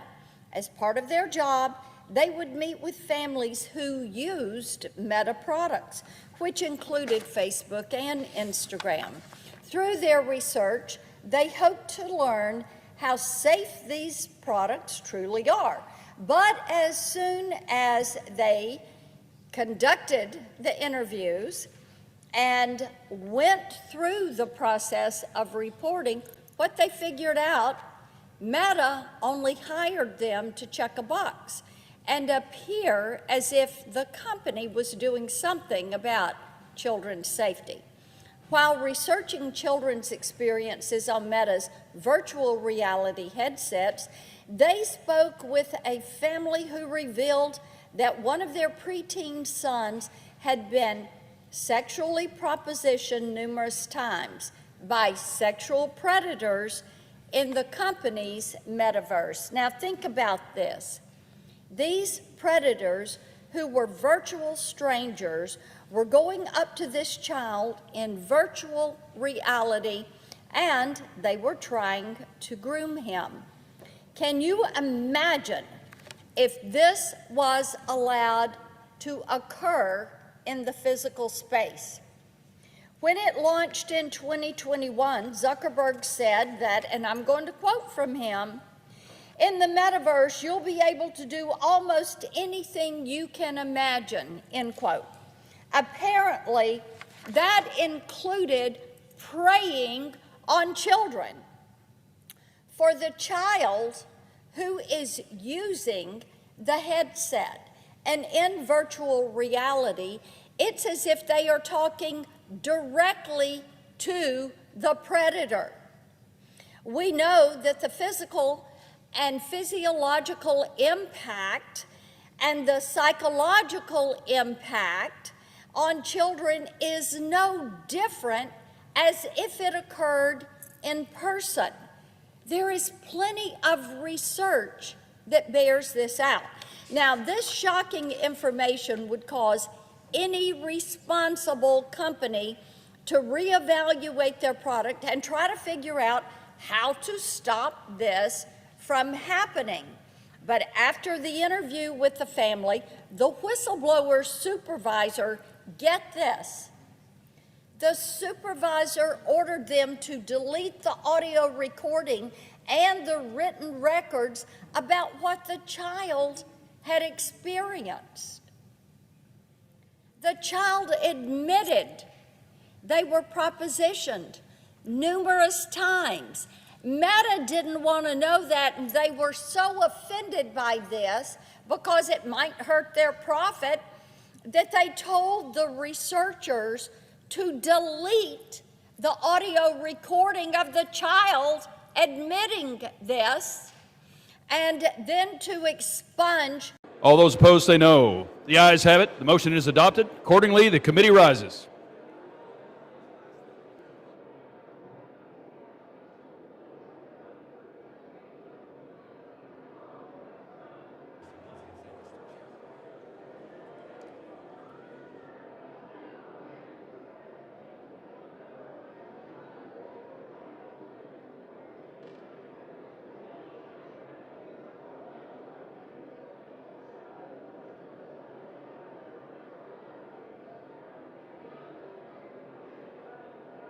Committee of the Whole, House on the State of the Union reports that committee has had under consideration H.R. 3838 and has come to no resolution thereon.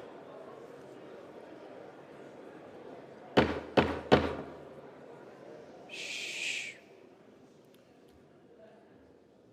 chair would ask that all members present in the chamber and those in the gallery please rise for a moment of prayer for Charlie Kirk and his family.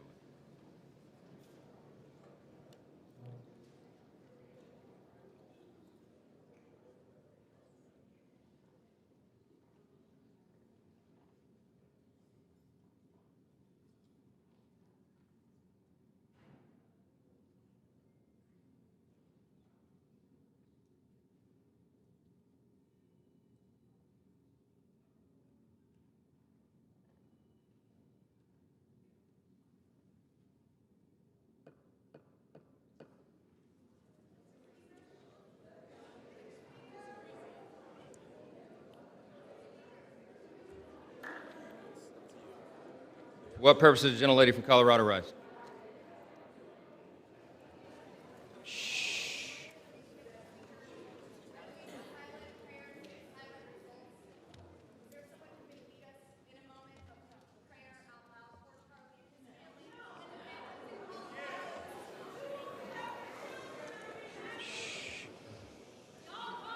Let's, wait a minute. The House will be in order. The House will be in order. Shh. The House will be in order. Shh.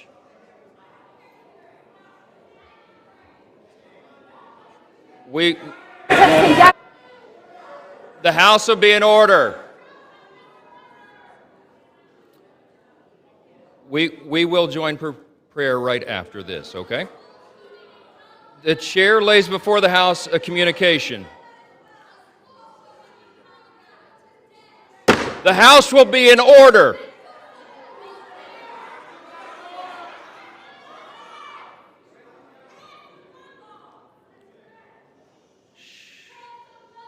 Thank you all. The House will be in order. The chair lays before the House a communication. Speaker, House of Representatives, sir, I have the honor to transmit herewith a copy of a letter received from Ms. D.J. Greiger, Director of Operations with the Virginia Department of Elections, indicating that, according to the unofficial results for the special general election held on September 9, 2025, the Honorable James R. Walkinshaw was elected representative to Congress for the 11th Congressional District of Virginia. Signed sincerely, Kevin F. McCumber, Clerk. For what purpose does the gentleman from Virginia seek recognition?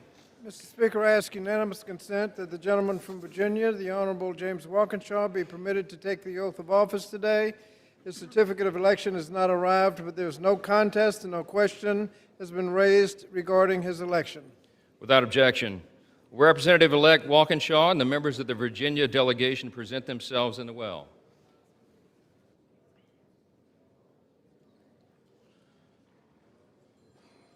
All members will rise, and the representative-elect will please raise his right hand. Do you solemnly swear or affirm that you will support and defend the Constitution of the United States against all enemies, foreign and domestic, that you will bear true faith and allegiance to the same, that you take this obligation freely without any mental reservation or purpose of evasion, and that you will well and faithfully discharge the duties of the office on which you are about to enter, so help you God? I do. Congratulations. You're now a member of the 119th Congress.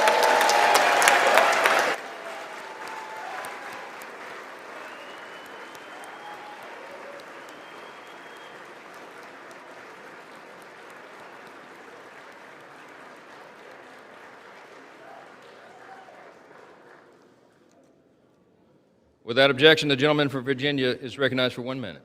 Thank you, Mr. Speaker. Mr. Speaker, I rise today. Mr. Speaker, I rise today is. Mr. Speaker. Mr. Speaker. Mr. Speaker. There we go.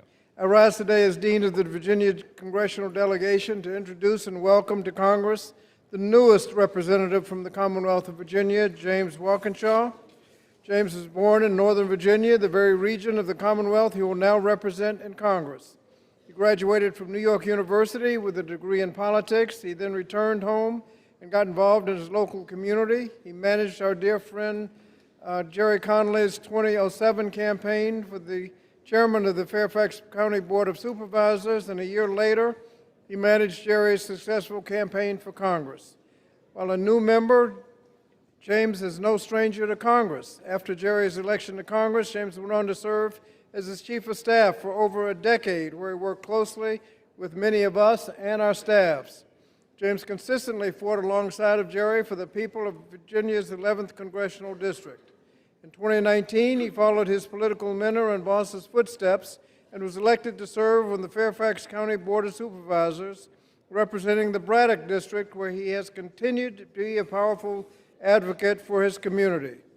He resides in Fairfax County with his wife Yvette and his son Matteo.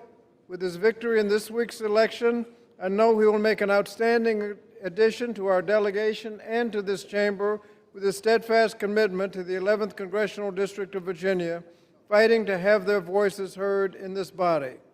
Mr. Speaker, it is my honor to now yield to the gentleman from Virginia, Mr. Walkinshaw.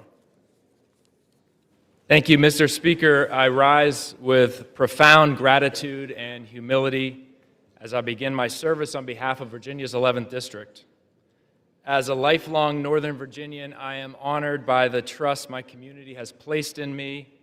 I am deeply grateful to my wife, Yvette, and our son, Matteo.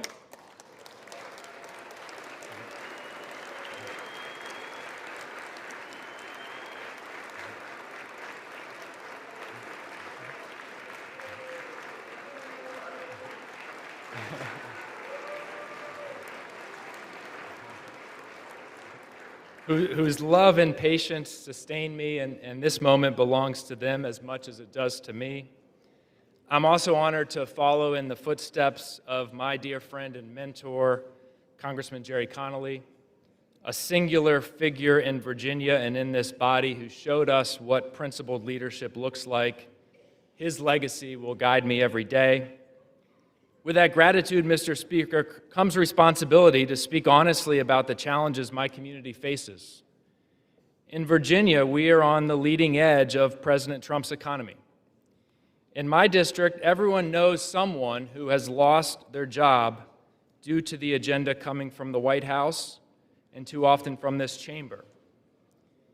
If we do not change course, what is true in Northern Virginia today will soon be true in every district in this nation.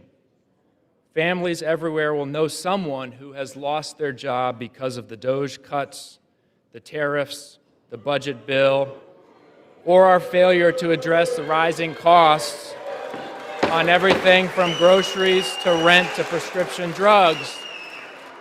But this week, Mr. Speaker, the people of Virginia sent a clear message. They want pragmatic solutions.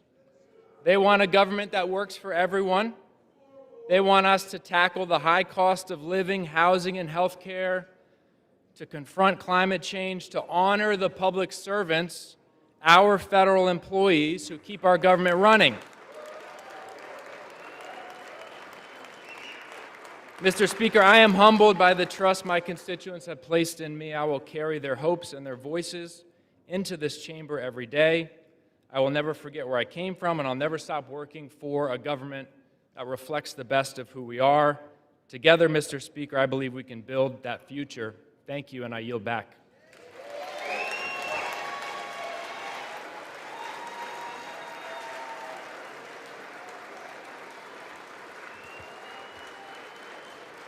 Under Clause 5D of Rule 20, the Chair announces to the House that in light of the administration of the oath to the gentleman from Virginia, the whole number of the House is now 432. Pursuant to House Resolution 682 and Rule 18, the Chair declares the House in the Committee of the Whole, House on the State of the Union, for further consideration of H.R. 3838. Will the gentleman from Texas, Mr. Elsie, kindly resume the chair?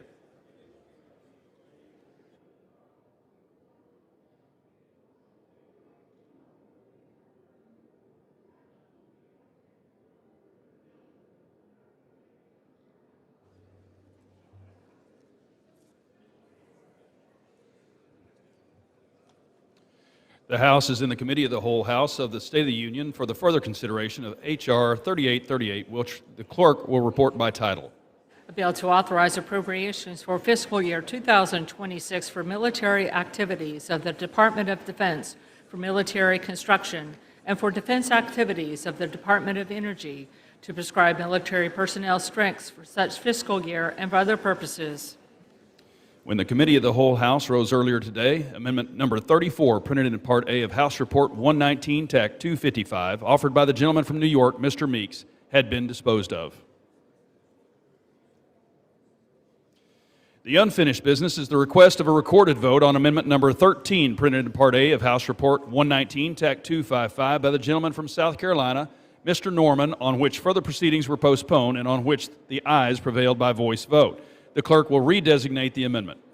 Amendment number 13, printed in Part A of House Report number 119-255, offered by Mr. Norman of South Carolina. A recorded vote has been requested. Those in support of the request for a recorded vote will rise and be counted. Sufficient number having risen, a recorded vote is ordered. Members will record their votes by electronic device. This will be a 2-minute vote.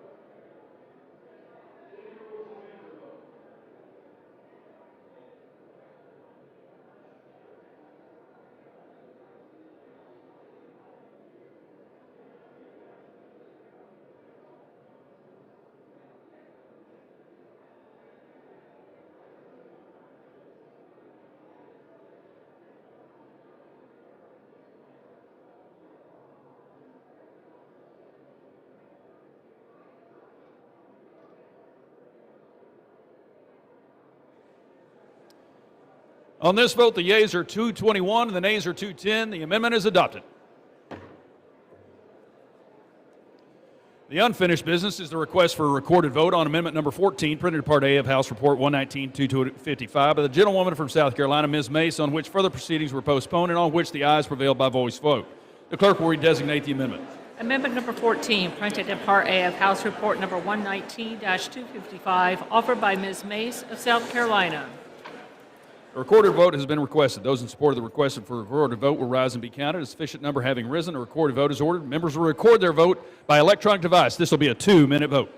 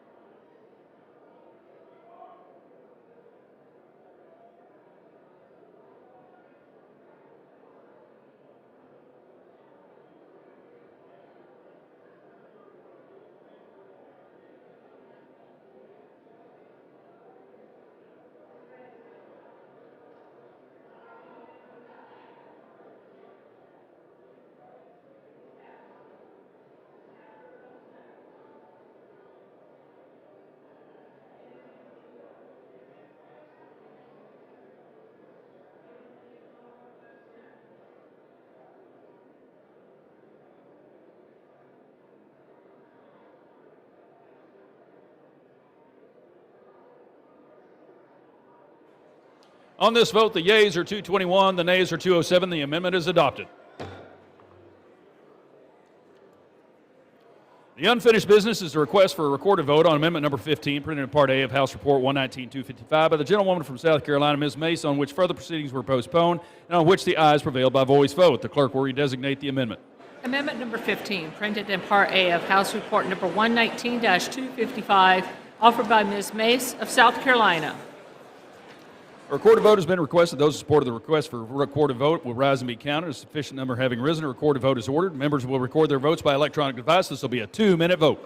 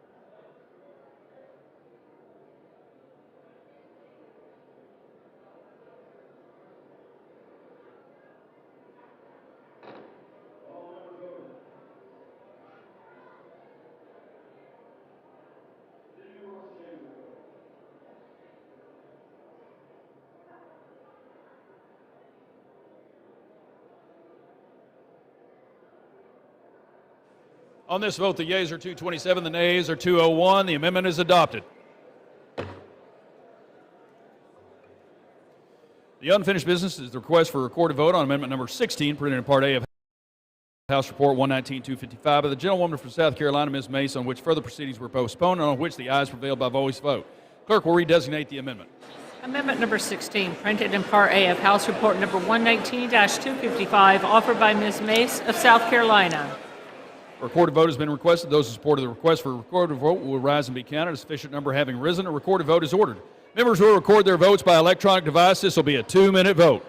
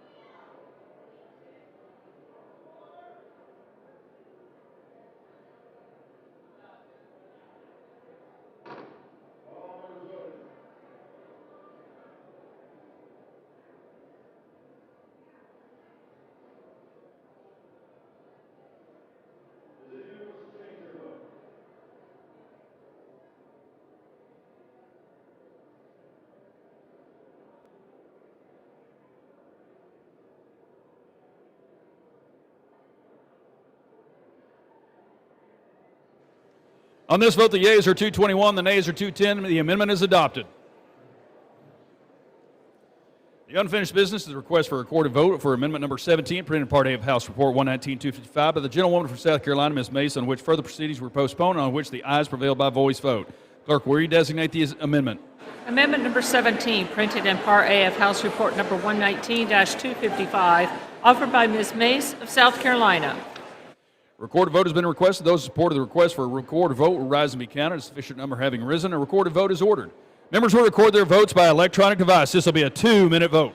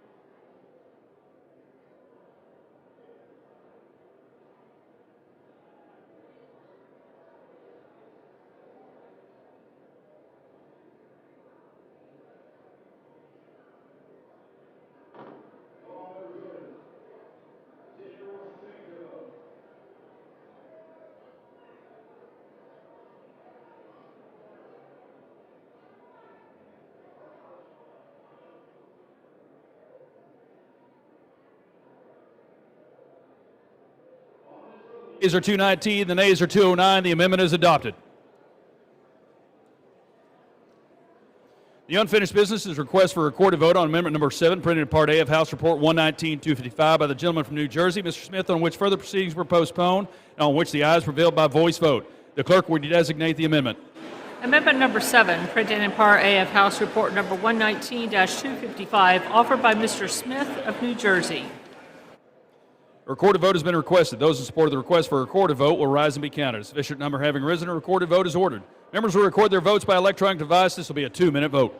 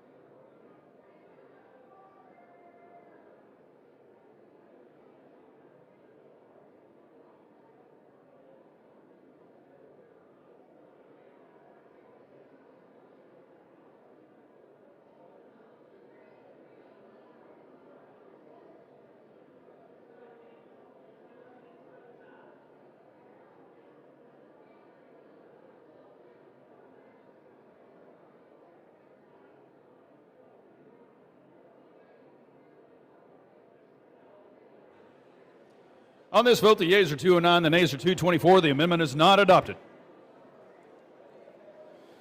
The unfinished business is a request for a recorded vote on amendment number 9, printed in Part A of House Report 119-255 by the gentleman from Florida, Mr. Petronas, on which further proceedings were postponed, on which the ayes prevailed by voice vote. The clerk will redesignate the amendment.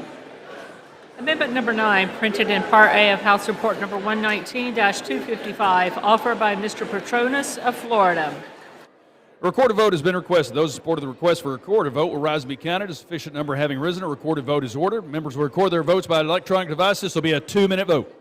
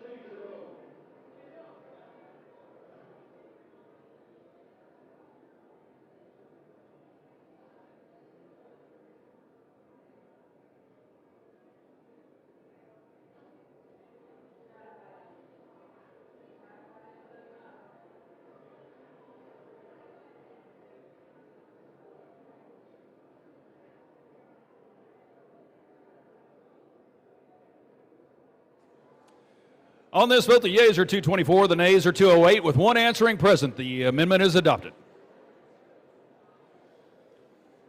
The unfinished business is a request for a recorded vote on amendment number 11, printed in Part A of House Report 119-255 by the gentleman from South Carolina, Mr. Wilson, on which further proceedings were postponed and on which the ayes prevailed by voice vote. The clerk will redesignate the amendment. Amendment number 11, printed in Part A of House Report number 119-255, offered by Mr. Wilson of South Carolina. A recorded vote has been requested. Those in support for the request for a recorded vote will rise and be counted. Sufficient number having risen, a recorded vote is ordered. Members will record their votes by electronic device. This will be a 2-minute vote.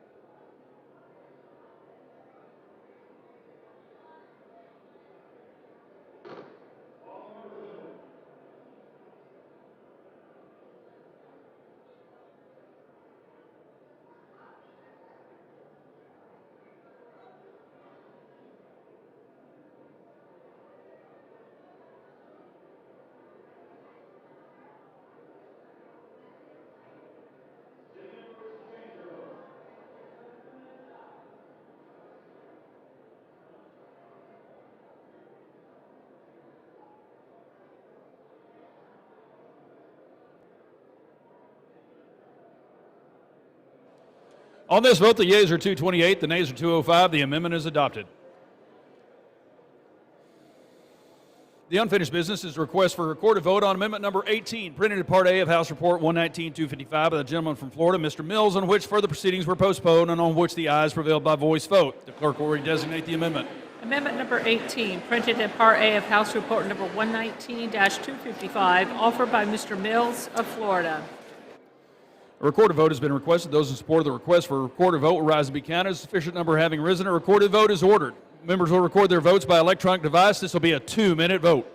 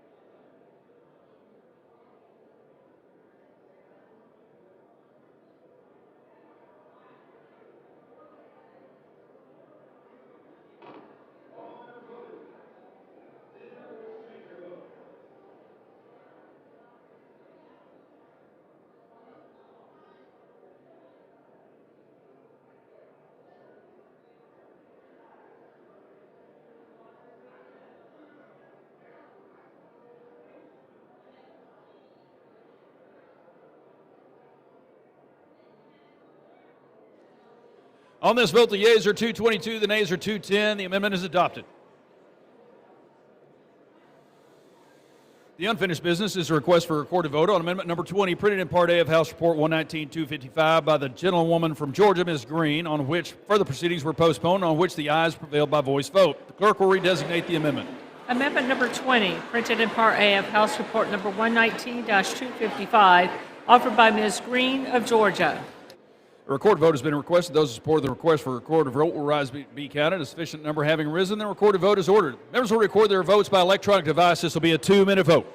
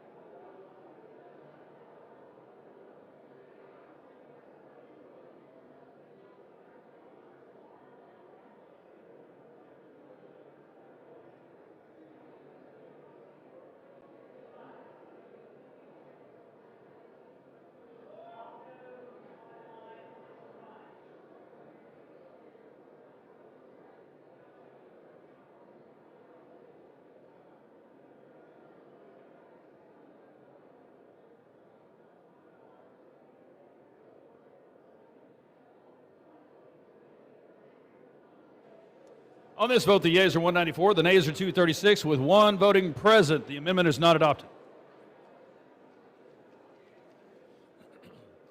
The unfinished business is a request for a recorded vote on amendment number 22, printed in Part A of House Report 119-255 by the gentlewoman from Georgia, Ms. Green, on which further proceedings were postponed, on which the noes prevailed by a voice vote. The clerk will redesignate the amendment. Amendment number 22, printed in Part A of House Report number 119-255, offered by Ms. Green of Georgia. A recorded vote has been requested. Those in support of request of a recorded vote will rise and be counted. A sufficient number having risen, a recorded vote is ordered. Members will record their votes by electronic device. This will be a 2-minute vote.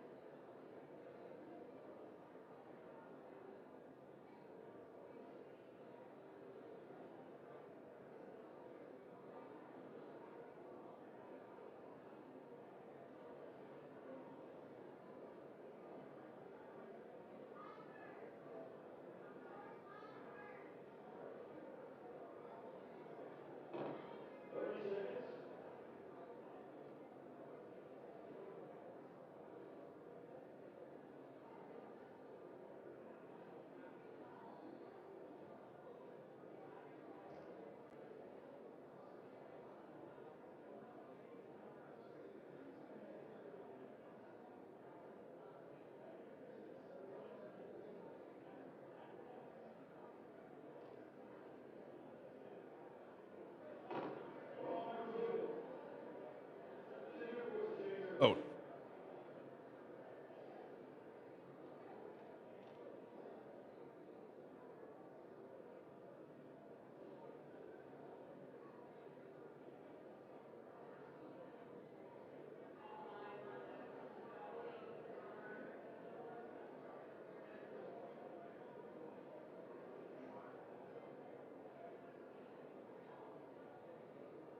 On this vote, the yeas are 60, the nays are 372. The amendment is not adopted.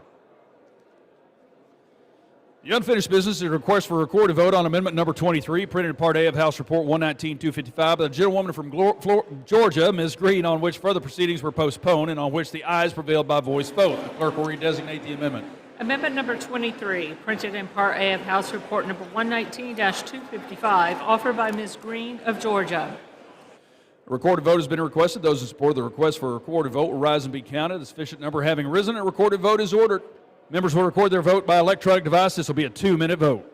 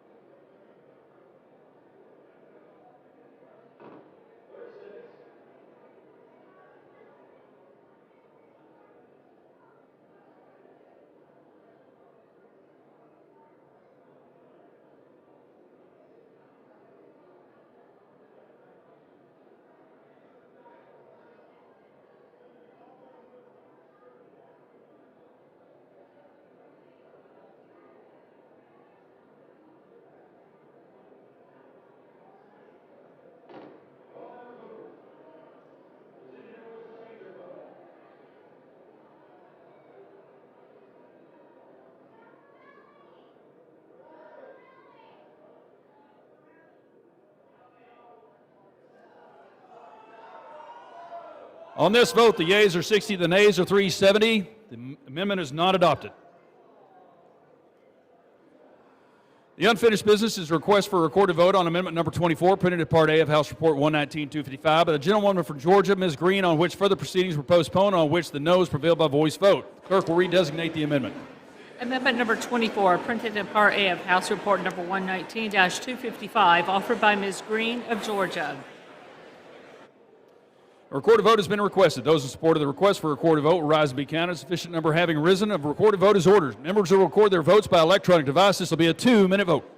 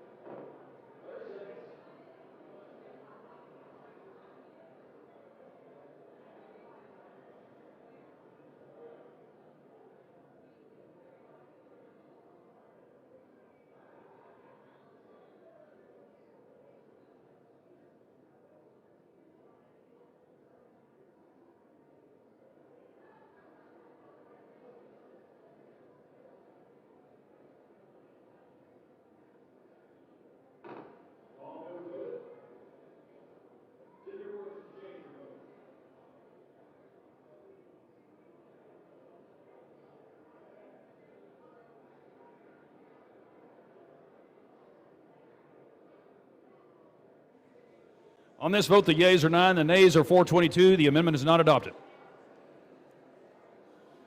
The unfinished business is a request for a recorded vote on amendment number 25, printed in Part A of House Report 119-255 by the gentleman from Georgia, Mr. McCormick, on which further proceedings were postponed, on which the ayes prevailed by voice vote. Clerk will redesignate the amendment. Amendment number 25, printed in Part A of House Report number 119-255, offered by Mr. McCormick of Georgia. A recorded vote has been requested. Those in support of the request for a recorded vote will rise and be counted. A sufficient number having risen, a recorded vote is ordered. Members will record their votes by electronic device. This will be a 2-minute vote.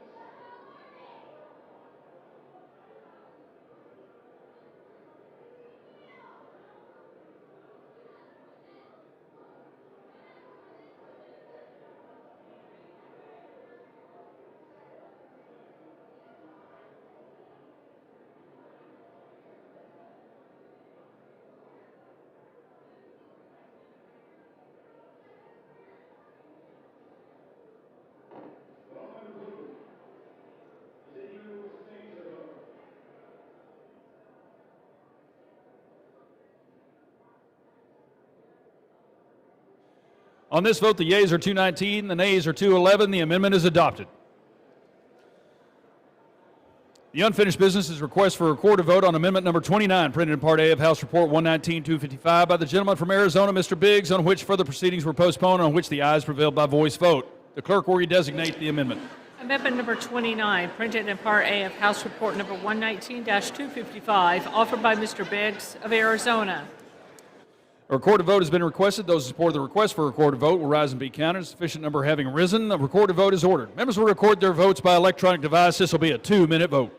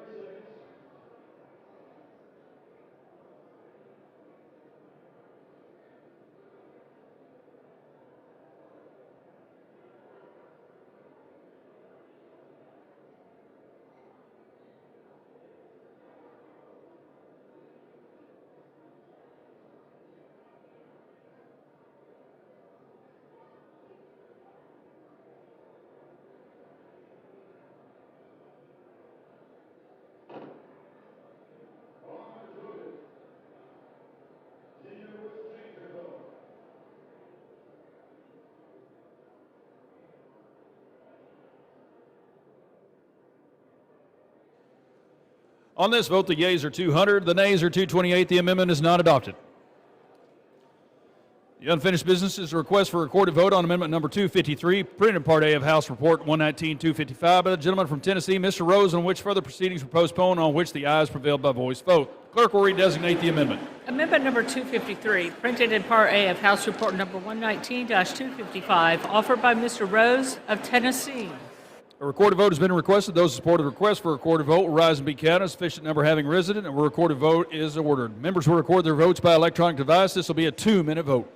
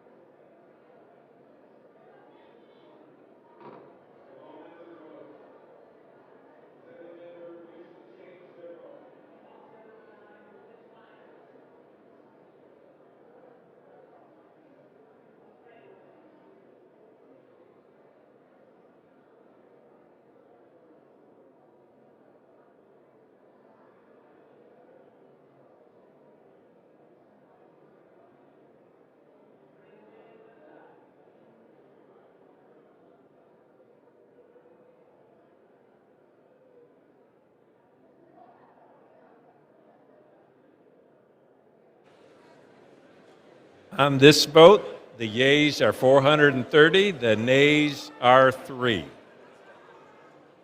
The amendment is adopted.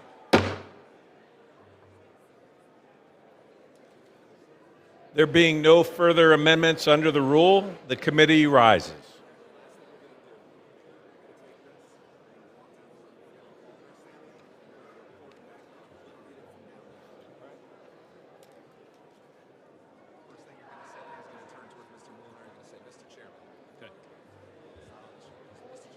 Mr. Chair.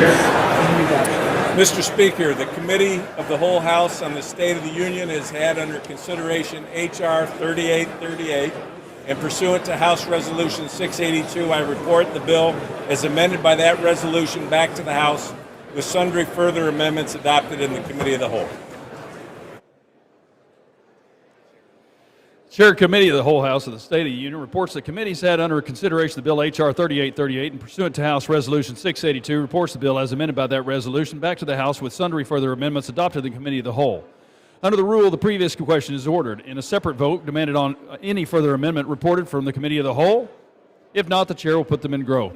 The question is on the adoption of the amendments. Those in favor, please say aye. Those opposed, say no. The ayes have it. The amendments are adopted. The question is on the engrossment and third reading of the bill. Those in favor, please say aye. Those opposed, say no. The ayes have it. Third reading. Bill to authorize appropriations for fiscal year 2026 for military activities of the Department of Defense, for military construction, and for defense activities of the Department of Energy to prescribe military personnel strengths for such fiscal year and for other purposes. The House will be in order.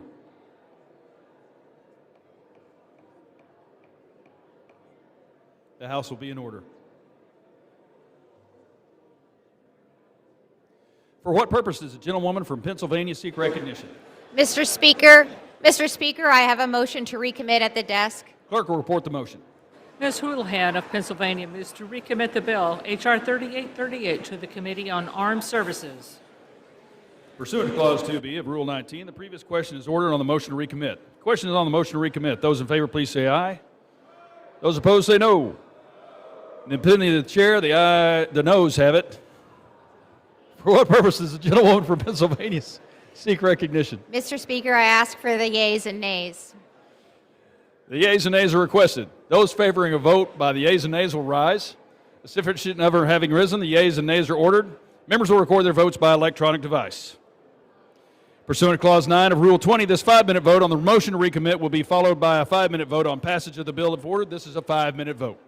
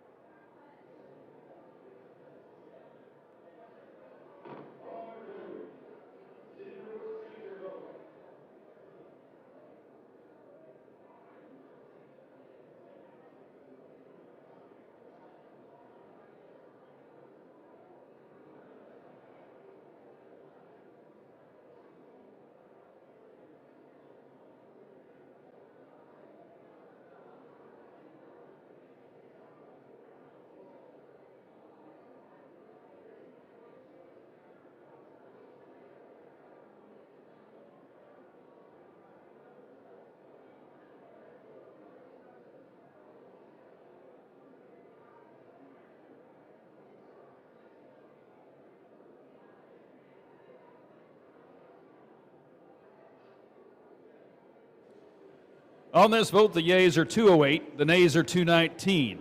The motion is not adopted. The question is on passage of the bill. Those in favor, please say aye. Those opposed, please say no. The ayes have it. Mr. Chair, For what purpose does the gentleman from Washington seek recognition? on that, I request a recorded vote. A recorded vote is requested. Those favoring a recorded vote will rise. A sufficient number having risen, a recorded vote is ordered. Members will record their votes by electronic device. This will be a 5-minute vote.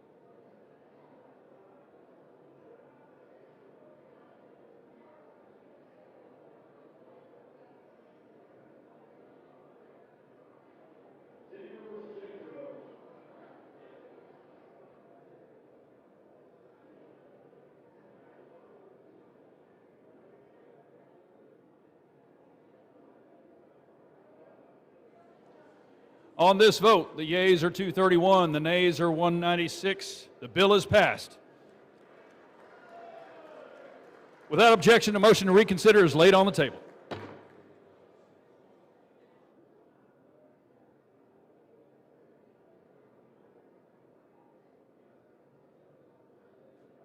For what purpose does the gentleman from Alabama seek recognition? Mr. Speaker, I ask unanimous consent the clerk be authorized to make technical corrections in the engrossment of H.R. 3838, including corrections in spelling, punctuation, section and title numbering, cross-referencing, conforming amendments to the table of contents, and short titles, and the insertion of appropriate headings.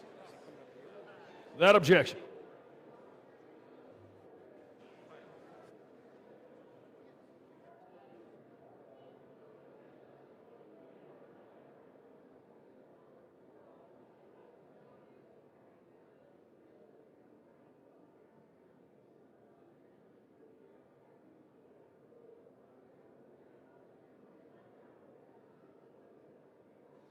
For what purpose does the gentleman from Alabama seek recognition? Mr. Speaker, I ask unanimous consent that when the House adjourns today, it adjourn to meet at 9 a.m. tomorrow morning. Without objection. Congratulations. Thank you, sir. For what purpose does the gentleman from Illinois seek recognition? From Georgia. Mr. Speaker, I seek recognition. Mr. Speaker, House will be in order. I Gentleman from seek Georgia. recognition. Mr. Speaker, I ask unanimous consent that the gentleman from Louisiana, Mr. Johnson, be removed as a co-sponsor from House Resolution 5239. Without objection. Thank you.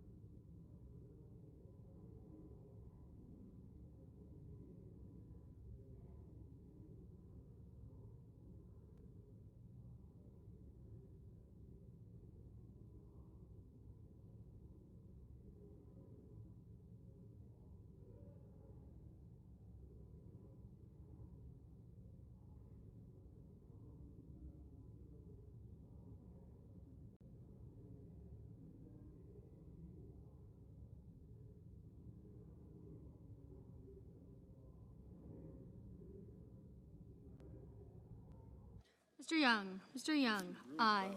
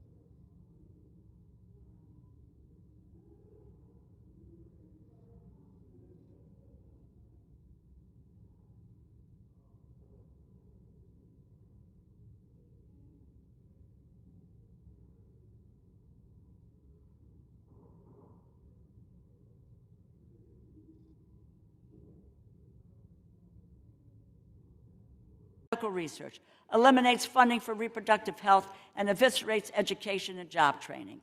They use this bill not to right the wrongs of their big, ugly law, but to make health care even more expensive and slash research into life-saving cures. They cut funding for the National Institutes of Health, for the Centers for Disease Control and Prevention. They slashed funding for state and local health departments, substance use prevention and treatment, mental health services, and eliminated funding for tobacco prevention and HIV/AIDS prevention and treatment. To top it all off, House Republicans continued their full-scale attempt to eliminate public education, decimating support for children in K-12 elementary schools and threatening the future of an entire generation. The Labor, Health and Human Services, and Education funding bill was cut from the same cloth as the agriculture funding bill we are preparing to conference. At a time when families around the country are struggling to afford health care, housing, and other essentials for their families, House Republicans failed to provide WIC with the resources it needs to help Americans keep food on their tables. That is why the House conferees must support the WIC level in the Senate bill, $500 million over the budget request and the House bill. This should be a simple ask. On Monday, the Office of Management and Budget, OMB asked for funding in the continuing resolution at the Senate's level of $8.2 billion. And just yesterday, the administration released its Make America Healthy Again report. The report commended the WIC program for its science-based approach to evaluating the health and the diet of participants and working to improve them. Unfortunately, the report made no mention of the administration's drastically insufficient budget request for WIC, or the need to fully fund vouchers issued to participants for fruits and vegetables. House Republicans must do more than pay lip service to goals of making healthy food available to children and families. They must fund WIC at the Senate's proposed level and support the fruit and vegetable vouchers. House Republicans' agricultural funding bill also fails to provide the Food and Drug Administration with the funding it needs to keep Americans healthy and safe from foodborne illnesses and harmful additives, from keeping track of food recalls, to rigorously inspecting processing facilities, to protecting infant formula, to banning toxic dyes. The FDA cannot accomplish its missions if we slash its resources. Given many recent food recalls, and particularly with contaminated foods and medical products that are imported, there is a need for FDA to expand its presence. That cannot be done for free. We must follow the Senate's lead on funding the FDA. The Senate bill provides $3.5 billion for the vital agency, $332 million over the House bill, and roughly equal to the 2025 level. This level provides significantly more funding for human foods and drugs work, two of the most vital responsibility of the FDA. And even beyond the insufficient dangerous funding levels for WIC and FDA, there are other reckless cuts and policies in the agriculture funding bill that must be addressed in conference. Despite Republicans claiming to support farmers and rural communities, their bill cuts investments in rural America, including grants that help hardworking Americans buy homes in rural areas, and programs to help build drinking and wastewater infrastructure in rural communities that need it most. House Republicans are using this bill to eliminate protections for small meat and poultry producers against large corporations that have dominated the market, force small producers out of business, and price gouged consumers. We are in an era of unprecedented corporate consolidation. 4 companies control over 80% of the beef market. 4 companies control 70% of the pork industry, and 4 companies control more than half of the chicken industry. House Republicans' bill will help these major companies to dominate the market, grow their power, and raise prices on the backs of hardworking Americans. The 2 other bills in this package, military construction and veteran affairs, and legislative branch funding bills, also need significant improvements in order to earn support from Democrats. As it stands now, the Military Construction, Veterans Affairs, and Related Agencies Appropriations Bill would worsen the quality of life for service members and their families, raise costs for Americans while helping big corporations profit from privatizing medical care for veterans, and hurt military readiness. This extreme proposal also furthers Republicans' constant attempts to roll back women's rights by restricting health care access for service members and their families. House Republicans' legislative branch funding bill, typically a bill that has been quickly agreed to by both parties, jettisons bipartisan. Majority Leader. Thank you, Mr. President. Mr. President, I have a second-degree amendment at the desk. The clerk will report. Senator from South Dakota, Mr. Thune, proposes an amendment number 3863 to amendment number 3427. Mr. President, I ask that the reading be dispensed with. Without objection. And I have an amendment to the text of the underlying bill. The clerk will report. The Senator from South Dakota, Mr. Thune, proposes an amendment number 3864 to the language proposed to be stricken by amendment President, number I ask that the 3748. reading be dispensed with. Without objection. And I ask for the yeas and nays on my amendment. Is there a sufficient second?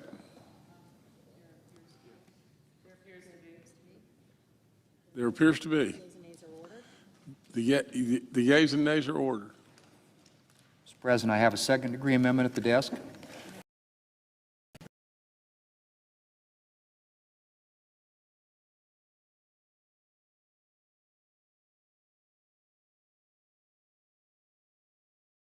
Instructions. The clerk will Moves to recommit the bill to the Committee on Armed Services with instructions with an amendment number 3866. Mr. President, I ask that the reading be dispensed with. Without objection. And I ask for the yeas and nays on the motion to commit with instructions. Is there a sufficient second? This is an amendment number 3867 to the instructions of the motion to recommit. Mr. President, I ask consent that the reading be waived. Without objection. And I ask for the yeas and nays on my amendment. Is there a sufficient second? There appears to be. The yeas and nays are ordered. Mr. President, I have a second-degree amendment at the desk. The clerk will report. The senator from South Dakota, Mr. Thune, proposes an amendment number 3868 to amendment number 3867. Mr. President, I ask consent that the reading be waived. Without objection. Mr. President, I ask unanimous consent that the Senate be in a period of morning business with senators permitted to speak therein for up to 10 minutes each. Without objection. Mr. President, I have 10 requests for committees to meet during today's session of the Senate. They have the approval of the majority and minority leaders. Duly noted.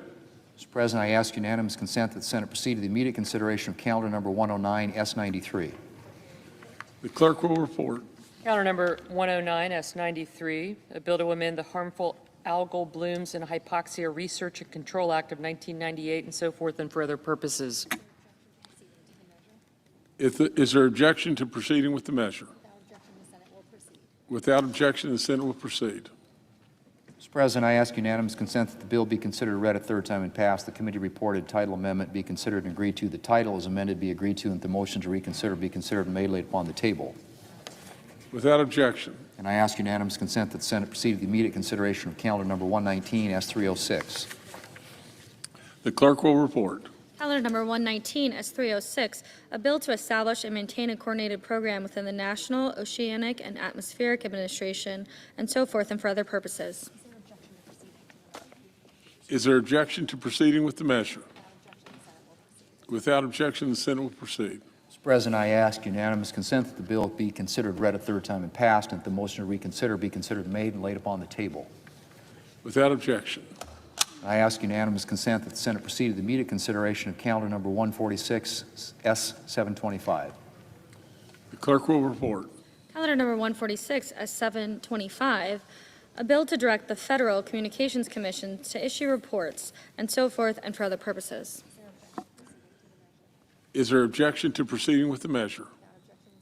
Without objection, the Senate will proceed. Mr. President, I ask unanimous consent that the committee reported substitute amendment be agreed to. The bill is amended be considered read a third time and passed, and the motion to reconsider be considered made and laid upon the table. Without objection.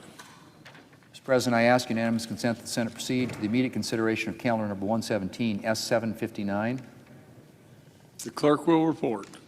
Calendar number 117, S759, a bill to provide for the standardization, publication, and accessibility of data relating to public outdoor recreational use of federal waterways and for other purposes. Is there objection to proceeding with the measure? Without objection, the Senate will proceed. Mr. President, I ask unanimous consent that the committee reported substitute amendment be agreed to. The bill is amended be considered read a third time and passed, and the motion to reconsider be considered made and laid upon the table. Without objection. Mr. President, I ask unanimous consent that the Senate proceed to the consideration of S-Res 383, which is at the desk. The clerk will report. Senate Resolution 383, commemorating the 80th anniversary of the conclusion of World War II with the surrender of Imperial Japan and honoring veterans of both the Pacific and European theaters. Is there objection to proceeding with the measure? Without objection, the Senate will proceed. Mr. President, I ask unanimous consent the resolution be agreed to, the preamble be agreed to, and that the motion to reconsider be considered made and laid upon the table with no intervening action. Actually protecting women, infants, and children here in the United States.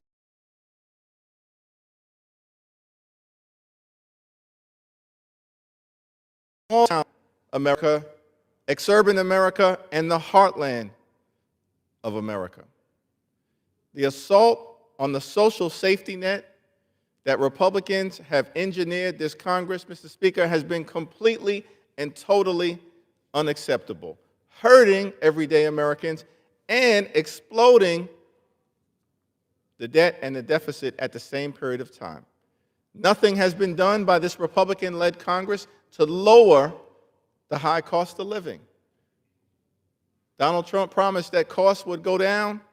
On day one, costs haven't gone down, they're going up. Inflation is on the way up. Life has gotten more expensive. Electricity bills skyrocketing out of control, and now healthcare premiums on the verge of increasing by thousands of dollars a year for 20 million Americans. Unless Republicans choose to join us and act with respect to the tax credits that will expire at the end of this year connected to the Affordable Care Act. There is much work that needs to be done. And again, Democrats ready to sit down anytime, any place, to work out a spending bill on a bipartisan basis that actually makes life better for the American people. But we will not allow this administration and the Republican Congress to continue to hurt everyday Americans. That's why we strongly support this motion to instruct, and that is why we have made clear that under no circumstances will we support a partisan Republican spending bill that continues to rip away health care from the American people. Vote yes on this motion to instruct, and I yield back. Gentlelady from Connecticut reserves. Gentlelady from Iowa is recognized. Gentlelady reserves. Gentlelady from Connecticut is recognized. As the gentlelady, I am prepared to close if I don't know what the...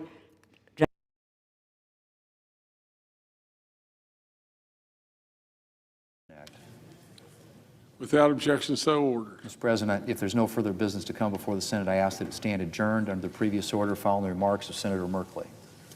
Without objection.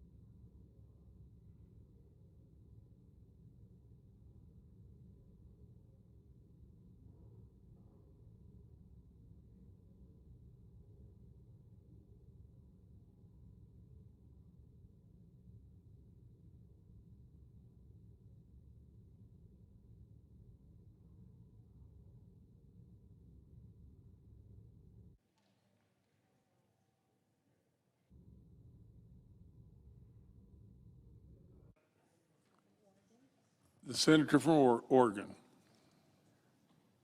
Mr. President, just minutes ago, I was outside and I was running up the steps to the Senate chamber in order to cast a vote on the issue before the Senate.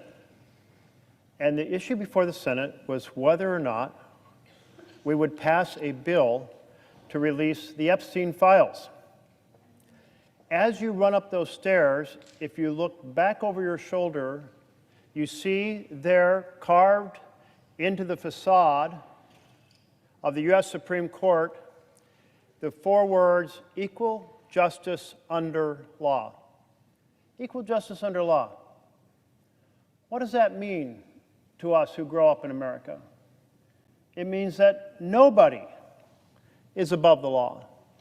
Not a politician, not a celebrity, not a billionaire, no one. Now, we certainly know that this vision to which we aspire, equal justice under the law, has not been fully accomplished. But we wrestle to move closer to that vision, to realize that vision. And today, we had a chance as the U.S. Senate to move significant stride in the direction of saying no one is above the law. The legislation that was considered was an amendment form of a proposal that I had drafted to say, release the Epstein files. And my co-pilot, Ben Ray Lujan of New Mexico, saying, release the Epstein files. And indeed, many members on both sides have believed in this vision of transparency and accountability. Why? Well, because they value those words that are carved above the pillars of the Supreme Court, equal justice and law. They cherish that value in their heart, that we aspire towards a vision where everyone is accountable. Plus, in this particular case involving Jeffrey Epstein, every single one of us, all 100 senators, know that Jeffrey Epstein was a monster who groomed and abused underage children, a monster who trafficked girls to rich and powerful men, a monster who destroyed the lives of hundreds of young women. As I speak, the U.S. Department of Justice has files detailing the names of those connected to Mr. Jeffrey Epstein. It's been widely reported that in May, our Attorney General, Pam Bondi, informed President Trump that his name appears in the Epstein files. But to be clear, just because a name is listed in the Epstein files doesn't mean that that person was a collaborator in abusing young women. There may be lots of names in that file related to just casual acquaintances or people met on trips, who knows? But some of those names in that file may well shine light on people who abused young women. So let's bring it to light. If we believe in that vision of equal justice under law, if we believe in accountability for all, then release the files. Let the chips fall where they may. It is the right thing to do. Everyone involved in assisting Jeffrey Epstein in running an international trafficking organization or involved in directly purchasing access to young women through Jeffrey Epstein or directly abusing young women proffered by Jeffrey Epstein, every single person, let the chips fall where they may. No matter how rich the person is, no matter if they held office in the past, no matter if they aspired office in the future or sit in office right now, no matter how famous or not famous they might be, let the chips fall where they may. That's the vision of equal justice under the law. Everyone involved in Mr. Epstein's crimes must be brought to light and must be held accountable. My colleague from Oregon, Senator Ron Wyden, and the Senate Finance Committee have been investigating Mr. Epstein's financial network for the last 3 years. The Biden administration fully cooperated with the Senate investigators on that case. The Finance Committee staff went to the Treasury Department to see the Epstein files and suspicious activity reports. Democrats understood that this was an ongoing investigation. We applauded the Biden administration for cooperating, and that was the right course. But now we're under a different administration. Instead of cooperating, the Trump administration is obstructing. The Trump administration and Attorney General Bondi are refusing to cooperate, and they are refusing to investigate further. They're simply saying 2 words: case closed. Case closed? When they have their hands on information potentially regarding dozens or hundreds of individuals who abused young women. So today we had a chance to vote on whether the case is closed. We had before us an amendment which said, deliver the files. Create the force of law, deliver the files. And 51 senators in this body, I am ashamed to say, said, hell no. We want them kept secret. We want to protect the perpetrators. Why? Because the man in the Oval Office, Mr. Trump, told us he wants us to protect those files, does not want them public. On July 17th, the Wall Street Journal reported on a letter allegedly written by Trump to Epstein as part of a birthday book for his 50th birthday in 2003. The letter is signed at the bottom, Donald. It features a drawing of a woman's body with very suggestive text. I debated putting that letter up. There's a chart of it in the door behind me, but it's already been made public. A recent shooting at an Annunciation Catholic school in Minneapolis left 2 children dead and 21 injured when a shooter opened fire during morning mass. Since 2013, there have been more than 1,500 incidents of gunfire on America's school grounds, resulting in 485 deaths and 1,100 injuries nationally.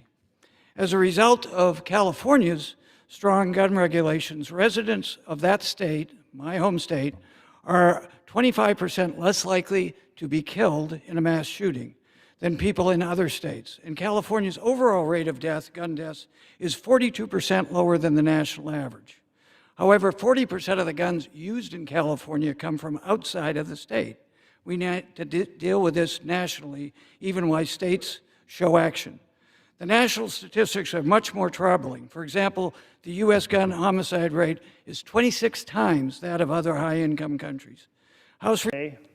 I saw a series of examples of Donald Trump's signature because Trump has said to the world, it's not my signature.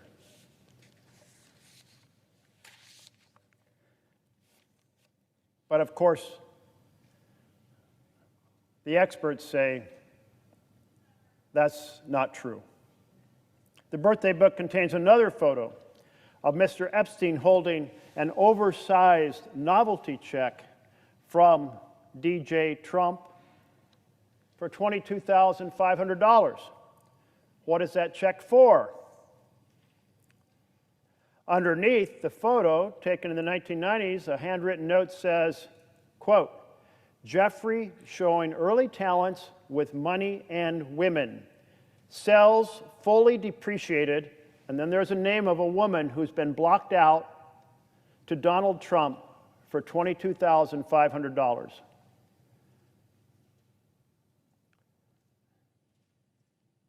I don't know if a woman was sold to Donald Trump for $22,500. I don't know what it means to call a woman fully depreciated. I don't know if it was just kind of a brazen joke between decades. Ms. Reed has dedicated herself to the health, dignity, and well-being of our senior community. As program director of the Eastchester Neighborhood Older Adult Center under RAIN, Sophia is more than an administrator. She is a mentor, a caregiver, and a tireless advocate for our community's older adults. Sophia brings compassion and leadership to everything she does by fostering a sense of community, by organizing health education programs, hosting wellness activities. As one of her residents retells, quote, Sophia has provided an environment where her older adults feel safe, comfortable, and happy to be in daily. The older adults that come are from various ethnic backgrounds, and not all speak English. But Sophia says you don't have to love each other, but you must respect each other, and that's how it is. Her years of dedicated service and passionate care has led her to receiving countless awards from the New York City Council, the Bronx Borough President's Office, and now a congressional recognition. Her work and recognition speak volumes to the impact that Sophia has had on the Bronx. Sophia has created a space where our seniors feel safe, valued, and seen. In a city as diverse as New York, she reminds us that respect, community, and care are the foundations of aging with dignity. On behalf of the people of the Bronx, I thank Sophia Reed for her unwavering service. Mr. Speaker, today I want to honor the extraordinary dedication of community leader Allison Griffith and the Radcliffe Magenta Block Association, whose tireless work has transformed their Bronx neighborhood. Over 20 years ago, Lillian McDuffie and Yvonne Long fought against a serious health hazard in which raw sewage was backing up into their homes every time it rained. Persistence brought attention to a dangerous problem that endangered children playing in basements and resident safety. After over a year of fighting for the issue to be addressed and for the continued cleaning of the sewer system, their request was approved and the reconstruction on the area began to fix the sewer system as a whole. But their commitment didn't stop there. Seeing neighborhood children with nothing to do, they helped start a block party to bring the community together, fostering connection and care among neighbors. Today, Allison Griffith carries on this tradition as the chairperson of the Radcliffe Magenta Block Association, keeping the community united and engaged year after year. I've had the pleasure of attending the block party since I began representing the community, and it has been a day full of fun and events for the full neighborhood. I'm proud to support this extraordinary community organization and its efforts to build a healthier, stronger Bronx. Their story reminds us that real change begins with neighbors looking out for one another. Mr. Speaker, I rise today to recognize Cheryl McNear, the newly elected president of the 47th Precinct Community Council and a steadfast leader in our Bronx community. Cheryl has dedicated nearly a decade of service to the council, holding multiple leadership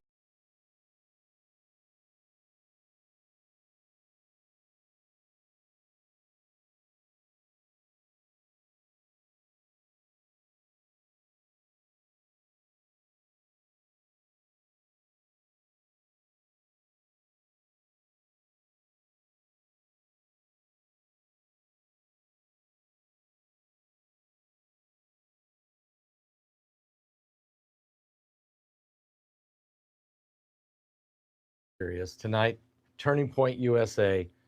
We're going to cover a lot of things this evening, but we have to talk about the assassination of Charlie Kirk.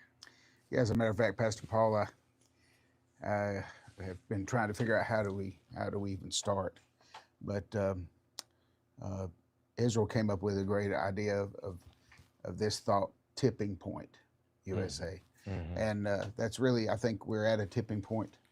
And it's one thing for sure, Charlie Kirk was a tipping point. He was. Yeah, for the nation, and we're going to miss him. And so we're going to talk about all that tonight. ffctv.church, 7 o'clock.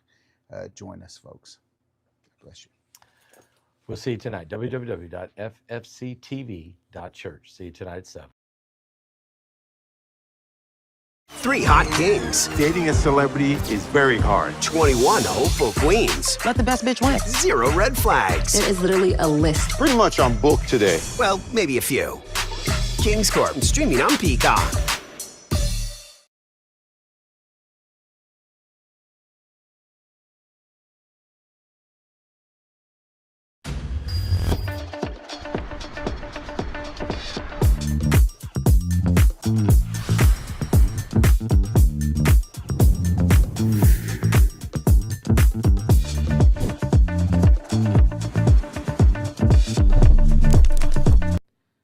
Margaret currently leads a business with mild and moderate dementia. Additionally, she has participated in Alzheimer's research trials for over 5 years to assist in the fight against this devastating disease. Margaret's work has helped so many seniors in our community age with dignity. I want to thank her for her incredible service. Mr. Speaker, I rise to celebrate a true pillar of faith, resilience, and community in the Bronx, St. Luke's Episcopal Church in Williamsbridge. What began humbly in 1914 in the living room of Mr. and Mrs. William Whitty has grown into one of the most vibrant and enduring congregations in our city. Through decades of transition, leadership, and vision, from the Reverend Harold McLean to Reverend Pierre Andre Duvert, St. Luke's has been a beacon of hope, compassion, and purpose. Whether building affordable senior housing, launching youth ministries, or expanding its spiritual and physical sanctuary, St. Luke's has always understood that faith is more than words. It is action rooted in love and service. For over a century, St. Luke's has lived its mission, not only within its sanctuary, but throughout our borough and the world. To its clergy, leaders, and parishioners, past and present, we thank you. We honor your legacy, and we celebrate your unwavering commitment to lifting others up. May St. Luke's continue to be light in the Bronx for generations to come. Mr. Speaker, I rise today to recognize and celebrate the NAACP Williamsbridge branch on its 67th anniversary gala. For nearly 7 decades, this branch has been a steadfast champion for justice and equality in the Bronx, especially in the Northeast Bronx, where its leadership has empowered families, defended civil rights, and strengthened neighborhoods through action.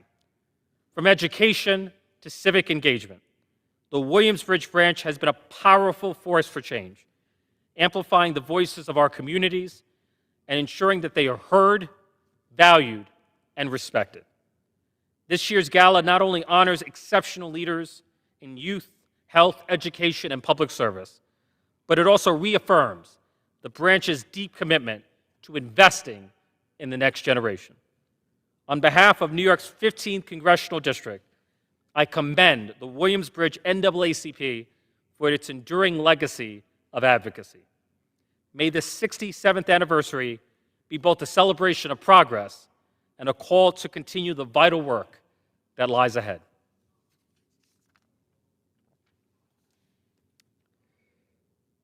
Mr. Speaker, I wish to honor an extraordinary leader, scholar, and servant of God, Reverend Dr. Alfred Sylvester, District Superintendent of the Connecticut District in New York Annual Conference. Born in Trinidad and in Tobago, the 7th of 10 children, Reverend Sylvester was shaped by a deep faith and disciplined upbringing. His journey from Sunday school in the Caribbean to lecturing at NYU and ministering across Africa, Europe, and the Middle East is a testament to his calling, his conviction, and his commitment to empowering God's people. He is not only a passionate preacher and teacher of the Word, but a scholar, mentor, and global faith leader, sponsoring pilgrimages and uplifting lives through exegetical preaching and compassionate service. Through every role as a husband, father, academic, and pastor, Reverend Dr. Sylvester has embodied excellence and purpose. On behalf of the people of New York's 15th Congressional District, I commend him for his enduring dedication to ministry and to humanity. May his life continue to be a blessing to the body of Christ, and to the world.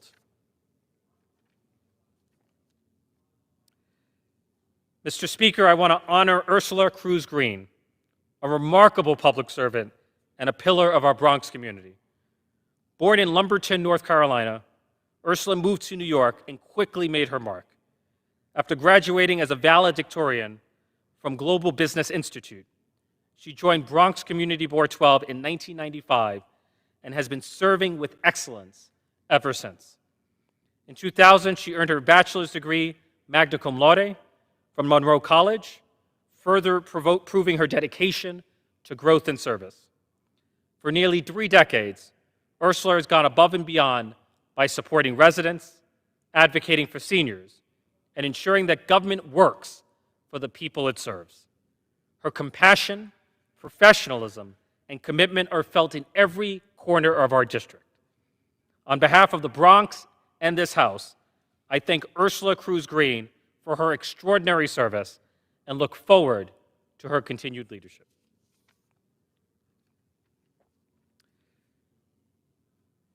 Mr. Speaker, I rise today to recognize an extraordinary spiritual leader and community pillar in the Bronx, the Reverend Dr. Rabbi Keith Elijah Thompson. For over 4 decades, Rabbi Thompson has served the people of the Bronx with unwavering faith, humility, and purpose. A man of God who is known across the community as a man who inspires, teaches, and instills hope in those around him. Dr. Thompson started out by leading a small home-based Bible study for members of his community. In 1980, he would go on to become the founder and chief apostle of the Bronx Miracle Gospel Tabernacle Word of Faith ministry. He has uplifted countless lives through dynamic preaching, compassionate service, and inspired teaching. Known as a teacher of teachers, Dr. Thompson has built a ministry rooted in love, empowerment, and transformation.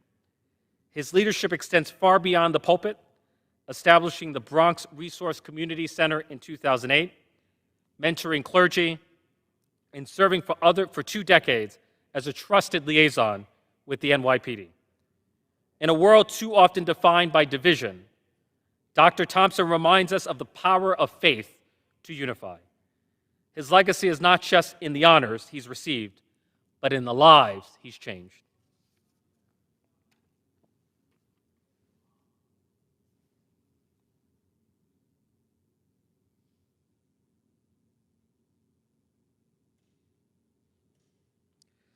Mr. Speaker, I rise today to honor the Reverend Dr. Pierre-André Duvert, a spiritual giant and a community leader whose life of service has touched thousands across the Bronx and beyond.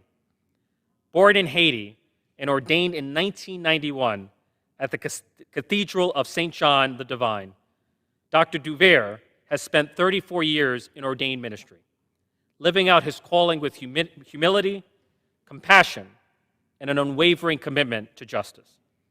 As rector of St. Luke's Episcopal Church in the Bronx, one of the largest congregations in the diocese, he has not only shepherded his parish, but also uplifted our broader community. His dedication extends far beyond the pulpit, from instituting the annual Police Appreciation Day to serving on committees focused on reparations and shared mission, to mentoring the next generation of faith leaders. With 2 doctorates and decades of academic and spiritual leadership, he exemplifies the intersection of faith, intellect, and service. Thank you to Dr. Reverend Duvert for his lifelong ministry and for being a beacon of hope, healing, and unity in our community.